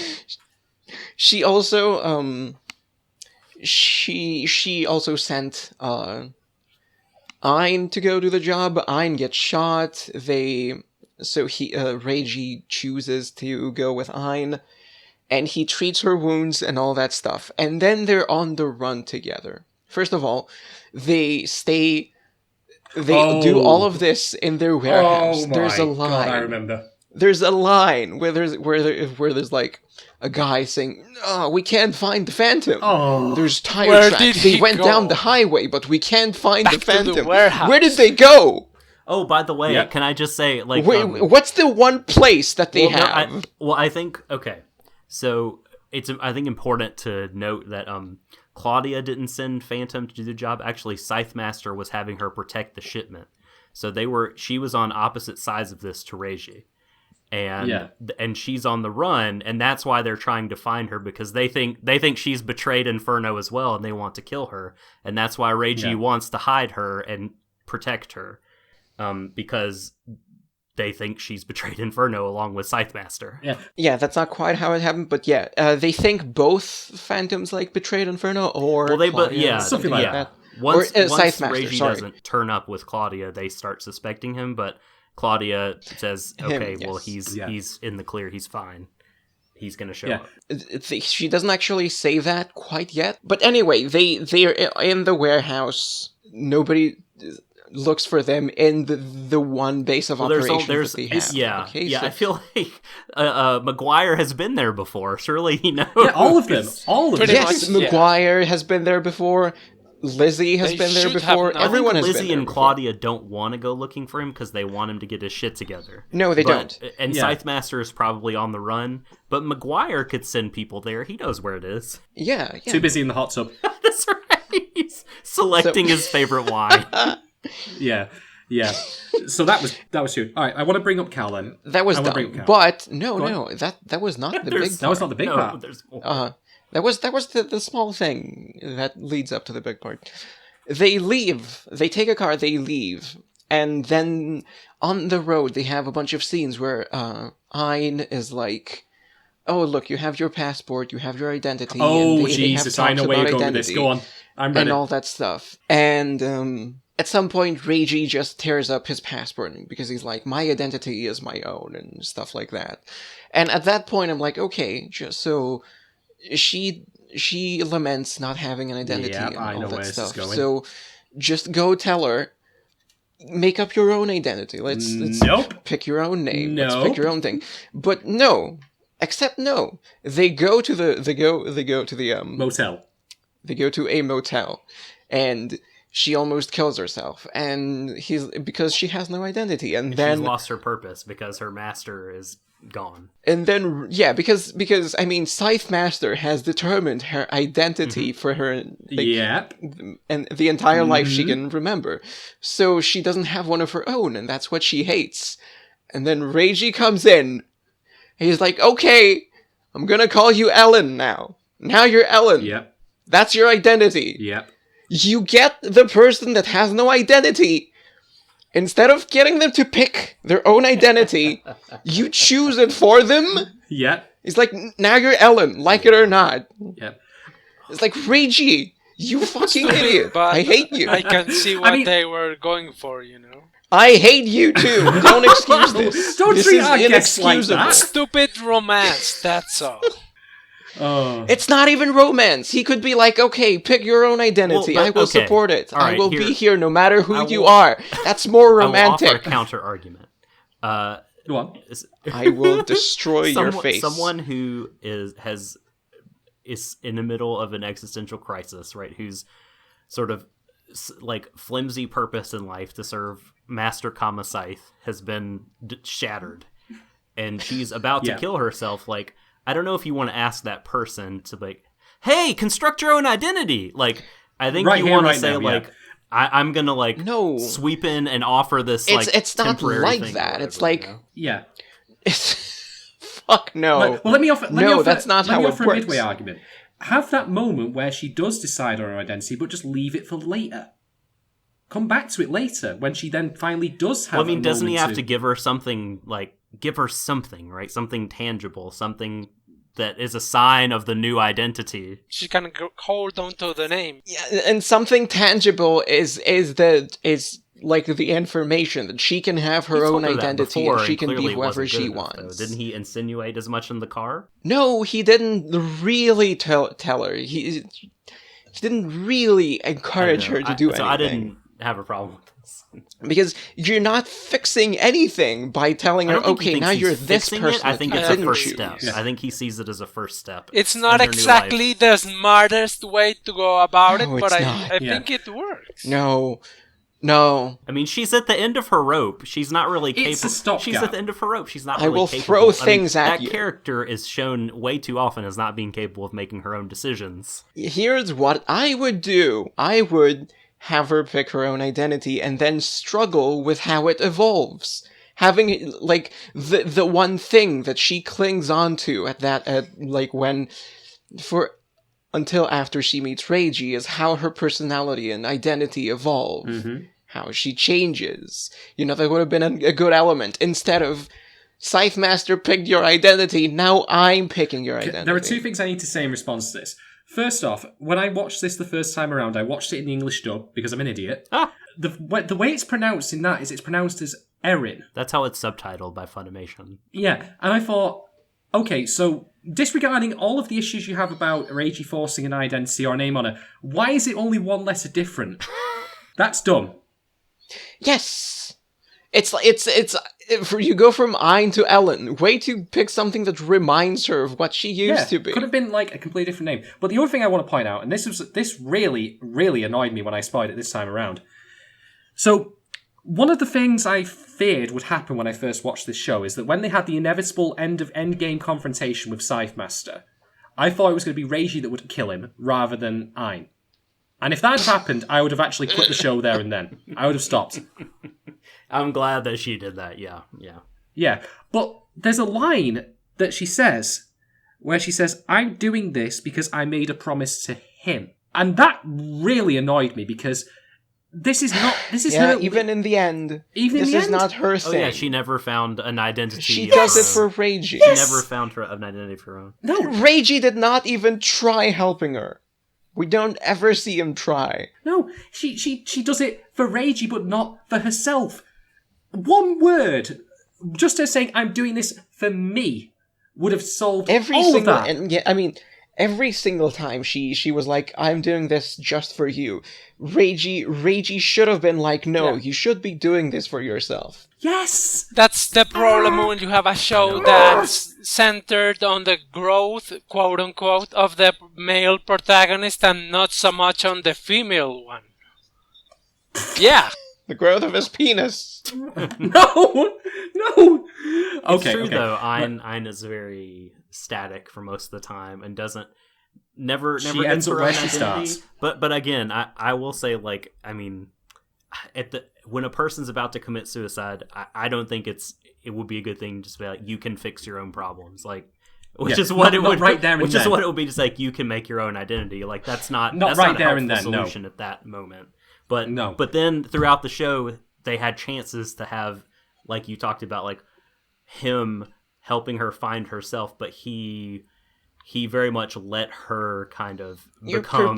No, I don't think it's... He let her identity be about him. Like, by picking her identity at that point, you're perpetuating the issue.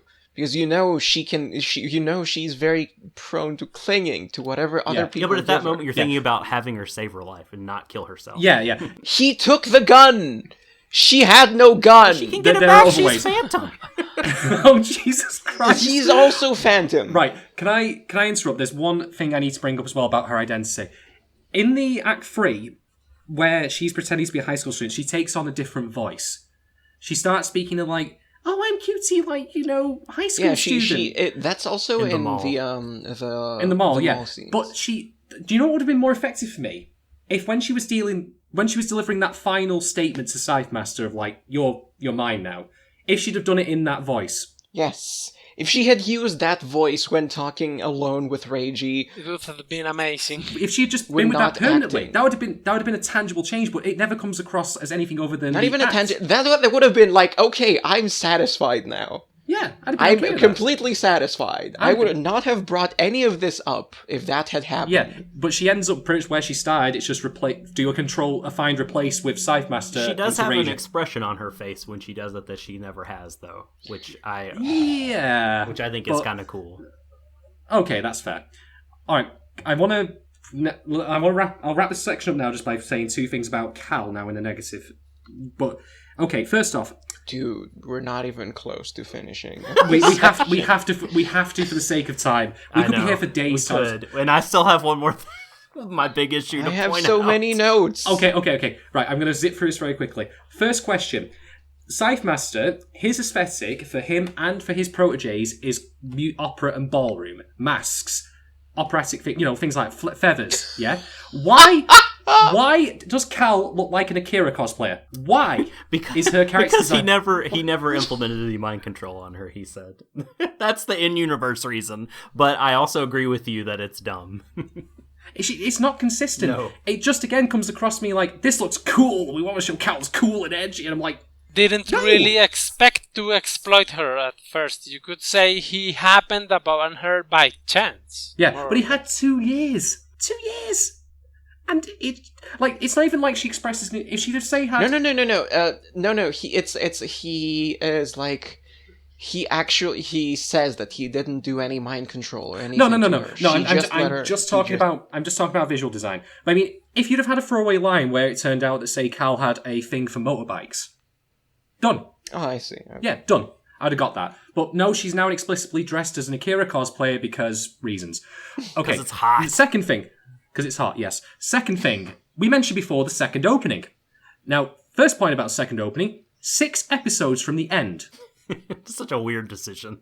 This is a show with a budget that you could not buy in a holiday to Ibiza with. This show is cash-strapped. Really, and they come up with a new opening. And they come up with a new opening that is...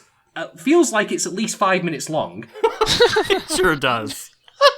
The song is stupid.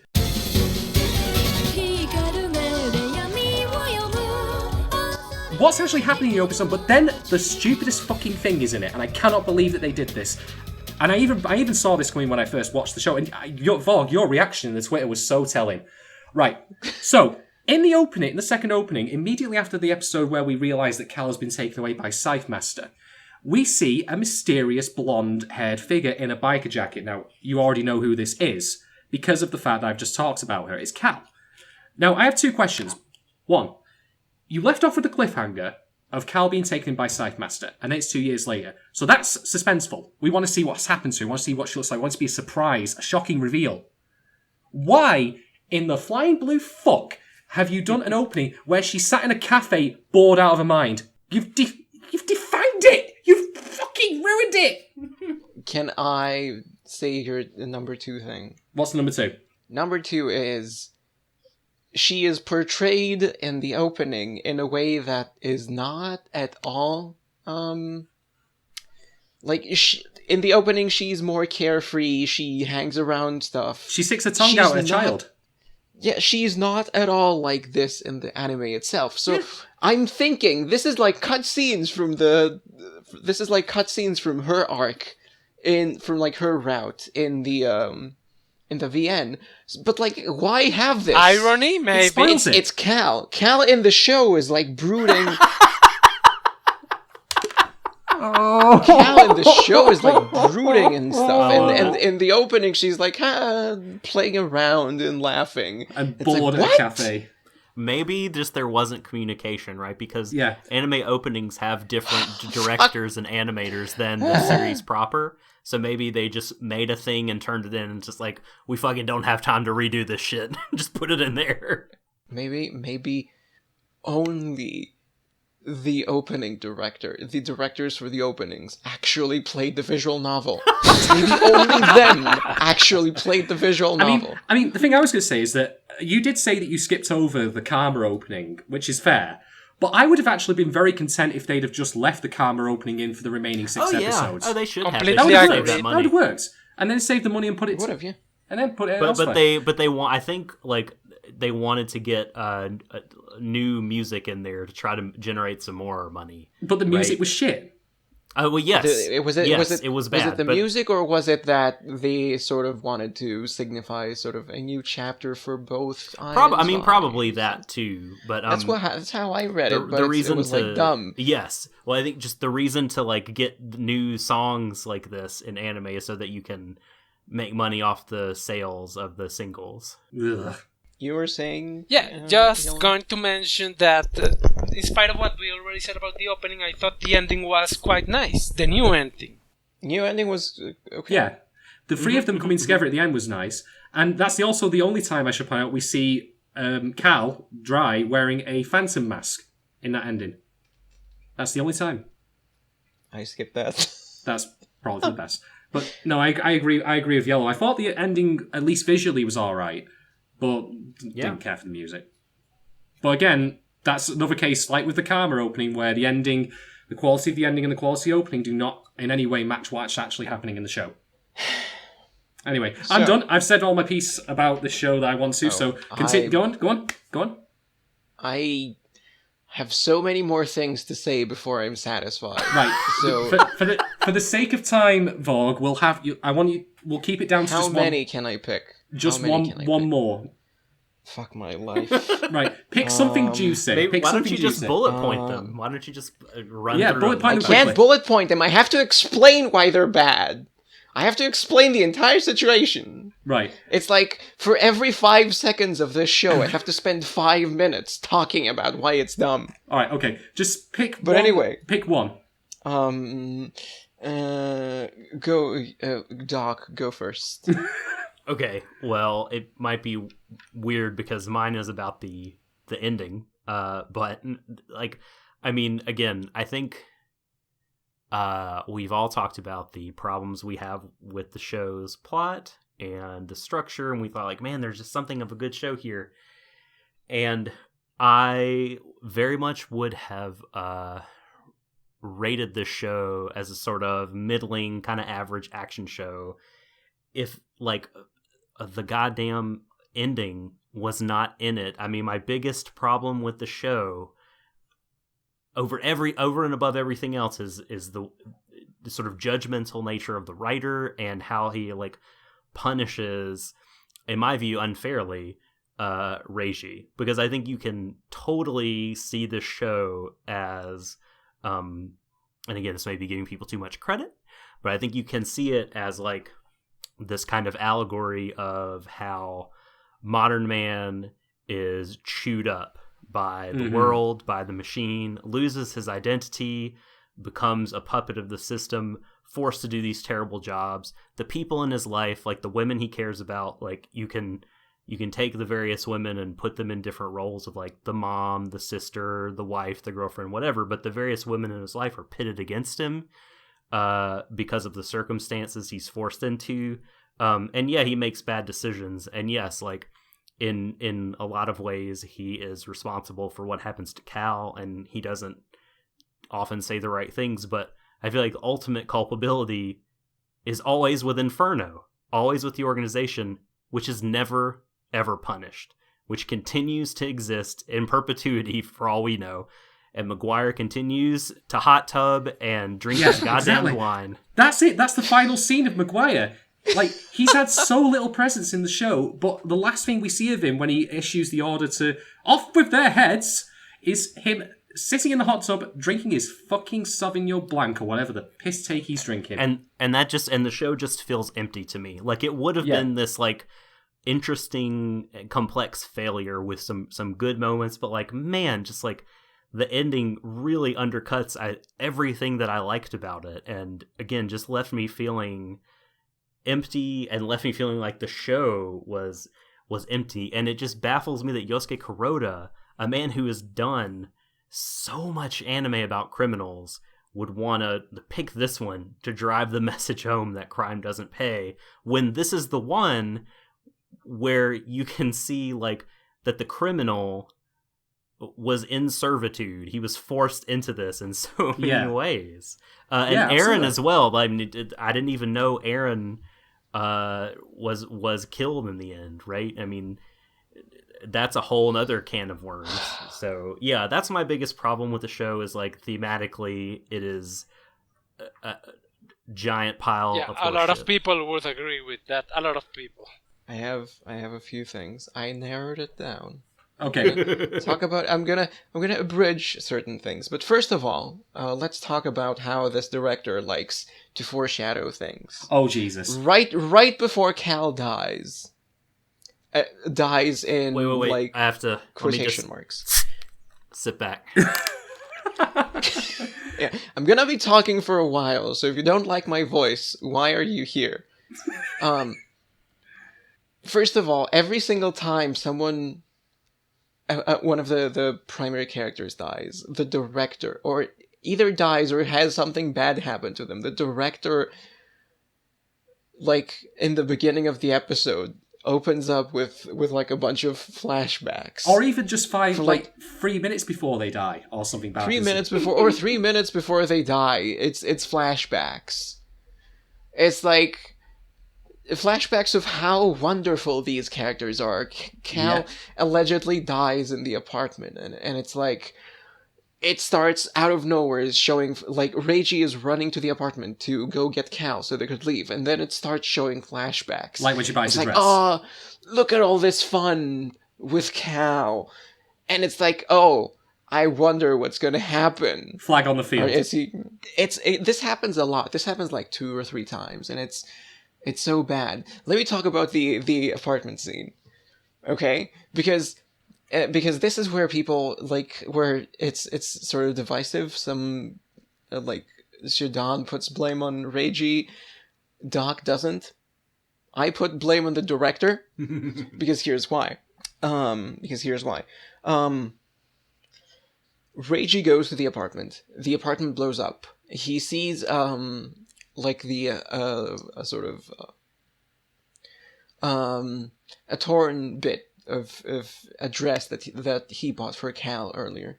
And so he assumes she's dead. He kills a bunch of guys that exit the building and leaves. That's how it is for Reiji. Reiji sees a flaming apartment. He sees nothing else besides a bunch of guys, and then leaves. He assumes Cal is dead. Later, logical. A couple of episodes later, the exact same scene plays from Cal's perspective.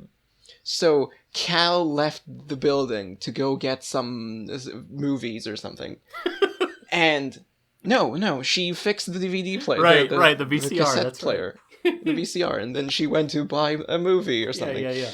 And so she's in a video club store, very close to the house, with direct view to the house. Okay? She can see the apartment blow up. The apartment blows up. She does not see the guys exit the building. She does not see Reiji. She does not hear the gunshots. And immediately, like, there's police and fire trucks going to the scene, even though there wouldn't be fire trucks if there were gunshots. So it's like 2 completely different scenes for Isn't this both symbolic, Reiji. though, Vorg? Isn't this symbolic of how we have different perspectives in life on the same events, and there is no objective perspective? Keep that talking. we can- Keep talking. Go on. I'm very interested. That's all. Anyway, that's the Cal scene. I'm blaming the director because Cal would easily have heard the gunshots. Cal would easily have seen the dead guys and assumed, like, Reiji was alive. But no, that does not happen for Cal, because Cal is in her own parallel universe or something. Yeah, as much as one can criticize Reiji for what he did, it was the director who actually messed up portraying it. Yeah. I have more stuff. Oh, if you're going to talk about this, sure, but I have more stuff. Please don't cut this segment. Let me talk about the subtitling font. It was real bad. It was shit. Go on, Borg. I have to hear this. I forgot. Fuck. So director mishaps, basically. So one thing that I cannot forgive. It's like, Reiji does not talk to Cal at any point after she grows up. Okay? They don't really talk. He's not really like, okay, I thought you were dead, blah blah blah. See, the perfect time to tell her this is when he meets her for the first time. I agree. Okay? And so the way this is shot, let me give you the scene. She rides up with a motorbike. She takes off her helmet. She takes off the watch. RWBY realizes she's Cal, and then he's like, "Damn, girl, look at you." They stare. They stare at each other. They say nothing. Immediate cut to a church. RWBY's in a church now, and he's telling Ein about how he found Cal. What happened between when he saw Cal and the church? Did they not talk at all? Did he not try? They had a staring contest. It assumes that nothing happened between when they first met and the church. It's like Cal left. But it doesn't show this. They should have showed her leaving. They could have shown her just leaving, or him trying to talk to her, but her leaving. And he's like, oh, she doesn't want to talk. But no, they are in talking distance, and it just cuts to RWBY being like, oh, I found someone from my past. This happens a lot. I talked about episode 5 and like the way Claudia and Lizzie leave. There's another scene that I've tweeted about where RWBY is sitting with Mio on a bench. Okay, they're talking. Oh Jesus, this one. Okay, RWBY is on the right. Mio is on the left. Okay? Mm-hmm. Cal comes in from the front from Mio's side. Mio, he would, and tries to confront RWBY. You would assume that the scene is like, okay, Mio's like, oh, who is this? And RWBY would be like, no, nobody.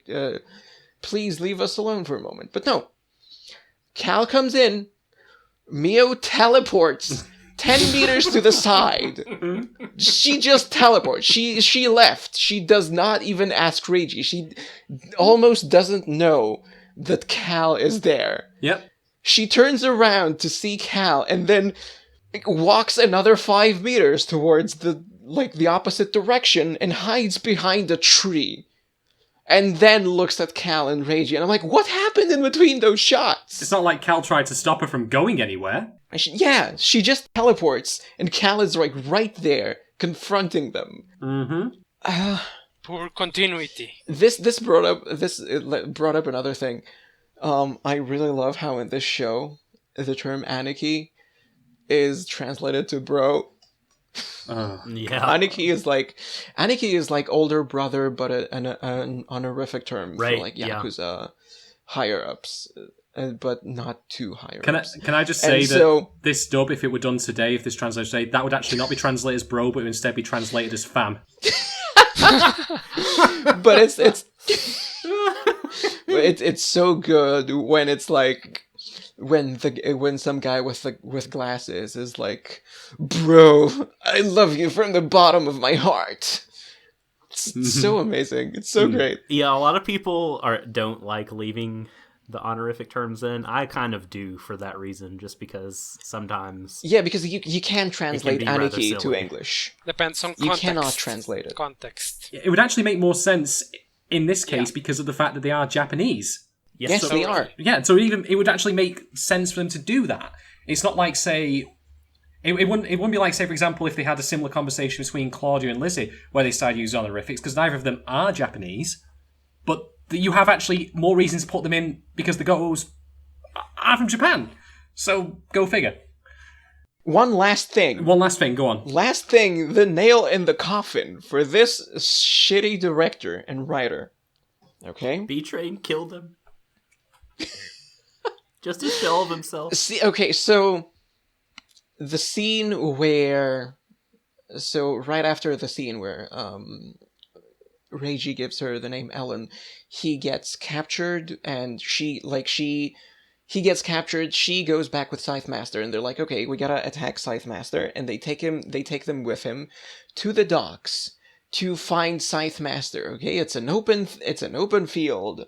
Mm-hmm. Okay? Like, sort of an open area. And a big squad of people are looking for Scythe Master. And he and I are, like, to the side. Like, RWBY just leaves from the side. Yeah. And there's a Scythe Master and Ein. He and they shoot. There's actually shots. He and Reiji and Scythe Master just talk, and nobody shows up. Nobody, even though it's an open shipping place, there's a bunch of guards, nobody shows up. It's all for the sake of convenience. But then Lizzie, who in fact is said to be very competent. Okay? Yep. Lizzie is pretty competent, but Lizzie is running and just shooting wildly, even though she might hit Reiji. She's just shooting wildly. She doesn't hit anything. Shooting while running and yelling. This competent character at nothing. And then Scythe Master is like, oh no. And then they run. Even though Ein could have shot her, Ein could have shot him. They just run. Yep. Okay? I don't blame you. They only get sillier. It gets worse. It gets so much worse. Can I ask you a question, Vorg, before we go any further? You know, of course, what happens next, which, of course, is that Reiji then ends up pursuing Scythe Master. If you had to make a reasonable guesstimate, how many times do you think he had a chance to get a clean shot on Scythe Master between the point at which Scythe Master is separated from Ein and the point at which Ein then reunites with him? I would say it was double digits. He could have killed him with ease. Pretty high, yeah. At any point. Yeah, they both run. Reiji and Lizzie are chasing Ein and Scythe Master. It's Scythe Master. and so Lizzie, Reiji tells Lizzie to stay behind, and Lizzie starts shooting at Ein and rather Reiji and Lizzie get split up. Mm-hmm. And then Scythe Master is like, okay, Ein, I know I'm being chased by the other phantom, but please stay back here and shoot Lizzie. Yep. Nothing bad is gonna happen. I'm chased by one of the most deadly people, but my only means of protection, stay back. Yep. And shoot shoot Lizzie, who is unable to shoot for shit. And so Phantom stays behind and then pops out of cover, shoots wildly, still out of cover, reloads, keeps shooting wildly. Lizzie is can't hit anything. Cut to Scythe Master running. And Scythe Master has this look in his face I made it. And then he sees Reiji, and he's like, ah! How did this happen? I did not foresee this. I know. I am regretting my life decision. I was regretting my life decision running. Watching the show at that point. At that point, Reiji could shoot him, but he doesn't shoot him. At that point, Reiji just follows him. Yeah. For no reason. Shambles. And so, Scythe Master comes out of a bunch of crates, an area with crates, and he looks at a boat, and he's like, oh, the boat is 100 meters away. He's like, wow, I'm saved, because he forgot that Reiji was chasing him. He has this look on his face that's like, wow, I'm saved. And then he hears Reiji behind him. Reiji, he turns around with a scared face. He's like, oh my god, Phantom? Here? Never. What? Never. Impossible. I was not planning for this. No, I don't think he was planning for much, and then he runs. Okay, he runs. Reiji does not shoot him. He just walks at him. Mm-hmm. Scythe Master stops running.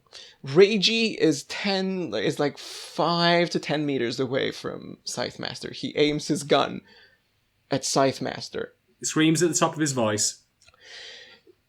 And then he shoots. Oh, let's first say Ein is 50 meters behind them. Yep. Ein is 50 meters behind them. Yep.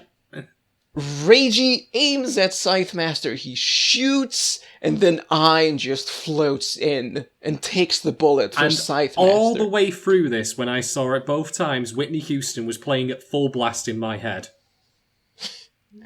Yep. She was 50 meters behind them. But she went in fast enough to stop the bullet. Because plot and convenience. Even though, like, first of all, this ties back to how are the Phantoms this competent? Like, why are they supposed to be competent? Because A, they have no combat skills. They just pop out of cover. Yeah. And they just wildly shoot. By the way, no mention of what happened to Lizzie. No, she's I gone. just stopped shooting and went back for Scythe Master. Lizzie just stopped caring. You know, right? The shadow step thing, again, that's a point where if they'd have used it, it would have made more sense. Sure, yeah. Because then it would have cleared up how she closed the gap. Yet. First of all, they have no combat skills. Second, they have no peripheral vision. Because Ayn is 50 meters behind you. If she goes to the side, because she went to the side, and then went from the side in front of the... It's like an L motion. Mm. She's a horse in chess. Ayn is a horse.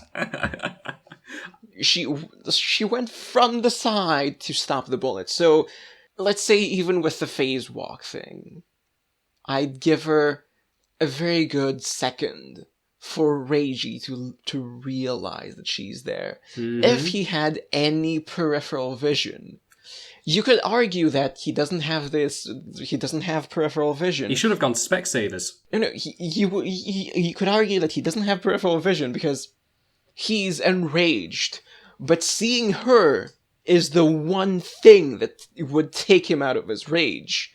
Her, and the idea of hurting her, would be the one thing that takes him out of his rage. But no, he does not have peripheral vision. He does not see her. He pulls the trigger. She just gets in front of Scythe Master in 3 seconds, travels 50 meters in 3 seconds. She was fired out of a cannon off screen. And it's like, this entire scene is a bunch of conveniences where it's like, we gotta have this happen, and we gotta have this happen, and Ayn takes a shot for Scythe Master. I don't care how it happens, do it! Fair enough. It's also lifted from Dog Soldier. You know what? You're right. Yes. Oh, we have more in common than we realise. Right, I think... At that point, can I say at that point? Okay. Flashbacks. Oh, Jesus Christ. A bunch of flashbacks to moments. This was the start of the second clip show. With Ayn, and it's like, what? Why are you showing me this? Like, you don't deserve this. You don't deserve to try making me sad, or whatever. This show does not deserve much but scorn, but... Anyway, should we take a break before moving on to the general topics? Yes, I think we should. Stick around, folks, after the break. When we return, we're still exercising this ghost. Catch you in a moment.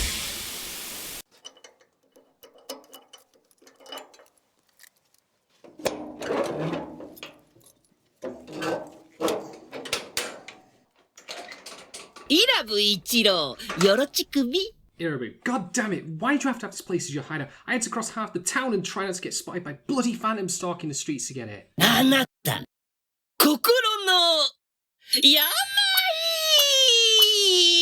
Yeah, watching Elfin lead will do that to people. You're doing well, man. We're close to having enough people to end this, but I have to say, this has been rough, mate. For all of us. Oh no, I know your game, you fuzzy green bastard. You're not shooting me up with whatever food colour you give to...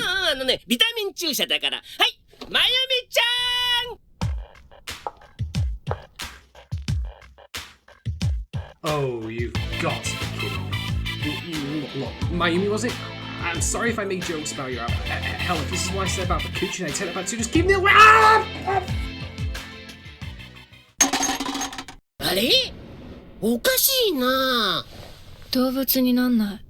Hey, never mind that, for God's sake. You've probably given me tetanus! God, I'm insane! Okay. I guess you were just trying to help out. But no more needles. I don't know, RWBY. We're close to pulling this off, but the world is in ruins. I don't know if we can come back from this. But I guess we have to try.